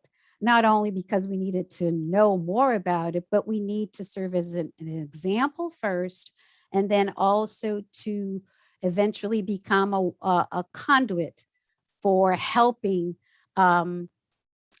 people or groups, organizations in the region to do the same. So these two goals continue to be very much a part of this whole journey. But I would say that we have achieved being an issuer very well. And the other one of agent of change, well, as one might expect, we are doing that, but it's a slower move towards that goal. And as I mentioned, we're a good fit because we are really, the other part that helps us is that we're really focused on continuing education. So most of our audience that comes to our various courses, they are people that already have at least, and this comes out of some surveys that we have done, most of them at least come with a university degree. A lot of the training that we do is for people that have, baccalaureate or even master's degree and so forth. And I'll just give a little brush on our challenges, but I will discuss them in detail towards the end of the presentation. And as always, the issue of trust and value that actually one is I see as the same coin, one with one side and the other, on one side of the coin and the other. And we need to also, another challenge is we need to advance a bit more beyond this one-to-one relationship that we have of badges with courses. So far, I'm going to show some examples that go beyond that. Most of what we have done is really associating a badge to a course. So really that notion of certificates. But there is a lot of opportunity there, especially now with the changes, the platform change that we're doing, into creating more of a relationship and adding some social layers to the use of badges. So just to give you an idea of where we are, this is data from June 30th, 2020 to June 30th, 2021. It's just a distribution of the kinds of badges. Let me give you an understanding of what these categories mean, because what they mean is that they represent the different audiences that we have. So we have been able, for example, to get HR, the HR of the bank as a corporate organization, to also engage in this. So what we call core competencies are badges related to leadership and negotiation, team building, of things of that sort. So all kinds of training that HR does for bank employees. So you see there in this pie graph, they have engaged a little bit with that. And most of this was done, they did a lot of backward issuing last year. Then we have also a small group of corporate training. Obviously, we don't have all our corporate training yet using badges, mostly because there isn't any integration between open badges and all the platform that does the whole checking if people have completed training and any of that. We use SAP, which is a very closed-in system, but we do issue badges for some of the corporate training. And these are trainings, related to ethics, use of social media, so all sorts of compliance training that you need for all employees. Then I'll jump here in this and I'll talk about operational topics. Operational topics are mostly courses that are related to how to manage the projects that the bank finances in the regions. So there's a lot of teaching about how you plan the project, how you follow it, how do you report data. So this is what we mean about these operational topics. Then there's a wide gamut of courses that cover, and as you can see here, operational topics is where we have the most. And it's not because we have the most types of the number of badge classes, but it's where we issue the most, because this is where we have the greatest demand. And then we have a whole area of badges related to all the topics of social and economic development that any professional could take. These people are not necessarily involved in any project that the bank is doing, but these are areas of expertise that the bank has, and thus far, and so we offer courses. For example, we have a MOOC that is very successful about behavioral economics. So this is a course that anyone can take. And then we have a slither there that is, I would say it's there because I kind of am the person who manages the open badges, and it's this area of e-learning, which is my area in the bank. And we have to, because we do a lot of online learning, we have developed throughout the years a whole set of courses about e-learning, and especially in 2020, because of the pandemic, we developed a very a powerful initiative called Moving Online, in which we came out with lots of sort of massive trainings, thousands of people being trained throughout the year. And so that area there, we issued lots of badges, including we issued badges for events, for webinars, for participation. So we have a bunch of badges in that area. So this is just a snapshot in terms of numbers. We are at a 350 plus badge classes, around more than 100 and close to 130,000 awards. And this example that I'm showing here is a snapshot from a 12-year period. Like I said, most of these badges have a one-to-one relationship with courses or to events, because that has had some adoption to badges for participation in events. We have been successful at when we started, because this is a decentralized kind of initiative. We had to work with various even learning platforms. So we have courses that come out of the Moodle platform, where we have been able to integrate open badges with Moodle, but we also have many of our MOOCs being offered through edX, and now more recently, we have a relationship with Coursera. So in those situations, we have to work with the certificates that edX gives, but the bank also wanted to issue badges for these people. So we did a lot of backward issuing for, masses of people that had taken MOOCs prior. We're doing MOOCs since 2014. So we did a lot of back issuing. And also, like I said, HR has adopted badges for some of their offerings, and a lot of people doing events have also adopted badges for participation.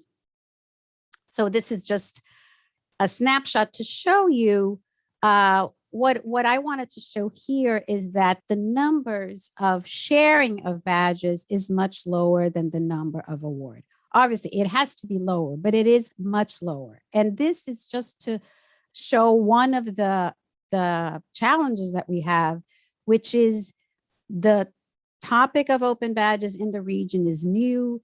Not everybody understands what is this for, and they don't understand what this is for because the ecosystem is still not present enough for them to see, oh, okay, this other organization will look at my badges and that's why it's important. So we need that cycle, right, to be that full cycle of connecting issuers, earners, and the consumers of badges to be in the same wavelength in order to build trust and value. That's why it's like a supply chain issue.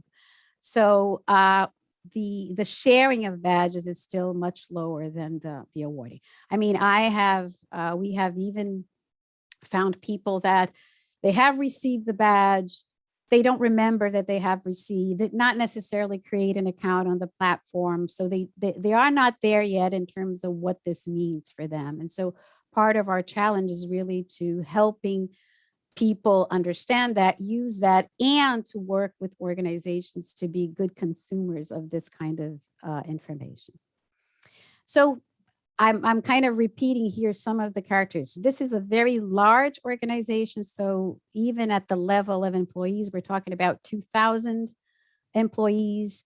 It is an organization that has several decentralized in terms of its place. And so we have the headquarters here in Washington, D.C., but we have offices in 26 of the member countries. So we have to work with these different groups. We also have to work with various languages. We have 4 official languages, but I would say that Spanish maybe is sort of 90% of what we do, although Portuguese comes there in second. And then we have English for the countries in the Caribbean and French basically for Haiti. And because we're not a university, so we don't have this sort of programmatic view. And that's why the whole initiative with open badges has been very decentralized, which has its challenges, but also has some advantages. Because it's decentralized, it allows us to have less one structure that tries to put everyone fitting in that same structure. And that is a good thing for at least for us who want to maybe be able to be creative, to pitch new ideas, to be innovative. That is very good, not to have that structure. So sometimes I say to Don that I have to, I want to do good marketing of what I'm doing, but I don't want to be like in the radar of every single person in my organization. So I want to be seen, including even in the way I communicate. I try to do way more communication with each of the groups so I can attend to their needs and not necessarily try to create one single framework that will work for everybody. So we have devised a couple of things that give some commonality. So for very, very small compared to what we saw in the previous presentation, ours is like really, really minimal. So basically we say, oh, okay, you have to have the logo of the bank in your visual. You need to, we devised some kind of stars. And this, talking to I love the whole instructional design part. I would say that that's the max that we achieved in terms of instructional design, was to say, okay, let's look at the learning outcomes that we have with these different courses and map them so people have an idea. If this is a massive course that is only assessed with quizzes, well, we are only really assessing recall here. So we use kind of Bloom's taxonomy, just to put 4 categories, and we use little stars. But even then, we are so focused in having the adoption and answering and when I say client, these are internal clients. So it's someone from the infrastructure that wants to use badges for whatever they're doing, right? So when I have those conversations, I say, we have this here that we use these stars, blah, blah. But if they say, oh, I don't want these stars, fine, we will work with the metadata, enriching as much as we can the metadata in order to have that explicit in that way. So like I say, not many guardrails, but, and this is interesting because it's almost a paradox. I don't have many guardrails, but I am in an international intergovernment organization, which means compliance is very important. Very, very important. So it is an organization that does not like risk. It's the whole conversation about keeping AAA. It serves throughout. It's a very low risk. So in that sense, it almost seems like a paradox that an organization with a culture that you're scared of risk, you might say, oh, well, an organization like that, what will be the way you will treat this? Maybe you will treat this with a lot of guardrails. But because this is not giving out loans and giving out grants and all of that, that's where probably this, and we're not a university, we're not giving credits. This is where I think we have a lot of liberty to be innovative and not have so much structure. And I say that I truly enjoy that very much. And that's why I say here, open badges is not part of our mission. And that's a good thing because it allows us to do many things. And I think it's probably one of the reasons why we have been successful. So I'm going to go through quickly a couple of interesting stories, right? Like I said, most of what we have done is one-to-one, but we have a couple of stories that are interesting. This one, I would say that is very interesting because it is connected to that operation side that I mentioned. And here we have developed a pathway, badges. You can see one has 1 star, the other one has 2, and then 3, and then 4, showing the sort of the gaining of mastery as you move forward. And they are all related to different aspects of developing projects in the region. So you will see here things about effectiveness. Another one is about environment and social management, but all related to managing the projects that are financed by the bank.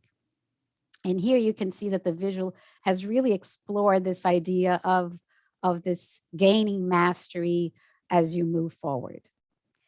And OLP, they have even developed their own site. They have even, they're very important to the bank. This area has a lot of visibility.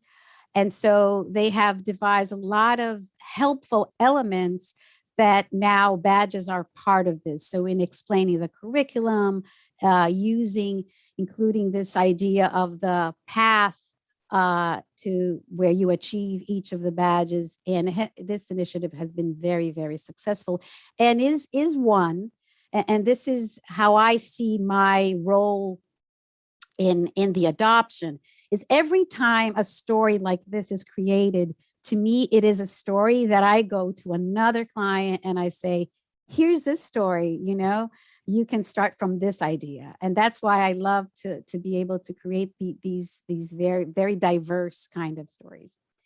So I'll show you the example of HR that I think was very interesting. It took very long to get this off the ground because it involved training done by the bank for bank employees. But they did a great job. They also devised these tracks, and they used colors to identify them.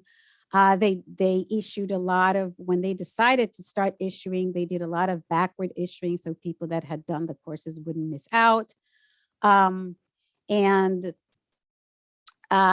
So it's still a small slither. They have way more courses, but I think they did a good job in terms of selecting where they wanted to start. And so now they they have where to, if they decide to do anything else, they know they have a template to use and issue more.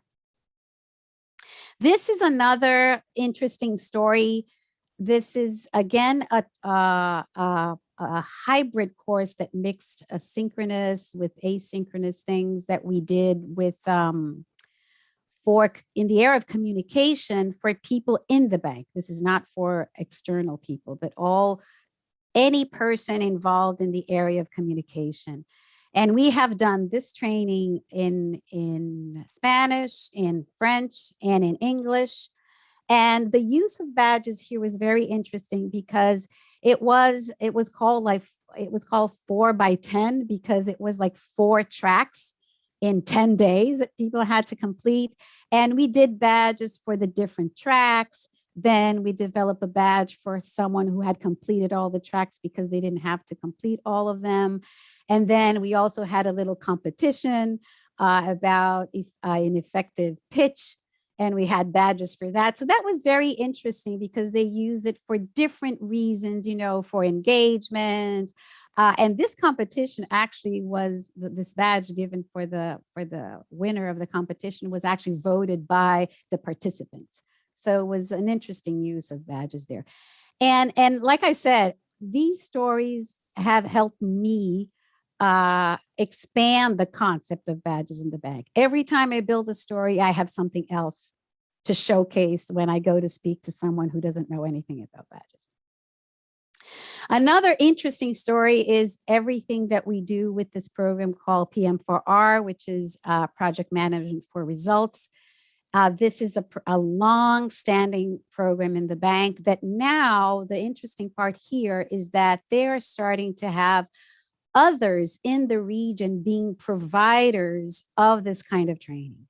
So this is where I think badges have been taken a very interesting route, because now these providers are also issuing badges. And the badges are identified as being issued by these other groups, but these groups have been accepted by the bank. So it is a way that the bank has found to scale this program in the region, and it has various different kinds of training and combines. Actually, a lot of this was done face-to-face. But with the pandemic, now it's been done through virtual meetings. But a lot of it is really like small groups, a lot of group projects involved in this. So it's not massive at all. So the scaling does through the using of these providers. Another, I always say one of our nice clients is the area of environmental safeguards in the bank. They have also an interesting use of badges. They have various courses that they offer for people who are going to work in projects, and people that are going to assess if the biodiversity is going to be hurt by a project, for example. So they have 2 kinds of badges for each of their courses. One is just for completion of whatever the assessments they have, but then they decided to, oh no, we want to really incentivize how because these courses have forum and depend on good participation of people.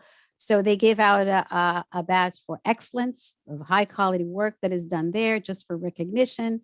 And then they actually use smaller badges during the course, and that also have input from participants. So they have a badge for those who have contributed better in the forum. So I find this very interesting because it's sort of a way of doing open recognition within this specific context.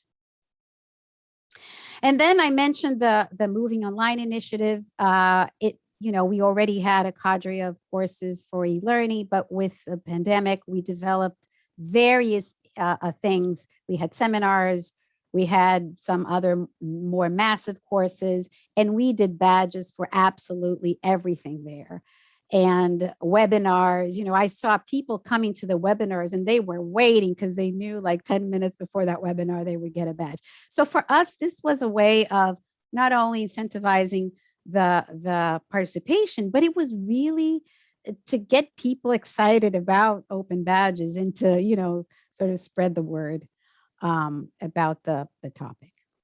And we now, another element that I think is interesting related to that dimension that I mentioned in the beginning of us being agents of change in the region is where we are building curriculums with participation of other organizations in the region. So this diploma in water and sanitation is still in planning phase, but the idea is here that we're going to have providers of some of these courses there. This is just the face of the curriculum, but we have this pathway in which some of the badges will not be issued by us. We probably will be using Art Platform for these other issuers to issue their badges, because we're doing that already, and I'll tell you more about that. But this is really one area where we are being successful in expanding the use of badges by others through partnerships where they're working with us in the development of the curriculum. This is another case of a partnership, but we're not partnering. This is an organization in Peru. We're not partnering with them in the curriculum. This is different. These are people that they develop their own curriculum, their training, their own people, but we are only being partners in the area of badges. But really being partners that we just train them to understand what badges are. We have a little tool that we use to help them develop the metadata. We interact with them in helping to put that, but they are the owners of their badges, and we help. And so they are a separate issuer in our platform. You don't see the logo of the bank in their badges. But they have used the stars, which we recommended, but they are really the owners and the single owners of these badges. We just help them with the issuing. So this is just to highlight the aspect of having these multiple issuers, which has been one of the areas that we have interest in doing more of this into the future. So right now we are in the midst of changing homes. Maybe we're going to be the first story, I don't know, that has issued 125,000 badges and is changing providers. So we are changing platforms, which has become a challenge for us, right? It is a challenge in communicating with the clients, and now a big campaign to communicate with people that have received badges. Lots of these people don't have they don't have their backpacks that they manage or anything like that. So it's really about bringing these badges we have a dedicated passport, bringing these badges to this dedicated passport. And why now we are putting way more effort in getting people to have this account, because the new provider that we're working with has this social component. So the social component has been very important to us because it's an aggregated value, not only that we see a value for earners, because now they're going to be in a space where they have a lot of people that are from the public sector taking courses from IDB, but it is very useful for our clients in the bank. So now I'm able to say to someone in, let's say in infrastructure, that they can be in a space where they can see with individual details those who have taken their courses, and we can create new opportunities for these people that not necessarily are connected to courses. For example, do a badge application maybe in a year about the outcomes, the impact of that course, and that has enormous attraction for the bank, because the bank is looking for impact in terms of development in the region. So being able to connect with full stories of people of where the learning has taken them is very, very exciting for us now. But we're just starting this. So now there's a lot of steps for us to take to first develop these journeys that have these elements that are not courses, and really engage people into not just having these badges and sharing them on LinkedIn, but feeling that they have a community within this dedicated passport. So our challenge, and I don't know where I am with time, I'm completely lost. Where am I, Don, in terms of time? 10 minutes? We have 20 minutes left. Okay. So getting to our challenges, I would say that the core of the challenges are in value and trust, and these are both external and internal. And a lot of this value and trust in our experience comes from cultural backgrounds, myths of if you look at the educational system in most of these countries, these are centralized educational systems. So, the questions in the beginning, now I don't get that question anymore, but in the beginning, I always got the question, well, who is looking over this, right? And can I issue a badge? There was a lot of that. And when you see those questions, you really see this sort of almost people want to be sure that there is an authority. So I always find interesting when I have conversations with people that are talking about everything open and sometimes I have to remind people that earners, not necessarily they're looking for badges that don't have this element that, I want to know that this is going to be recognized by my employer. So it really, the way I look at my badge depends on how my eventual employer will look at the badge. So the problem there is that this trust and value is built, it is organic and is built through this network. It's not something solid.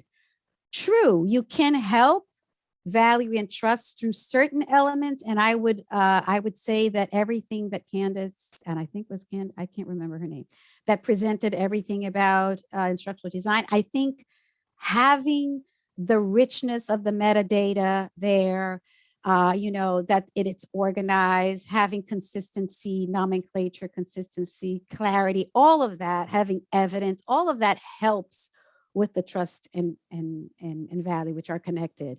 But I think these things come out also of this other part that is external to the badge itself, which is how it's seen by others, if it's valued by others.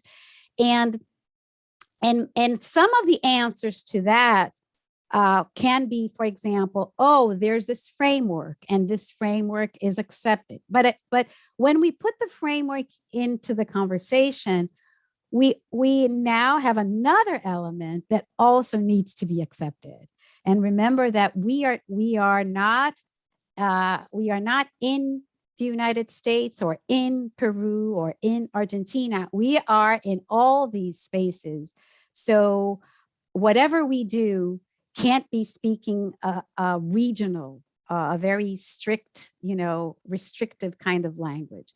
So in that sense, we haven't actually gone towards looking at frameworks, for example. We might come to that, but it for now, to me, the framework would only help to express certain things, but I would not want to have something that adds some guardrails to what we're doing. If I started having guardrails now, I think it would be more of a barrier than something helpful in terms of enhancing value and trust. But we can have a conversation about that. I just wanted to show you some, we actually wrote a chapter about our journey. And for that chapter, we did a survey with people that had received our badges and their perception of badges. And this is just very quick to show you that it's still something that we have to explain more, you know. I find badges useful, but have them, I think they're useful, but can I tell you that they have been useful at my work? Well, not really, you know. So this process is really something that we have to maybe in 2 years do another of these surveys and find out if we're getting there in terms of building the understanding and making badges to be used. And I would add to this that I believe that having the social component of badges with the new platform that we're going to use, and this is my hypothesis, this might be a very good tool to enhance this perception, you know, because I have a better feeling that I'm not alone, right? When you see, okay, these are all these people that are here, you know, and they have all these badges. So there is a mass. And I think also because of the social component, I think the bank has another avenue through the platform to interact with people as maybe ambassadors of these initiatives, through endorsement, through recognition, you know, all happening with this space that I can actually see real people. And so this is just, and I can share these slides afterwards. It just says the percentages of if I have shared or not. You know, I have shared it in social networks. You see that it's the percentages are small. So going back to the issue of the challenge of the value problem, like I mentioned, I think it's this supply chain problem. It's the egg or the chicken problem, you know, that is related to acceptance and adoption. And it doesn't mean that it's only acceptance and adoption. It doesn't mean that, oh my gosh, I depend on these external factors and there's nothing I can do. Like I said, I believe that enhancing the quality of the badge, and it does not mean, oh, badges can only be issued, because this is a question that I had a lot.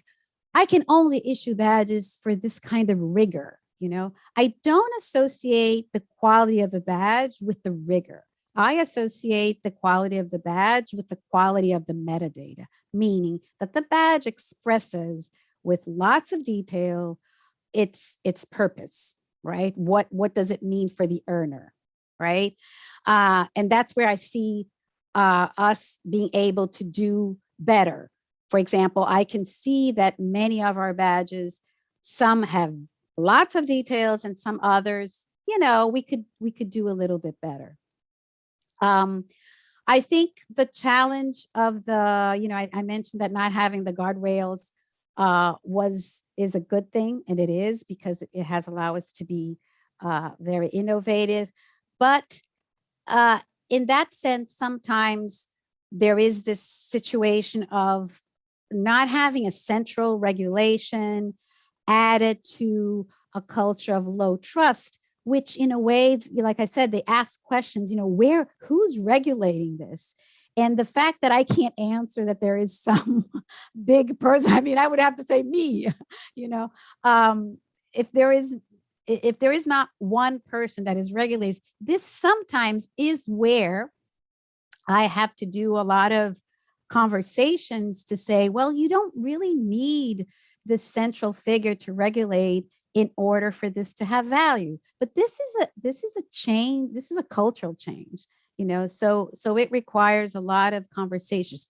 However, what I see here is that the stories, you know, the stories that we are building are key, because as soon as you see the story, and how it plays out, it becomes concrete. That's where you really show people what they get out of using this in building these journeys that I mentioned before. But these questions is what we get all the time. Who authorizes this? Who guarantees the rigor? Who guarantees quality? These questions we continue to have. And I believe that we have evolved also, because in the beginning, I think many times I didn't have good answers. And as we build these stories, I think we are getting better at answering them, and answering them with examples, because that's where I think we can be very effective. What else do I have here? So other challenges, I think, well, like I mentioned, one, there are some technical challenges. For example, the integration side, we are integrated with Moodle, but we are not integrated. We have several systems here that would create a little bit of a headache, and we have to do like manual issuing. So we have things that come out of edX. We have things that come out now from Coursera. We do a lot of our training using Success Factors, which is a platform from SAP, where the integration, it doesn't matter that open badges are open, because that platform is completely closed. So we have some issues there of integration that would be helpful, but we have been able to manage it so it's transparent to the users. We do some manual stuff in the background, but to the user, it's manual. I think the governance part has worked well, because it's very simple. Like I said, what is centralized is the operations, and that has been key. So I think this is a good for anyone who's starting to do this. I would say it's very good to be decentralized, maybe in terms of the ideas, if you want innovation, but you do need to have operations being centralized in order to be able to,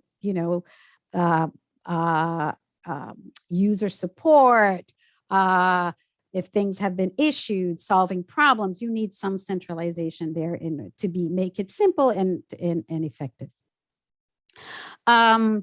We are moving, one of the issues that we had in terms of sustainability was, because we're not a university, our users, we don't have a user that comes in, earns 12 badges, and then they leave. We have people maybe in a year they'll get one badge, and then next year they might have another badge, So depending on the business model of the provider, this doesn't work well. The numbers explode. So that was one of the issues that we faced. For us, as a unit within the bank, we have to put a lot of effort in maintaining the relevancy of using badges, of communicating this internally all the time, taking this role of advising different groups, and groups that sometimes I meet people that have never heard of anything. You have to start from scratch all the time. So this communication and the messaging is really, I would say, both internally as well as externally demands a lot of effort. Opportunity, I think, like I said, building, I say stories, but it's these cases, and we are learning really when we talk to clients, because each client, their earners are different from a previous set of earners, So our role here is and that's where I think the fact that we are the ones who also do design and development of learning, I go back to the instructional design thing, we can use all those instructional design skills to have these conversations about badges. It's very similar. It's like the presentation before, I loved it. It's really very similar, the conversation that you have when you want to build a badge, the one that you're talking about. And I even heard that you have to start with the badge and then you develop the course, if that's the case. Creating the successful stories. And I think my challenge now is the one that I see as the one that I'm working on the most right now, is really, okay, we've been very successful in issuing. How do we transform this transactional kind of mode to a relationship? So how do we now, with this new platform there where we move to, how do we now, instead of, okay, I give you badges, I use badges to develop a relationship of lifelong learning where the bank has a role in this relationship with those who earn badges. And this is key for us because, going back to what I mentioned about Bid Academy, this goes hand in hand with where this idea of Bid Academy wants to be. What is it? Am I just here? I offer these learning opportunities, you get badges, or how do I actually engage with you in all your process of lifelong learning, where I can understand your needs and I can use what I learn from this to provide new opportunities and help you connect with people. I think there's a lot there that we can do. So these are my questions for you.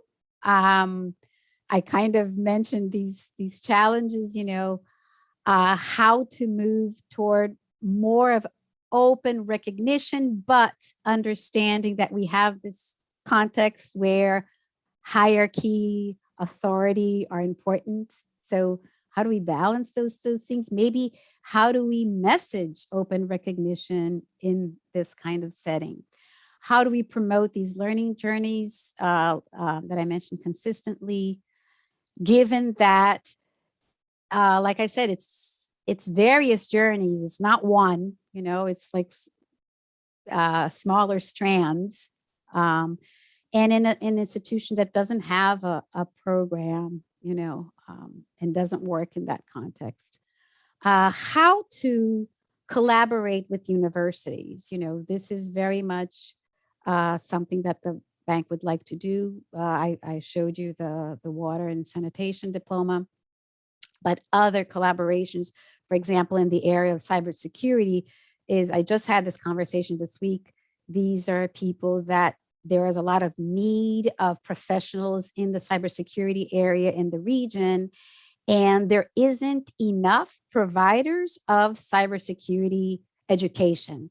So the bank is trying to catalyze sort of a consortium in order to improve development of professionals. So how can maybe badges work in this kind of setting?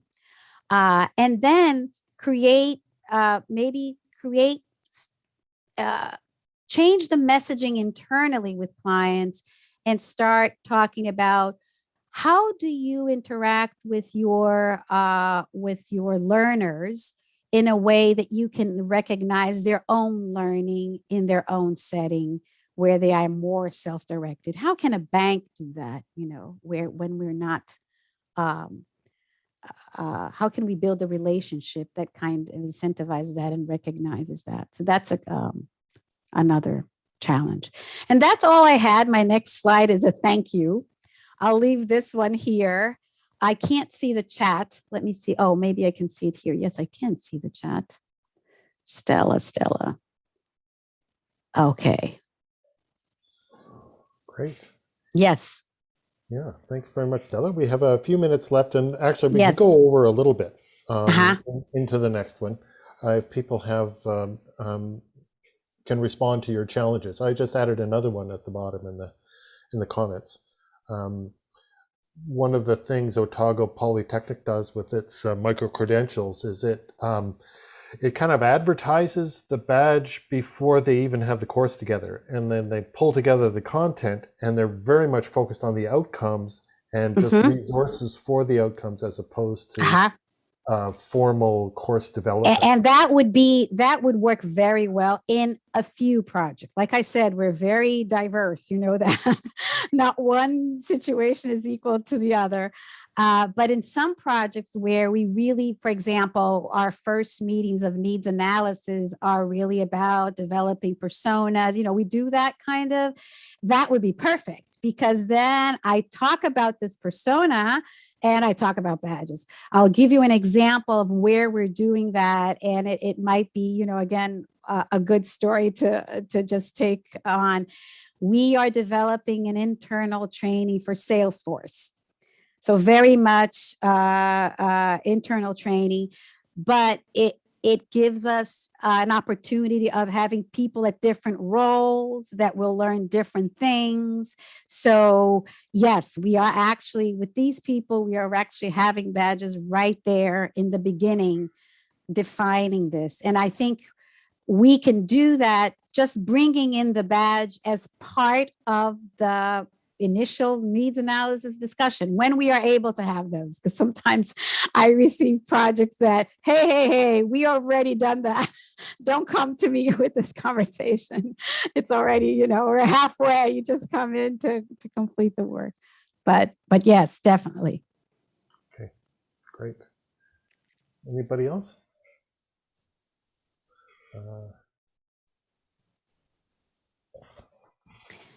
There, I see some questions here earlier. Best way to help learn, Cheryl asks, best way to help learners understand value and trust in badges throughout the process of discovering and then earning them. So I think right now, because we haven't done much of the badges by demand, let's put it that way, you know, we're just starting there. I actually have some good opportunities to use it. I think for me, it's really people receiving badges after they have done something and not say, oh, I want to earn that badge, so what do I have to do, right? So I think this is something that we have to work on. One of the ways that we're trying to work on that is, you know, we created this Academia Bid, or Bid Academy, which is this sort of branding figure that we're creating. Now, she is a person in our passport. And so we believe that, you know, in my conversations, I say, Señora Academia Bid, no?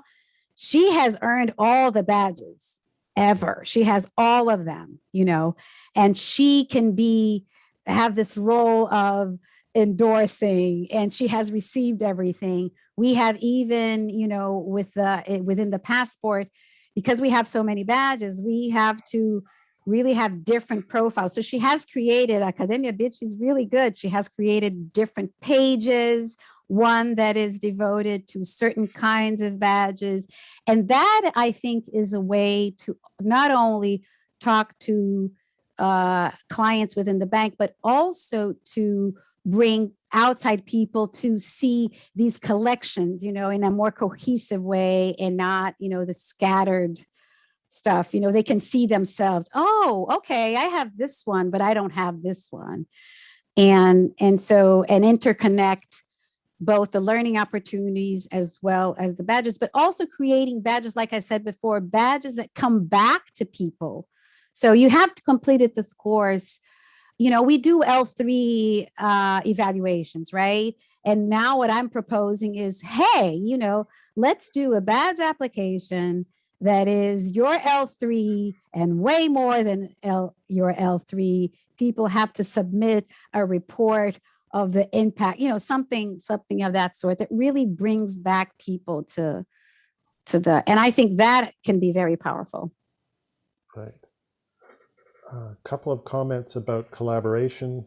Dominic and Justin were offering suggestions about A, changing the label, and B, well, Justin, I guess that's basically a comment.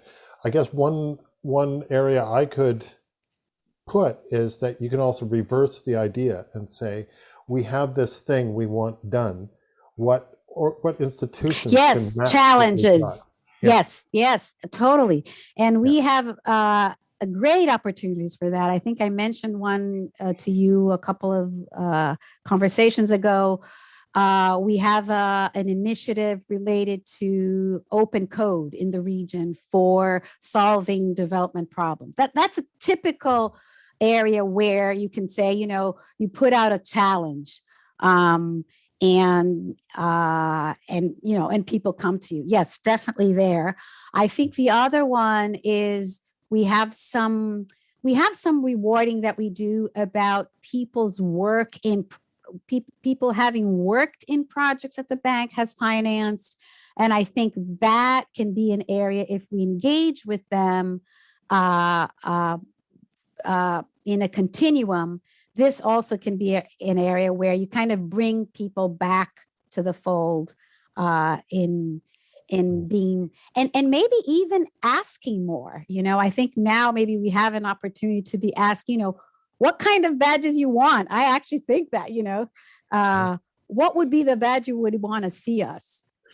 Actually, that brings up something, because something was popping in my head with cybersecurity. We're working with an organization in Canada who's developed a set of outcomes with relation to cybersecurity, and they're actually accrediting the institutions. So the industry association is accrediting the institutions who have to show how their programs map to these structured outcomes. I'm wondering whether the problem that I heard, and this is not an area that I know a lot, I only had one conversation, is that the universities don't have these full programs. So it's like there's gaps in providing the education, you know, so you don't have the expert, but you also, it's almost like a cycle. So because you don't have the professionals and you don't have the source of educating them, then you don't even have the professors, you know, because you're not building the in the pipeline, you know, in this area. But this is, we had only an initial conversation. In my proposal, to this person after this first conversation was really first, because he was already talking about a master's degree. You know, there's this tendency sometimes, I think a lot, to solve the problem. I have this gigantic problem and I want to solve this gigantic problem. And I am always a person, don't ask me, I have never done Marie Kondo in my home at all, but I use her concept all the time. I say, okay, let us just take all of this out and tell me what is the minimum that we can do, you know, and solve that minimum. And after we solve that minimum, okay, then we have a starting template to move forward.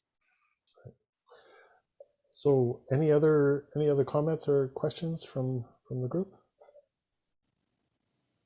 Don? Sure. Yeah, I know. I was just gonna say, and it's in relation to the university question, especially in this region, so in the Caribbean. And Stella, I've followed 2 of your courses already. Actually, you were leading. But what I want to say is, the reason they added value to me, and this is now as I'm the participant, not instructional designer. The reason they added value to me, it's precisely because it's not a university experience. It's because it's real world. I see the practitioner. I understand water and sanitation from the point of view of my region, from people who are working in it. If it's project management for development professionals, I understand the instruments that we have to use to collaborate, to get proposals, to work with government. And to me, that is the whole value of I totally agree with you. Totally agree with you. So I mean, it's kind of like, look, university, this is what we give people out there. You know, it's kind of like you have to partner and show them that we give the authentic situated learning experience. Exactly. That the complementary, yes. Exactly. Because most times you're in a university, you're dealing with an academic, at least at UE or UTT here in Trinidad, and they have an understanding of it, but then they have not actually done it. So it's that authentic feel that you get with the badge, so that, I mean, I feel like, oh yeah, I understood, you know, I've earned it, it's worth it. And it's both what the learning is. And I think it is what the bank has best. I mean, it becomes authentic because this is what we do, right? And I think we should never, I don't think we are trying to not be that, but I think the bank would like very much to be able to have partners with universities where our courses are part of and maybe we're talking here credits, right? So that these courses actually take people into larger programs.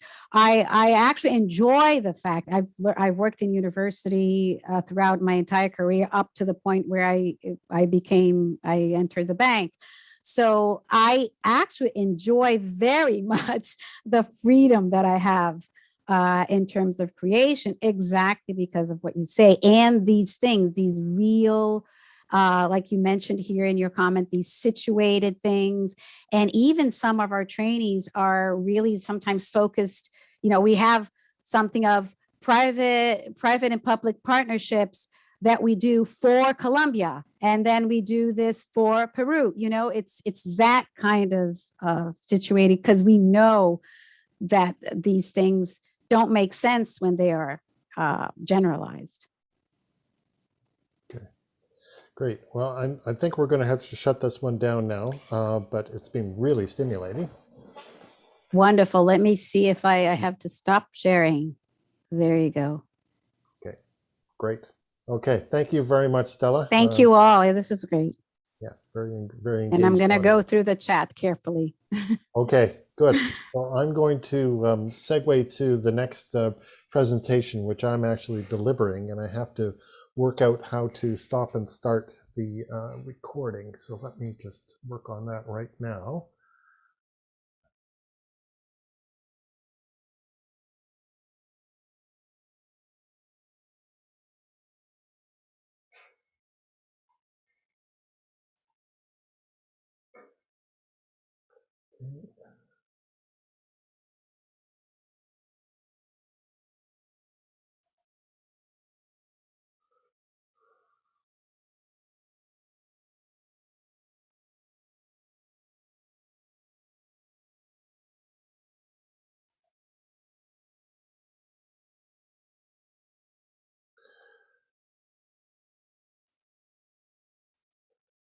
Patience here. I have to get Philippe to help me out with the